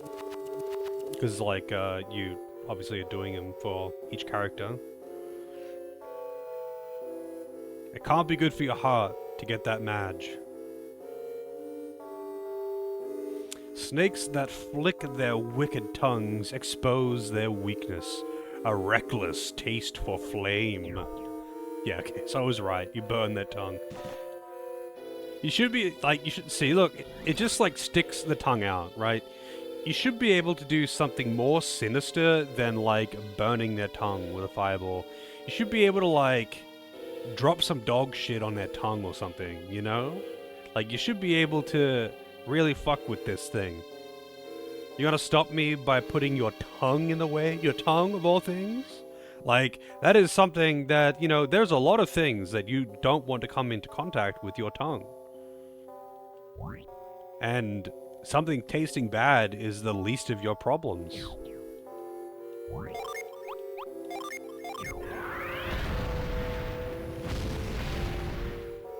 2 weeks for a new Halloween game? Which game are you gonna play, actually? I've never intentionally done the whole Halloween thing. Wow, that is a dangerous looking enemy right there. Siren, we got some Booba and Curse Demon. Yeah, I've never intentionally done the Halloween game thing, but I have done it unintentionally where a game is just lined up with it. Like, I think it was one of the Resident Evil games just happened to line up with Halloween. I think.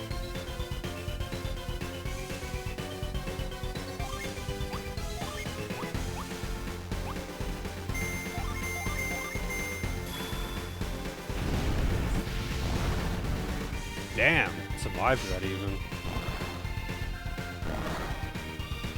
It just attacked me with its hair? Whoa! Holy shit! That's a dangerous enemy. That's a really, really dangerous enemy. That's like a lot of fucking damage to do in AoE for a random encounter. The last bosses that I just fought didn't hit nearly that hard. Play it on Tuesday, hell yeah. I mean, that's what I'm able to watch. It's awkward that there's a bunch of streamers that I know that stream at the same time as me. I need to find more streamers, like smaller streamers, not 1,000 viewer streamers, that stream after me. Because, like... Oh, it's a mimic. So this game does have mimics. It's a little awkward. Like, a lot of the time, you know, I finish stream and I'm like, oh, I should raid someone, and then it's like, oh, no one that I want to raid is live.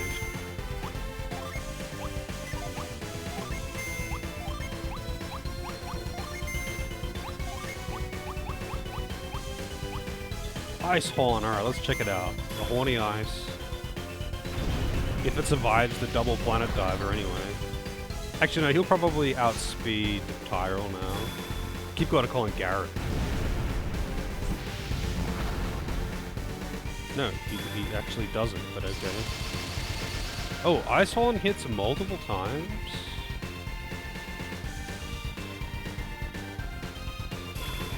Oh wait, no, never mind. I was misinterpreting that. He did Ice Horn as well. And wow, the guy is still alive.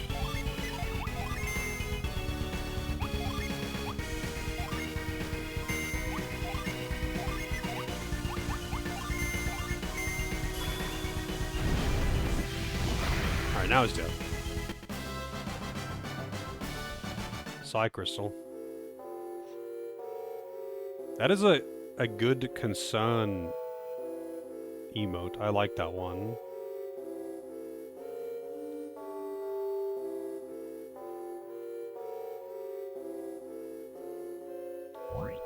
Yeah, but I usually don't raid. Like, I'll sometimes raid someone who's playing the same game as me, depending on what they're doing. Like, I'm probably not going to raid someone I don't know who is doing a speedrun. But, like, if I'm just, like, playing a game and someone else is casually playing it too, then yeah, I might raid them up. But, like, the Twitch recommended is just fucking useless for me, unfortunately. So I kind of have to go out of my way to find streamers. And like, usually by the time I'm done streaming, I kind of just... I don't want to do anything. Like, I'm tired. I just want to chill and just watch a stream and switch off. Whatever, you know? It's a little awkward. Like, I want to find streams, but it's kind of difficult to find streams when I stream as much as I do. Like, it was easy before I started streaming, it was fine. Wow, the double bot! Like, before I started streaming, I would spend more time finding more streamers, because, well, I wasn't streaming, but, like, streaming is kind of exhausting. Like all social things for me. Really? Really now? So like by the time I'm done, you know, I take a break, I chill for a bit, then I end up watching, like, usually end up lurking in a stream. Here we go. Vulcanax. And, yeah. Never end up finding streamers. Or like, I might find a streamer that I'll watch a bit. Or a lot of the time I actually end up... Wow, that is a fucking huge upgrade. How much of an upgrade is it for him, actually? Like, it is substantial, but...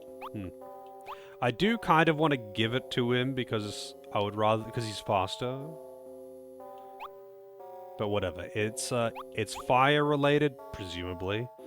So I will give it to Garrett Jr. Does that mean, though, that the blow mace can go to someone else? No, not really, anyway. Also, what weapons does Amity even use? He seems to be more in line with Pierce than Mia, whereas Reef is definitely in line with Mia. Back-to-back bots, like, they both popped out at the same time, like, within the same second. Oh, I'm not jumping there. But yeah, anyway. Like, you know, I don't want to raid up someone who's got hundreds of viewers. That feels awkward. But, like, unless I know them very well, which is never the case. And a lot of the time, in the evening, after I've, you know, when I've finished my stream and I've gone and got something to eat, got some fresh air, and just had a bit of a break, when I get back on the PC, a lot of the time I end up watching some larger streamers that I'm not participating in chat. I'm just watching, you know, Barbarous King or something, someone who's got thousands of viewers, and I'm not fucking raiding up Barbarous King. Like, I would raid up, like, I have many streamer friends that I would raid up if not for the fact that they stream before or after me. Because the streamers that I watch before I stream, I'm not tired at that point, so I know heaps of streamers that stream before me, and I know many streamers that stream at basically the same time as me, but it's so fucking awkward to find people that stream after me. How's it going, Saras? You know a streamer who's playing Digimon World 3 right now? Seawing? Yeah, I am not familiar with that person. I do know who Seawing is, though. Mr. Seawing, or whatever his name is. But again, I don't really, like... streamers who have got, like... hundreds of viewers or something, and I don't know them. Like, if it's someone that I know, then I don't feel as awkward hosting someone who's got so many more viewers than I do. But if it is someone that I don't know, then it feels a bit weird for me. I know it's just a me thing, like, there's nothing wrong with that, and, viewership, any viewership is good viewership. Like, you're always happy to get a raid. Doesn't matter if it's one person or 100 people, you're just happy to get a raid as a streamer. But I feel a bit awkward rating someone who has a lot more viewers than I do, if I don't know them. Like, if I know them, I don't mind. But if I don't know them, then I do mind.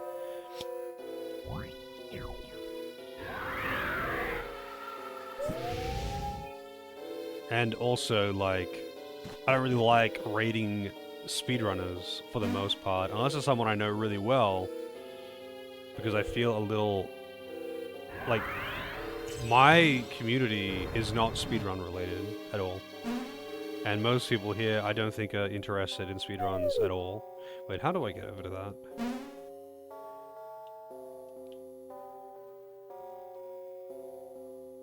Can you stand on top of those, I wonder? Okay, I think I see what's going on here.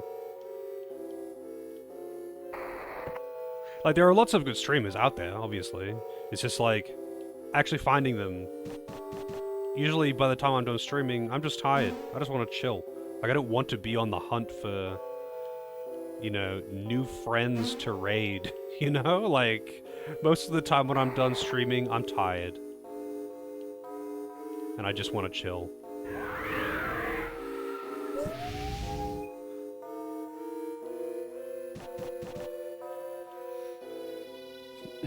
Should you play this game later? I mean, sure, I would recommend this game. This game gets a lot of hate, and I think very unnecessarily. Okay, no, I can't reach that. Wait, maybe I can actually reach it from here. Because you can go through walls. So most of these things require at least line of sight. But this one doesn't for some reason. Yeah, I mean, so far the game has been quite good. Wait, but, I mean, that drops it down, but it's too low. I mean, let's just see what happens, I guess.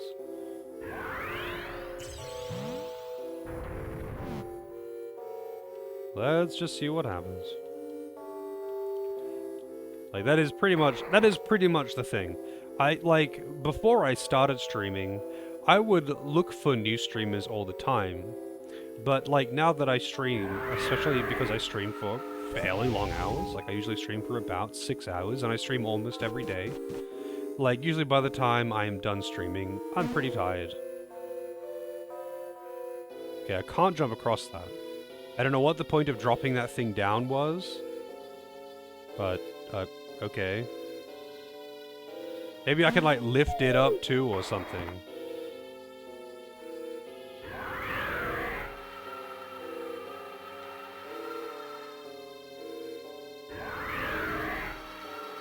Nope.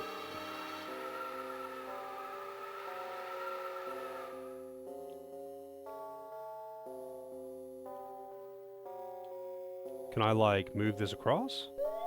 Oh, that's what it was for. I get it. I kind of forget that you can move these blocks.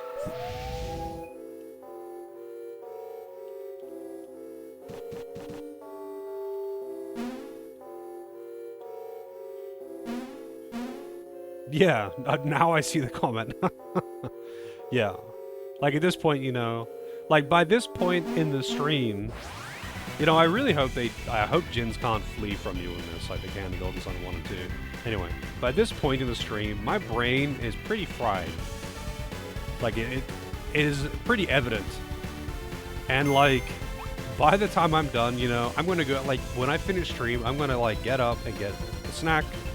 I'm gonna get some tea or something and just chill for a bit, get some fresh air. And when I come back to the PC, all I want to do is kind of chill. So, like, going on the hunt for new streamers is not at the top of my priority list. A lot of the time, I kind of just, like, go on FF14 and just chill and, like, people watch or something. Maybe I'll watch some YouTube or some Twitch streams that I already know.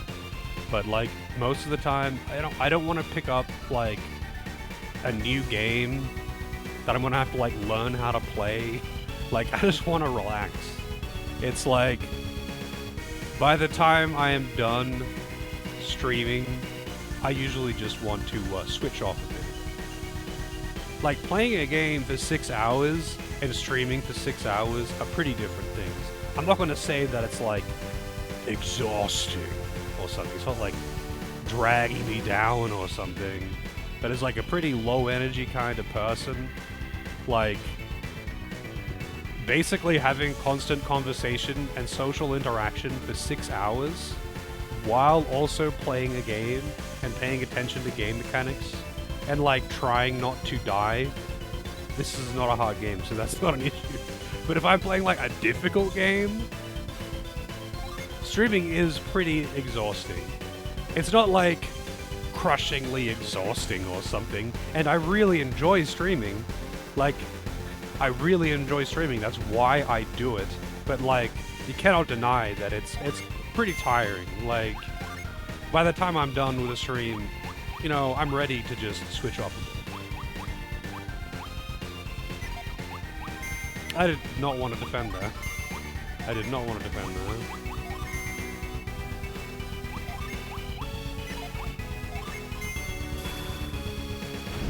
Yeah, like, it's not like strenuous. I mean, if I did a 12-hour stream, it's pretty fucking strenuous, actually, but very mentally draining. It's mentally draining. Not in necessarily a bad way, but it is what it is. Just like going out and fucking just do it for me, like for an introvert, I guess, going and doing a bunch of social things, even if we're just like sitting around and talking. That's like mentally strenuous to me, you know? I gotta relax after that. How's it going, Thomas? Mentally anguished. It's like, even though it's something that you enjoy doing, it does not mean it isn't tiring.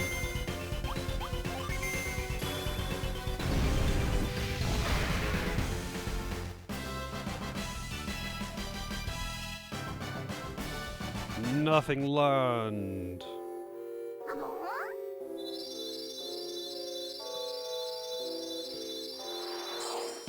Yeah. Like, there's a reason why a lot of the time in streams as well, I kinda just lurk. Like, I'm there, and I'm listening, but, like, I just don't want to participate in the conversation. I just want to listen and just chill on the side. Maybe, I don't know, read a bit, kind of dip in and out of listening. Just chilling, messing with my own projects, you know?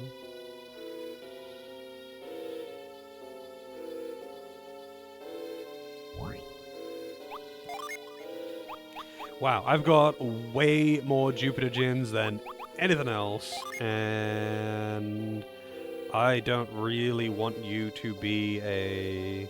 I mean, shit, the Hermit does, or the Scribe does have decent stats, but it's got way lower agi, and I would rather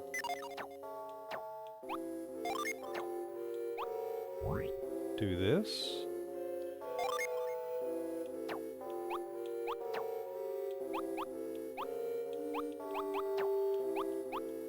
Okay, so what does this one do? Vortex. Attack and delude a foe with whirling air. Alright.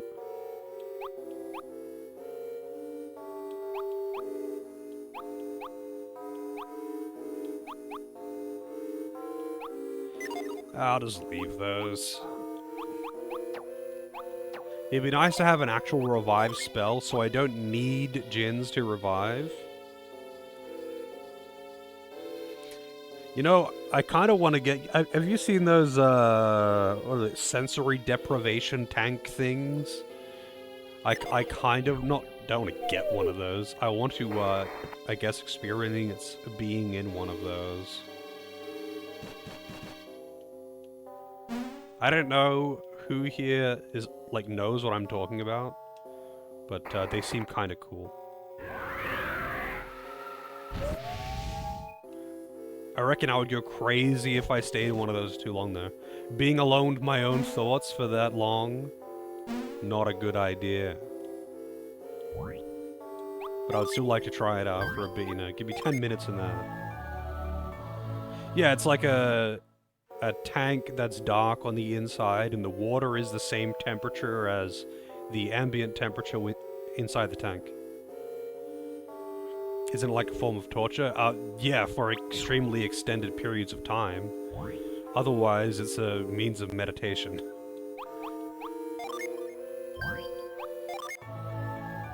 Like, if you stuck someone in there for days, then yes, it's a form of torture. But otherwise, no.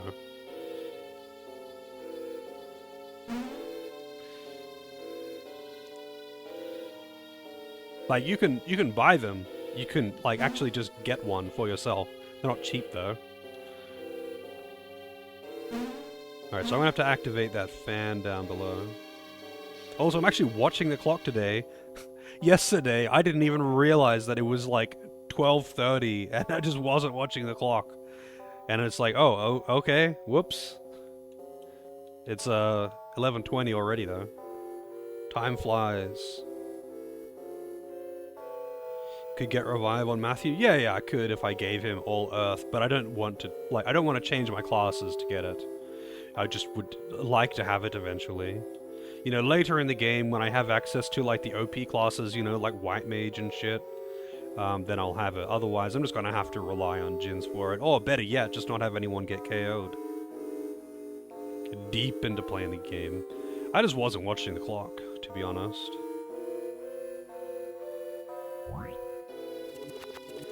The snake will awaken when the wind blows. Only then may the Jedi climb to Sol.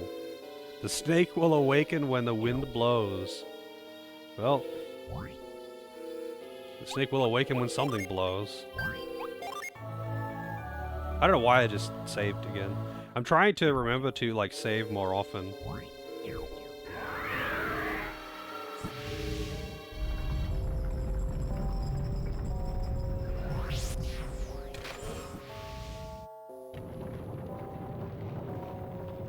I mean, it was pretty, like, we were having pretty engaging conversation for, like, the entire stream. Which, you know, usually there's, like, lull periods and that kind of thing. And, yeah, there was none of that. None of that yesterday. It was very good in that regard. And I'm always happy with that. After all, I started streaming for social purposes.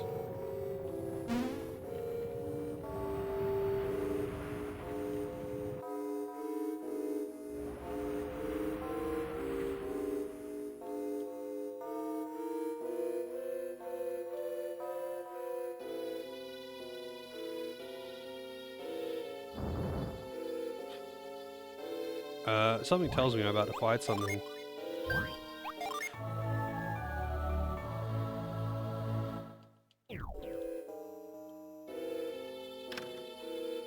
We got the mask.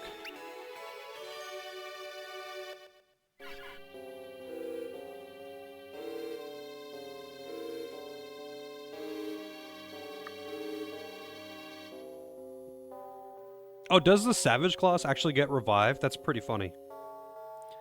I guess I'll be getting it soon, though. Sooner than I realized then.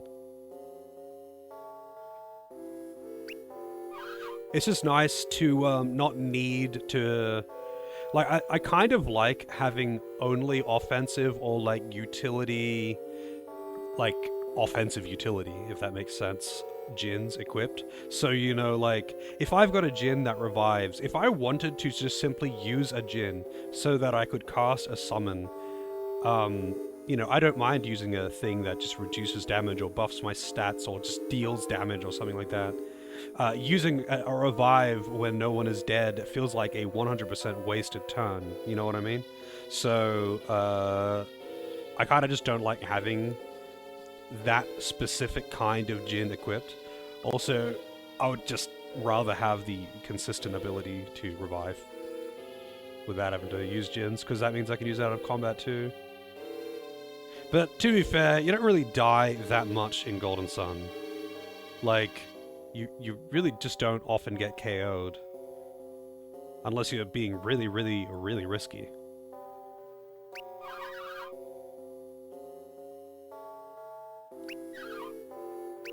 Let's make our way to Passage!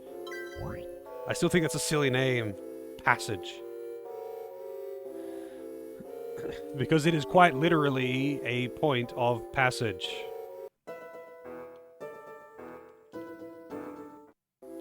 Okay, I can't go out that way. So I gotta remember how to actually leave this place.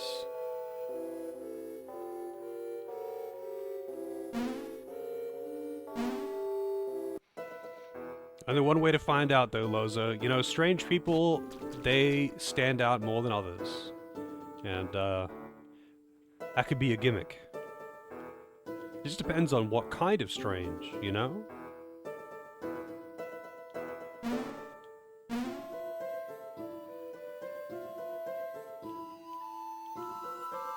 Like, just, it's kind of funny how much just, like, a gimmick can carry a streamer. Like, just, even if it's just, like, where you are from, something that makes you stand out more than someone else.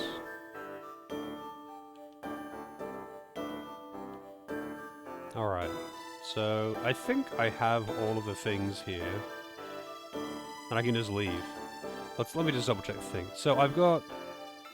I'm gonna have to get Brand on the, Wait, hang on a second. Douse and Insight. Yeah, he doesn't have freeze. How the hell do you get freeze? Wait, hang on. Does he not have it because he's a hybrid class right now?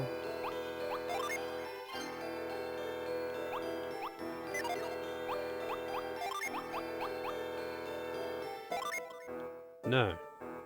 He's got Douse. He's just got Douse as well. Oh, shit, I didn't mean to do that.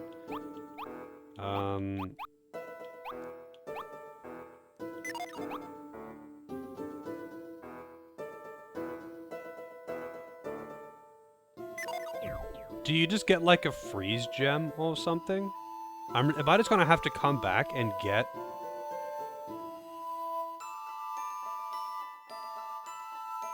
freeze? Because I'm sure I needed freeze. Well, obviously, I don't have it yet. And I don't think I've missed it. So... that's a thing, I guess.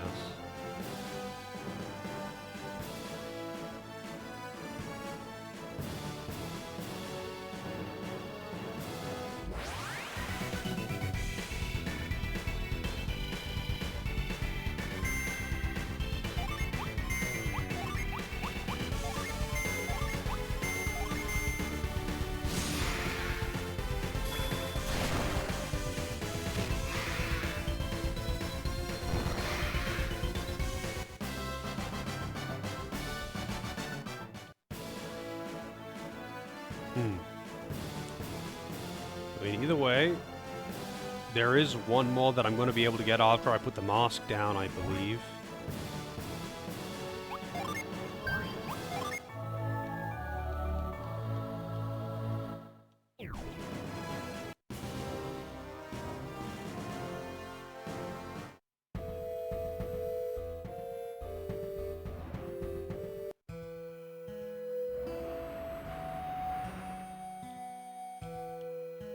Get a stone with, like, you get it from an item in this one. It was the same in Golden Sun too. I believe. In Golden Sun 2, I believe Pierce only had Douse. He didn't have Freeze. Whereas I'm pretty sure Mia had Freeze. It's kind of weird. They went pretty hard in Golden Sun 2 on the whole item that gives you utility spell thing. It was like kind of excessive. Because you get like fucking 15 of them or something insane by the end of the game. I pulled that number out of nowhere, by the way. But you get a lot of them. You get a lot of items that give you spells in Golden Sun 2. And it's kind of like, dude, why don't you just like teach the spells? Like just have them learn the spell. It's kind of annoying having to carry around that many items when you've got such limited inventory space.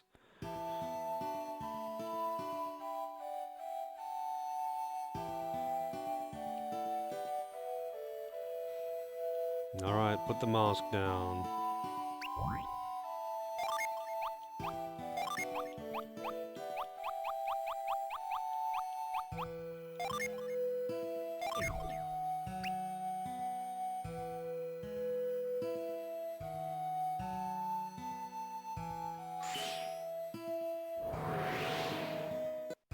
Should have made the Zelda unlocking sound. Wait, what's with this? Golden Sun, Dark Dawn! Yeah, I'm aware that's the game I'm playing. You don't need to remind me. I know nothing about Drakengard 3 other than the little bit that I've seen, and it looked really anime. Wow, we are like fortifying the fuck out of this town. These people are just freaking out. They have no idea what's going on. This probably hasn't happened in who knows how long. And then suddenly, walls are fucking exploding out of the ground.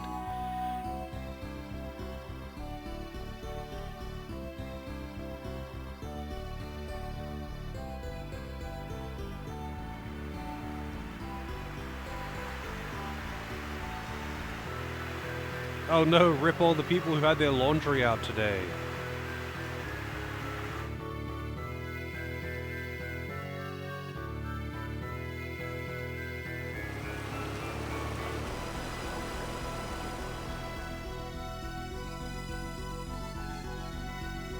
Yeah, suddenly the entire town floods.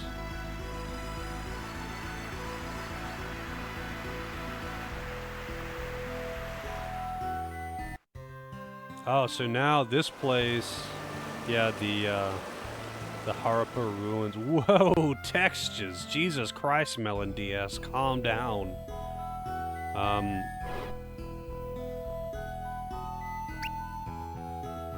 Yeah, now I would be able to get that thing that was in the Harappa ruins.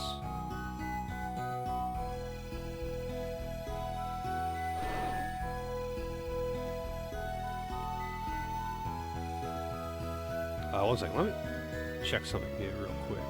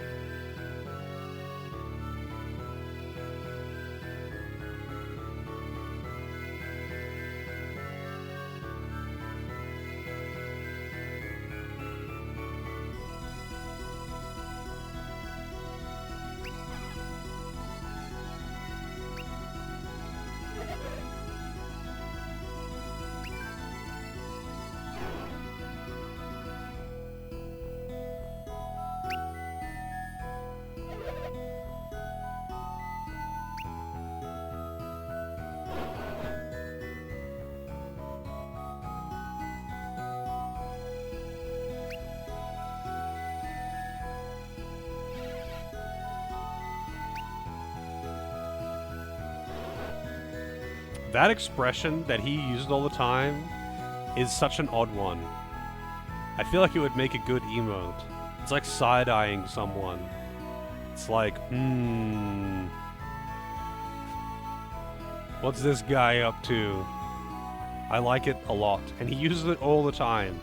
Specifically Bogo.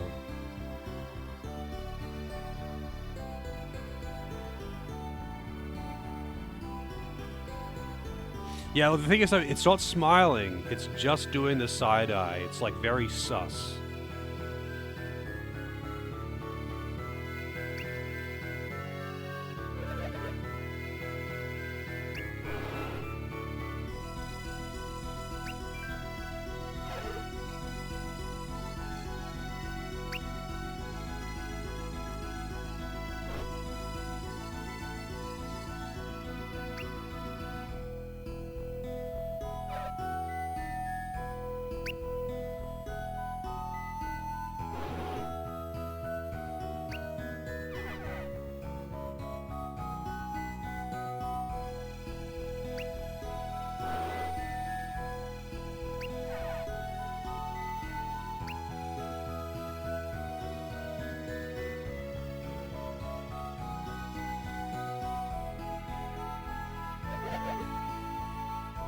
Yeah, I feel like it's kind of weird though, just saying how this is like, we get the forges of alchemy to work and the world is unified and peaceful and everyone can work together in harmony. But like, is it not a little bit weird that when you activate it, it turns the town into like a fucking fortress? Like, is that not a little bit counter to their message of world peace and unification? A fucking fortress? Like, maybe I'm overthinking it, but if the whole deal is you activate them all and it's world peace and unification, I feel like having one of them be a war machine is probably a bad symbol.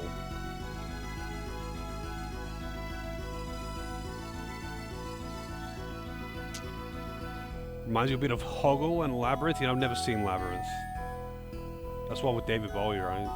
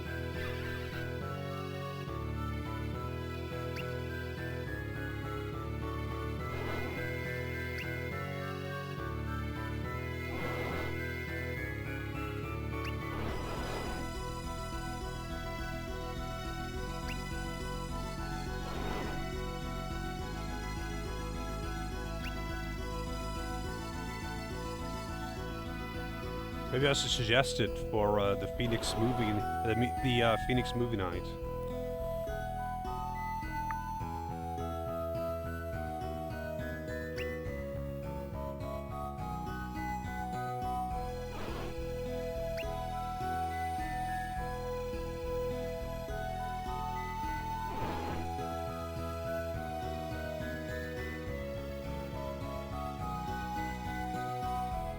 A lot of movies I want to see. Not necessarily. See, the problem is, it's not that I hate watching movies or something, it's that I usually am too impatient to watch movies. I get fidgety and awkward when like and easily distracted when I'm watching movies or TV shows. Video games, not so much. Because video games... with video games, my hands are occupied with the game. Also, Pojo with the raid. Welcome in, Pojo. Thank you for the good luck. I don't know if I need it, but I'll take it. How was the, fitness and health? How was the workout today? I mean, I'm assuming smooth as ever. You never seem to have issues with your workouts. Who's Phoenix? Phoenix Floss is who I'm talking about.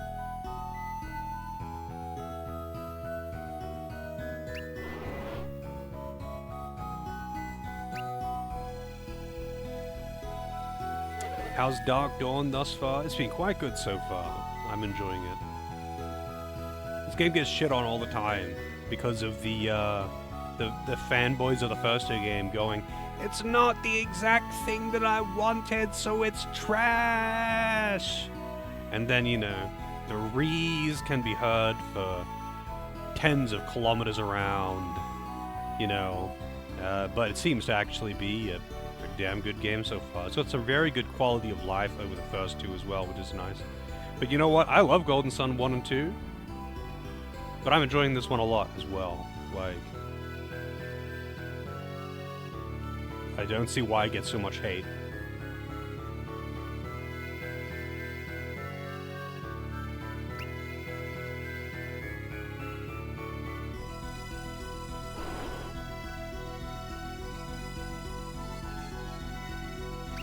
It is very much in the same boat as, like, Chrono Cross, where, like, it's not Chrono Trigger 2, baby rage. It's not the exact thing that I wanted, so it's trash. Whereas, like, Chrono Cross is actually a good game. It's just not Chrono Trigger 2, so people are salty.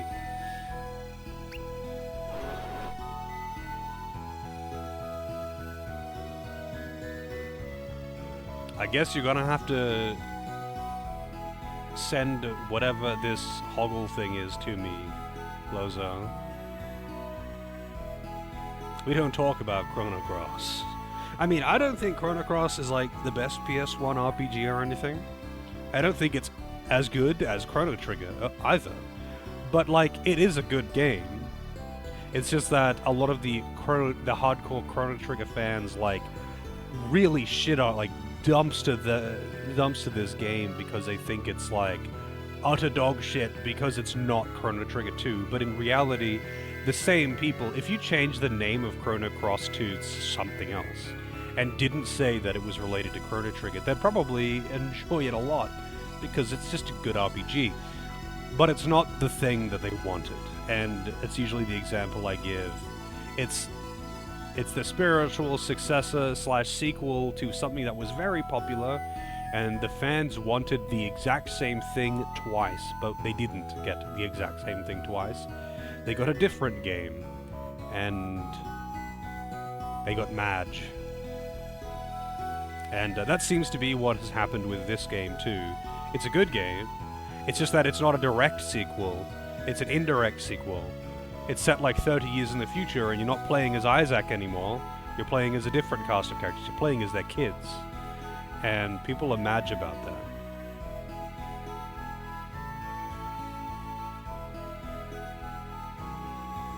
Female Hoggle is the one-eyes woman from Dark Crystal. I don't know what that is either. You gotta remember, the most movies that I have watched in the last 10 years, I've probably watched more movies in the last 3 months than over the course of the entire last 10 years. That is how infrequently I watch movies. And only because Phoenix does a movie night thing, and I've been coming along to that. Like, for real, I just don't really do movies ever. That ADHD just creeps in. I can't, sit still. Unless something is... I have to be doing something on the side. I just have to be occupied with something else at the same time.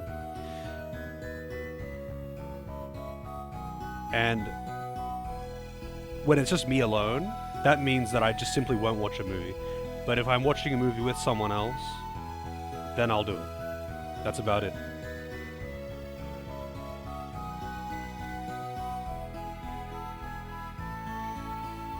I am very particular when it comes to watching things. I can only watch things in small doses. That's why I like, cartoons that have 10-minute long episodes. They're very digestible. Especially if there's no continuation. Yeah, I can't... with a movie... For a movie to hold my attention so well that I do not need to be distracted on the side, it has to be pretty fucking amazing. And if a movie, like, for me, by myself, it's a bit different if I'm, like, chilling with someone that I know and we're watching a movie together. That's a little bit different. But, like, if I am alone and watching a movie, that movie either needs to be so good that it holds my entire attention and I do not get distracted by anything, or I'm not watching it. Like, because if I have to do something on the side, I'm either not paying attention to the thing that I'm doing on the side, or not paying attention to the movie. Like, it's as simple as that. It has to be very interesting to the point where I will not get distracted. And that is fucking rare. That is really fucking rare. That's why video games are easier for me, even though they're longer, because they're just simply more stimulating. I'm using my hands.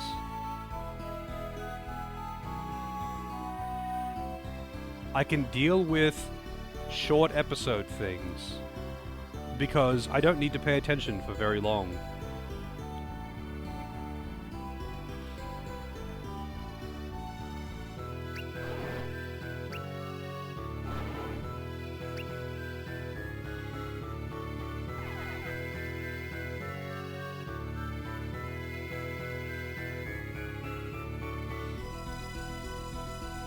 Oh yeah? I mean, I did like the Rugrats when I was a kid.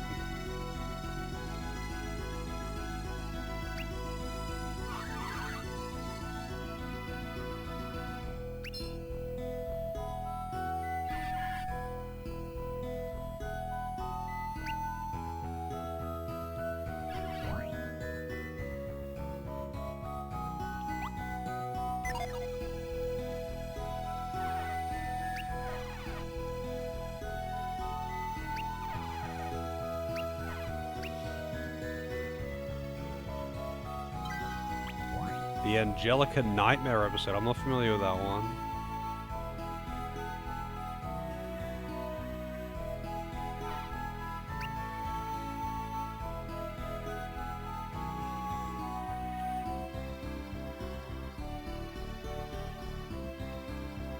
Entry prohibited. Really? Yeah, those guys are assholes. Also, what was over here again? Oh, that's the Skyway thing, right. Like, cartoons are a little easier because the episodes are usually like 15 to 20 minutes long, and in some cases less. That's fine, like, that's way more digestible for me. But movies, you know, they might be 90 minutes to 2 hours long, and that's a lot of time. That's a lot of attention I need to pay to something. So it's got to be really interesting. But this is why I like documentaries, because documentaries, I am usually pretty focused on. Like, I can pay close attention for a long time and stay interested and not just get distracted by some bullshit. But also, it's much easier to pause those and come back to them than with a narrative. Prophet's hat.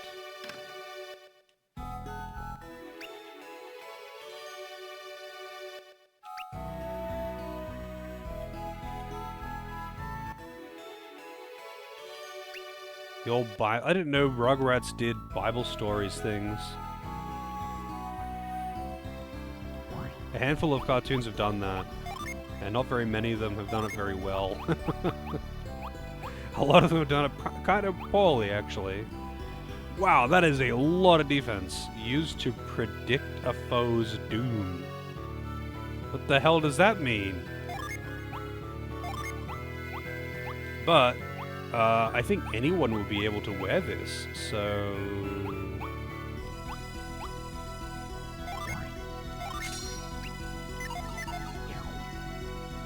Nice. That's a really high defense item. What is down here? Right, the elevator.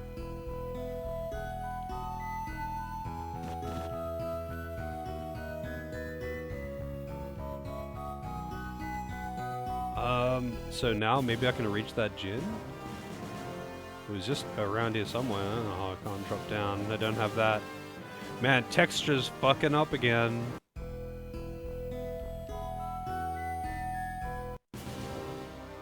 But yeah, I'm very particular with watching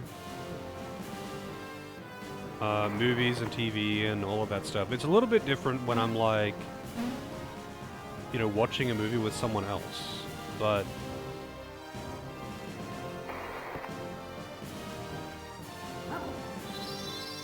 yeah, like by myself, that's why I have seen so few movies. That is the reason why I've seen so few movies. So when people are referencing movies, it doesn't matter if they're famous, there's a really good chance that I haven't watched it.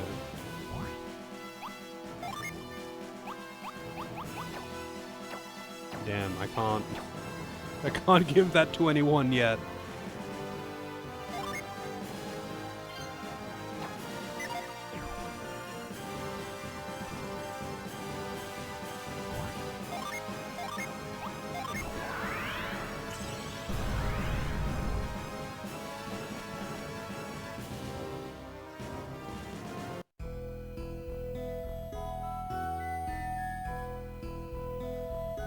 I feel like I've seen something about that episode, like, you know, in a fucking YouTube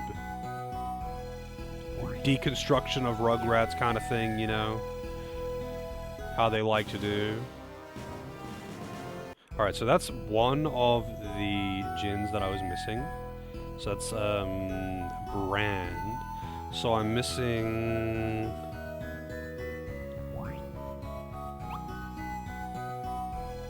Wait, Vortex? I'm not missing Vortex. I have Vortex. I've got Brand, I've got Lava. I'm missing Sirac and Brick, both in Harappa. Use Cold Snap. Oh, I don't have Cold Snap. God damn that standby.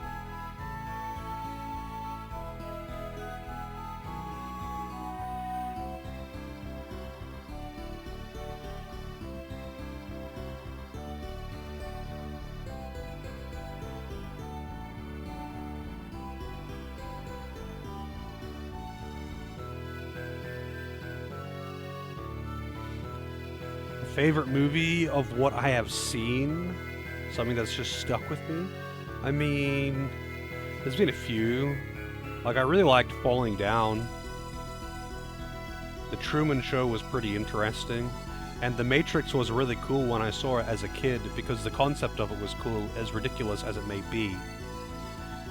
But there's a fair few movies that I've seen that I thought were pretty cool. It's kind of hard to just pick a favorite, because it's like picking a favorite video game. You know? Like, it's kind of hard to compare. Like, I really like Golden Sun 1, but like, can I compare Golden Sun 1 to Dark Souls 1? No, not really. I like them both a lot, but like, I couldn't compare them. They're just too different.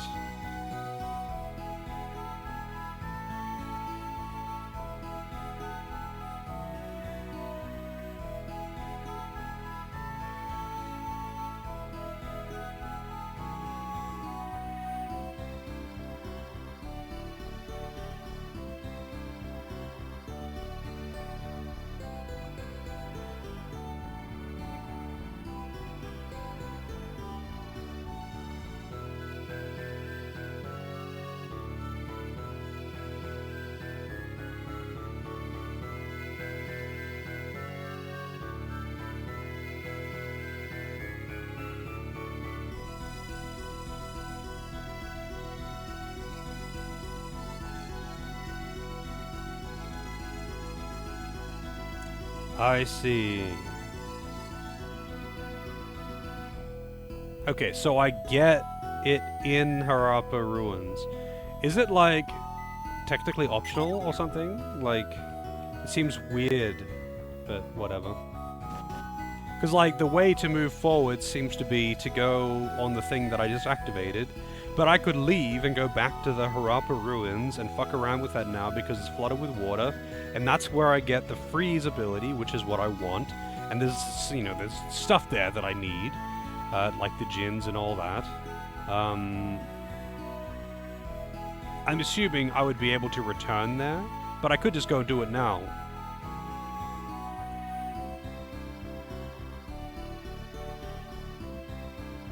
I think.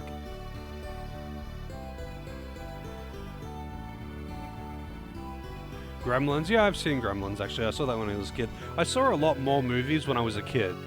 Like, when I was a kid, I would watch movies frequently because, you know, we would, like, rent movies or whatever and do movie nights and all that kind of shit. I think my favorite movie when I was a kid was George of the Jungle. I mean, that's like a little kid. But, like, you know, I kind of just stopped once I hit my, like, early teens. Just didn't really have the attention span for movies.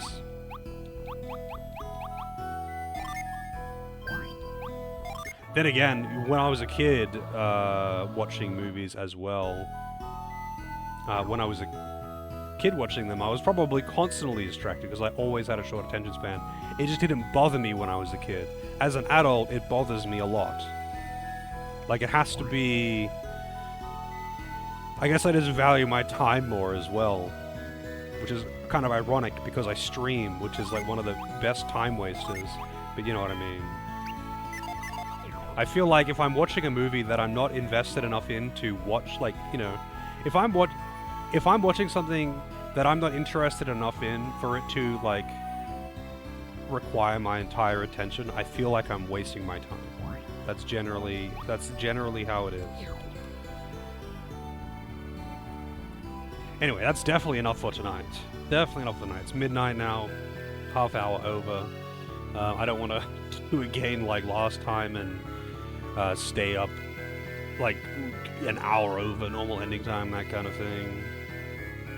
But yeah, I find it way easier to watch things that are shorter or documentaries, because I can watch documentaries all day because they're interesting.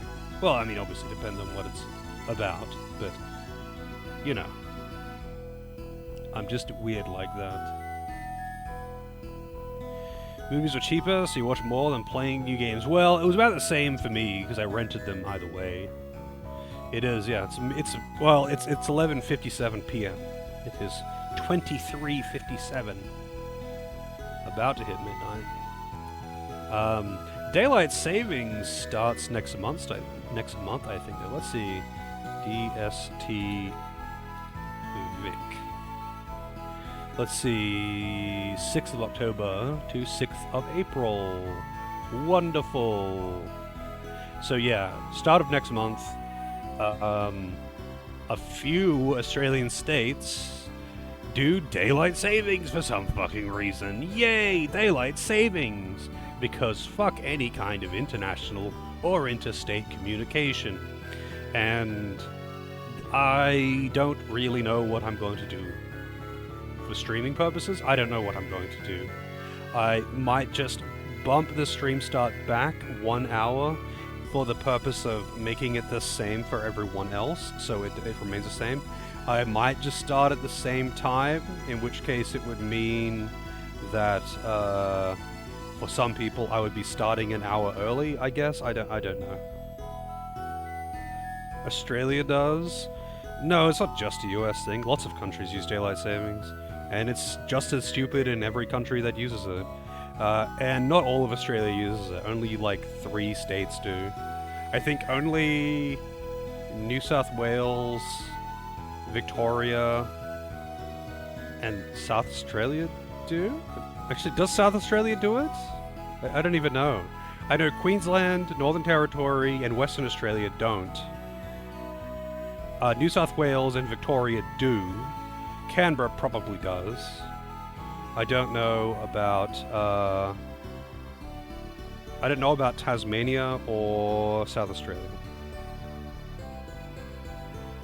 Yeah, some countries do in Europe. But I mean, lots of random countries do the whole daylight savings thing.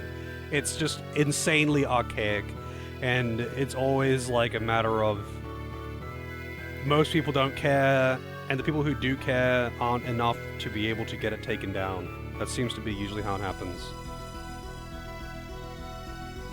It's at this point, at this day and age, it serves no purpose. It's just annoying for interstate communication. Because it's like, oh yes, cool, we normally do this thing at this time, but now half of this group is in Queensland and the other half is in New South Wales, and that means that during these months it's fucked because it's 8 p.m. for you and it's 7 p.m. for you, so it doesn't line up properly now. And this person wants to go to bed earlier now because they have to get up earlier in the morning, and it's always just a logistics nightmare when it comes to interstate communication. I mean, it's a little bit annoying for like international communication. Like in the case of streaming, I am faced with this thing of I can start an hour later, and that would mean nothing has changed for anyone, except for their own daylight savings. Or I could start at 5:30 like I normally do, and it means that for some people I'll be starting an hour earlier and ending an hour earlier, which means that some people who are only there for the tail end won't be present. That kind of thing.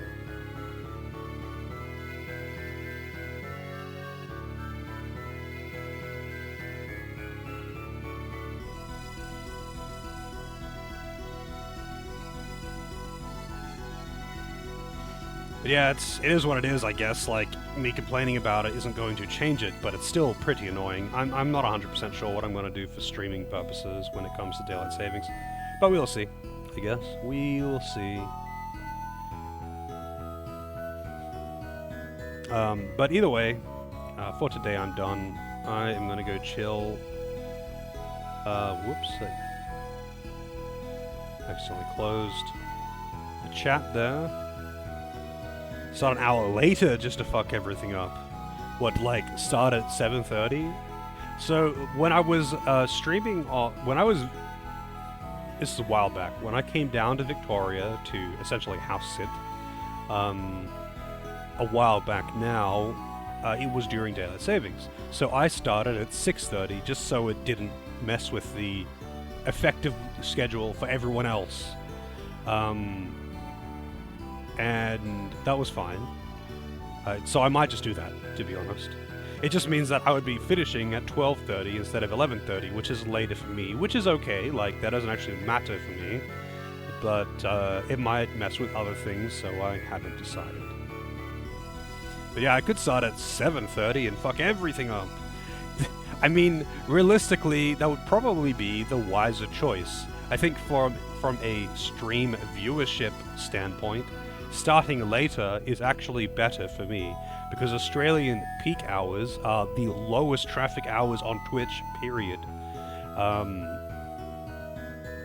Because it's basically one time zone for one very small population country. Twitch just simply isn't very popular in Asia at all. So it's pretty much just Australia and New Zealand that are active at this time. Americans are mostly sleeping and Europeans are mostly at work. So yeah, it's a low traffic period, and I always have more viewership at the end of stream than I do at the start. Like, usually about halfway through it starts really picking up, because, you know, the Americans start waking up. The Europeans are now, like, the Europeans who work and lurk are now comfortably at work and can lurk, and the Americans are waking up. So, like, I usually get at the start of the stream, I get the super late night Americans who are there for a bit and then they go to bed, and then a little bit in, I get the early morning Americans who are waking up. And just anywhere in the middle is the Europeans who manage to work and lurk or are just simply not working. Obviously, there are some Australians here, there is a few of us, but I don't think, at least, I don't have very many vocal Australian viewers. I know there's a few, like there's Lozo, there's Driftwood, there's Udai, there's a couple of Kiwis, like Doris, but off the top of my head, I might be forgetting someone, but like off the top of my head, there's not a lot of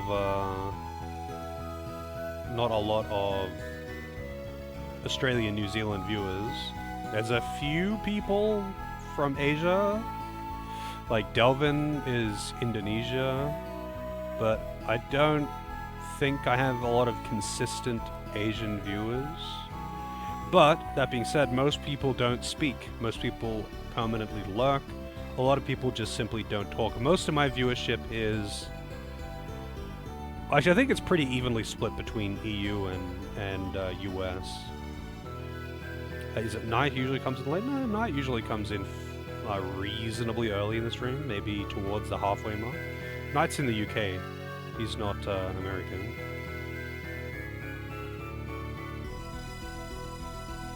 But yeah, anyway, realistically, I would probably get more viewership if I streamed later. If I started later and when I started, it's irrelevant. If I streamed later, I probably would to get more viewership, but I don't want to do that. Like anything with my stream, I kind of just want to do what I feel like doing, because if I try to optimize it and metagame it and turn it into a job, so to speak, I think I will get burnt out and won't enjoy streaming, and I don't want to stop streaming. I want to enjoy it. I don't want to turn it... I don't want to metagame streaming, because I want to enjoy it, and I do not want to get burnt out. And... like, streaming for me is more than just, like, an excuse to play video games. There's more to it than that for me that I don't want to go into. But there's lots of reasons why I stream. And while I do really appreciate the money that I get from streaming, I don't want to, like, try and optimize my stream around making money and getting better viewership and higher sub count. I really appreciate the support I get, but I don't want to optimize my stream for that purpose. And that's why I don't want to just, like, stream later. Yeah, like, as much as I would like to get more money and viewership, I'm not going to sabotage my enjoyment of streaming to do it. Still going? I mean, yeah, kinda. We're talking. I don't know if that counts. Wants the game list to have 30 games. Yeah. Although, I am considering changing the game request to sub-only, just purely out of almost necessity at this point to keep it from being so excessively long. It is kind of getting to that point where the game request queue is just really long. It's really long when there's lots of people requesting games, and I would rather prioritize like subs and maybe do something else. I've been toying around with the idea of having like more voted games and like sub-only direct requests, or maybe anyone can boost but only subs can request. I don't know. I've toyed around with some ideas. I don't really have anyone to like bounce. I don't know anyone else who does game requests who has more than more than 5 average viewers. And that is not a knock on the other, because I know a few people who do game requests, but they've got very few average viewers, and that isn't a knock on them, but like they're in the same position that I was when I started doing game requests. So when I first started doing game requests, I had like 8 average viewers. It didn't matter. It really didn't matter. There was like the requests were cheap and everyone was requesting, but it didn't matter because there wasn't very many people. And the queue never got long because even if everyone was requesting games, if there's only 8 people requesting games, there's still only 8 games. And the queue never got long. But like, I haven't been able to speak to someone else who does game requests who has like, say, more viewers than me, to be like, how do you handle like queue congestion, you know? Yeah, I mean, that is a thing. That is a thing. Like, there's many things, many factors to it, and I never know what I want to do. And I'm always hesitant to try new things, because I don't want to, like, rock the boat, you know? I like keeping things simple. I like having a few moving parts, you know? I think people who have been here for a while understand this about me. Like, I like to have few moving parts. I don't want to have to stress. I don't want to have to fuck around with things and have things break and all of that. I like to just sit here and play video games and talk shit. And if I'm doing more than that, it's just tiring.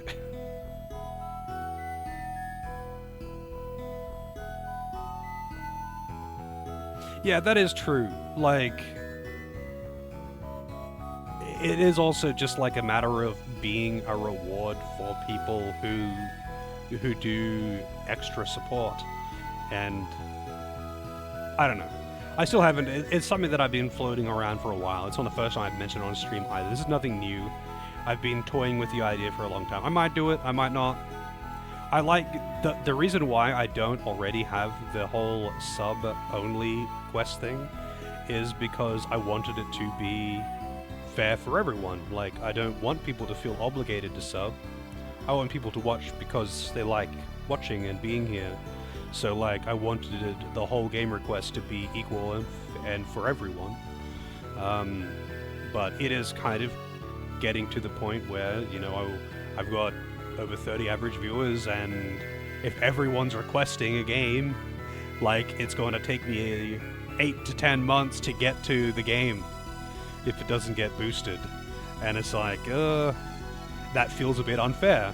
That feels a bit unfair. No one wants to wait 8 months to see the game they requested, and people who do support a lot, like someone who is tier 3 subbed, for example, I feel like they should get some kind of special treatment, and I don't know what kind of special treatment to give them. Because I don't have tier 3 emotes even. I don't think anyone's subbed for my emotes, though, to be real. But you know what I mean, like, these are all of the mental conundrums and quandaries of the streamer that I can not find the solution to. But anyway, I'll stop bitching, and I'm gonna go and chill and make some tea and get some fresh air.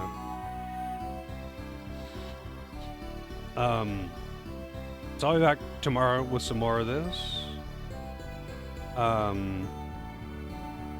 The game has been great so far, by the way. This game gets shit on all the time, and I think it actually gets very unfairly treated. I think this is, so far at the very least, so far, this has been really good. It just feels like another Golden Sun game. And with some nice quality of life. So I think it does not deserve anywhere near as much hate as it gets, but whatever. Either way, I'm out. Have a good night and all that good stuff. Hopefully see you all next time, but until then, have a good, appropriate time zone closing statement.